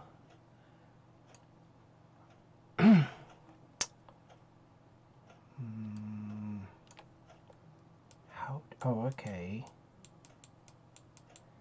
Yeah, that's what we want, like that. But how come it doesn't kind of go all the way around?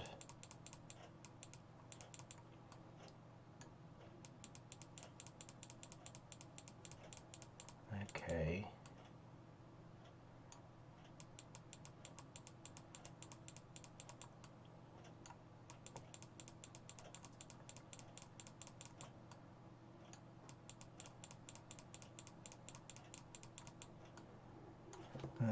Let's isolate that out 1 minute.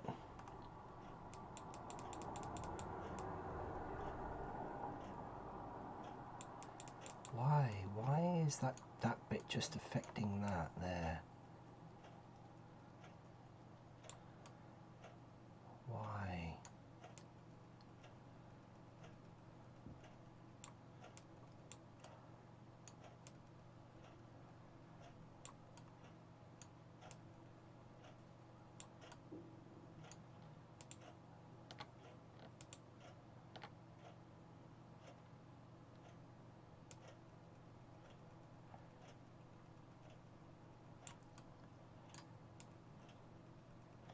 So I don't want that second bone to influence this either. I certainly don't want it to affect that part of the,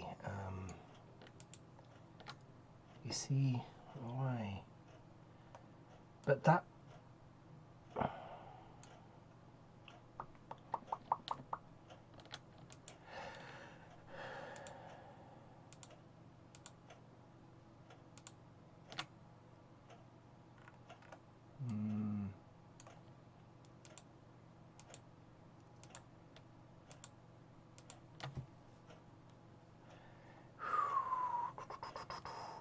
okay, so if I now go back to object mode, okay, select that, go back to pose mode. If I now select that and rotate, you see the whole thing moves.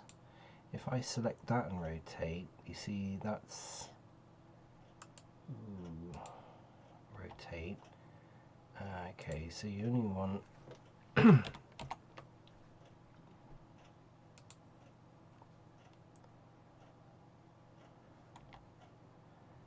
see the whole thing. Interesting. Right.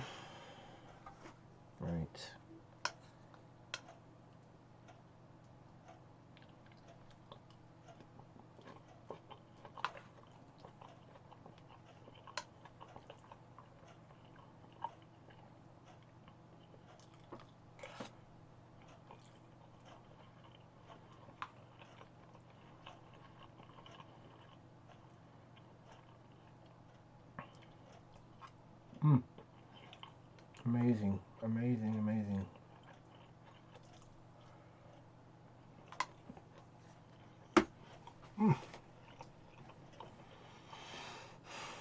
Okay. So we want object mode again. And then select that. Weight paint.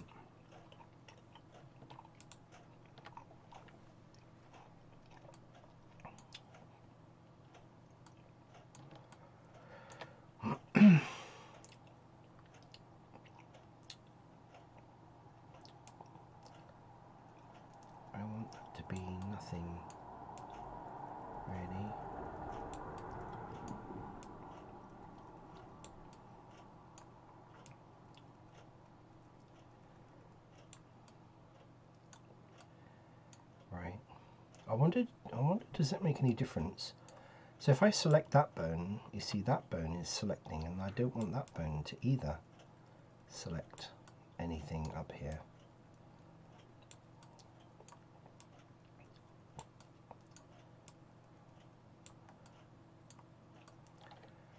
Right, and if I select that bone, that bone, that bone, right?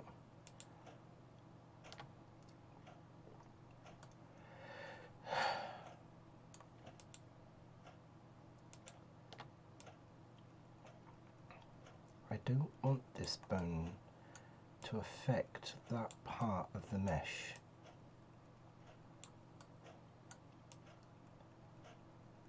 Right. So if I leave that like that, go back to object mode, select the rig, go back to pose mode, right? If I rotate that now,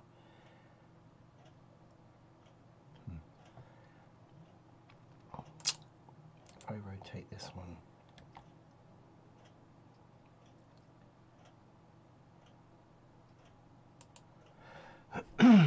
yeah.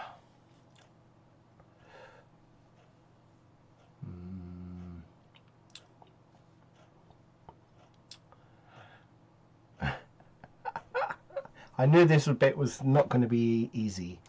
I knew this was not going to be easy. Can I just not go into white paint mode and what if, can I see, okay.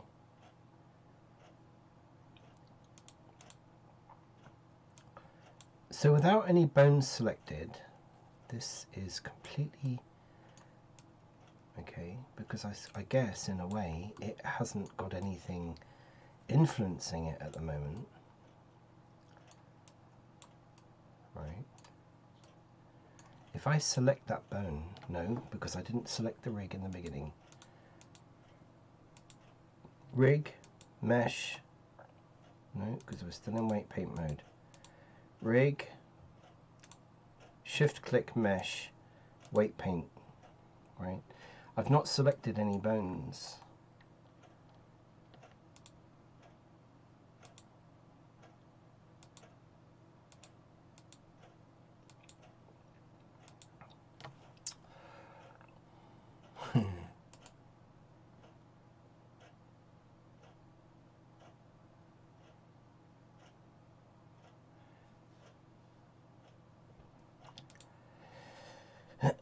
Okay, I wonder, by selecting them, can I copy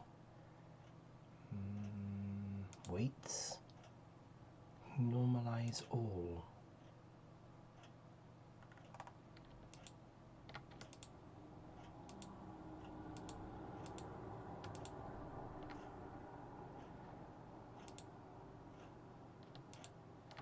So weights,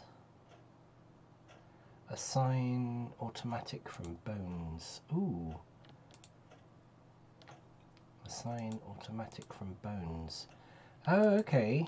Right, so that kind of, right.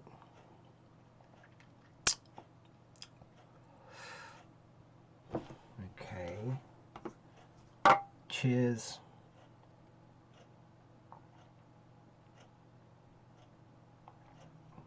Oh.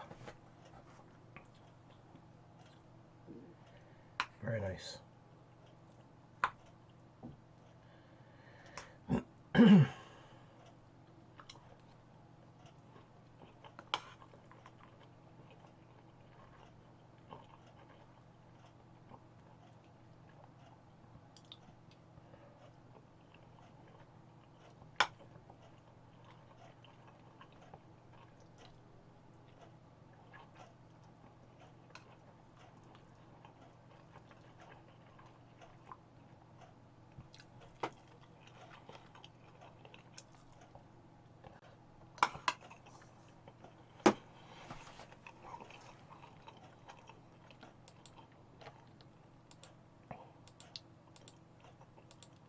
Right, so that seems to have reset the weight painting.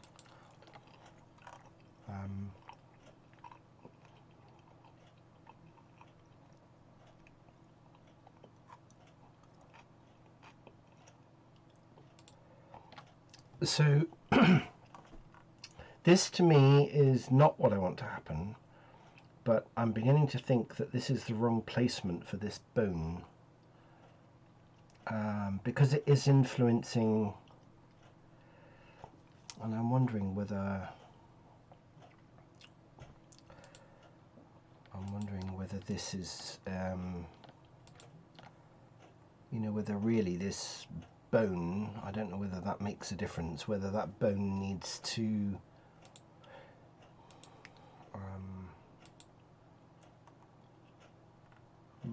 no, okay, object mode, if we go to edit mode, right, so if I go G, if I go like this, okay, is that going to completely muck up now my rig? Actually, let's just save before I do anything else. Okay, so I'm going to, I want to just try something out. Okay, I don't want this bone really to affect like this part of the mesh. I don't really want it to move, or it's not exactly moving in the way that I expect. So let's come out of there now, and if I go here, select this, weight paint, now what happens? If I select that and go up to weights, assign automatic from bones, no, it's still doing it. Okay. I don't want any weight on this area, but it's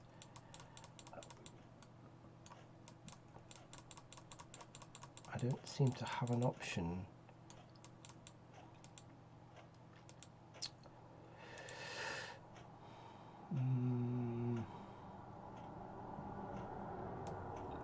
It doesn't seem to have an option to sort of say, you know, I don't want that to be influencing.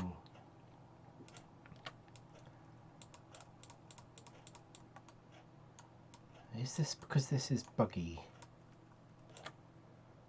I don't know.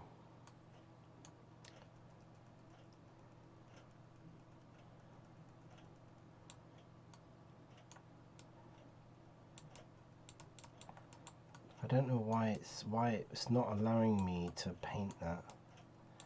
Okay, right, so let's now come out of there. Let's go back into pose mode, and I want to rotate that now. No, see, it's rotating the whole thing, and that's just having a massive distortion. I knew this was going to be a problem. I knew that this was going to be a problem.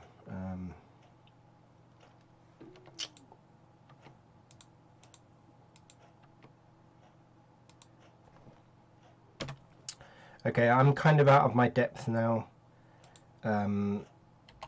Let's put this back to where it was, around there.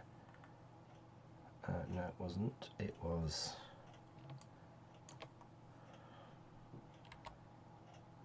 it was around there.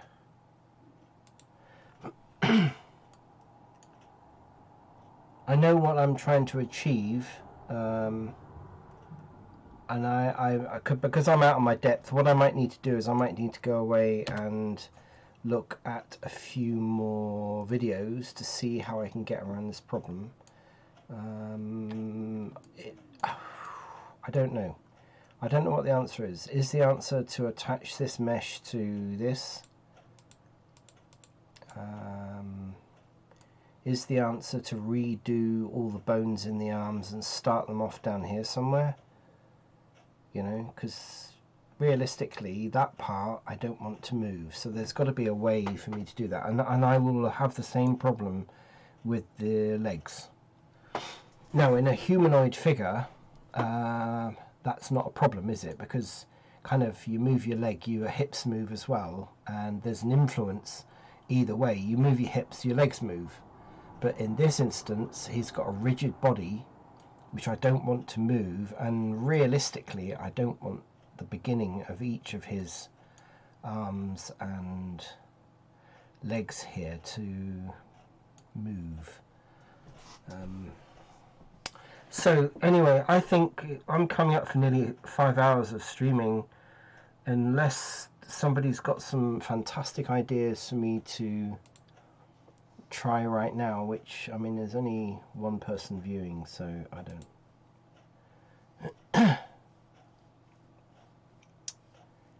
And I'm pretty sure that's just me. Oh no, it's my moderator. Okay.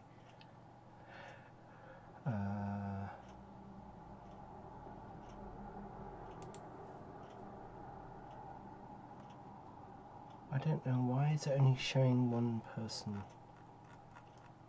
Is it just because I am in there?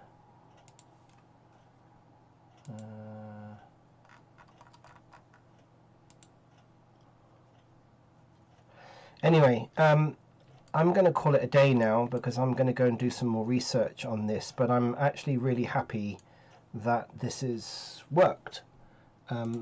And I was rather hoping to have got a little bit further on, but I think I've done a lot. I've learnt a lot.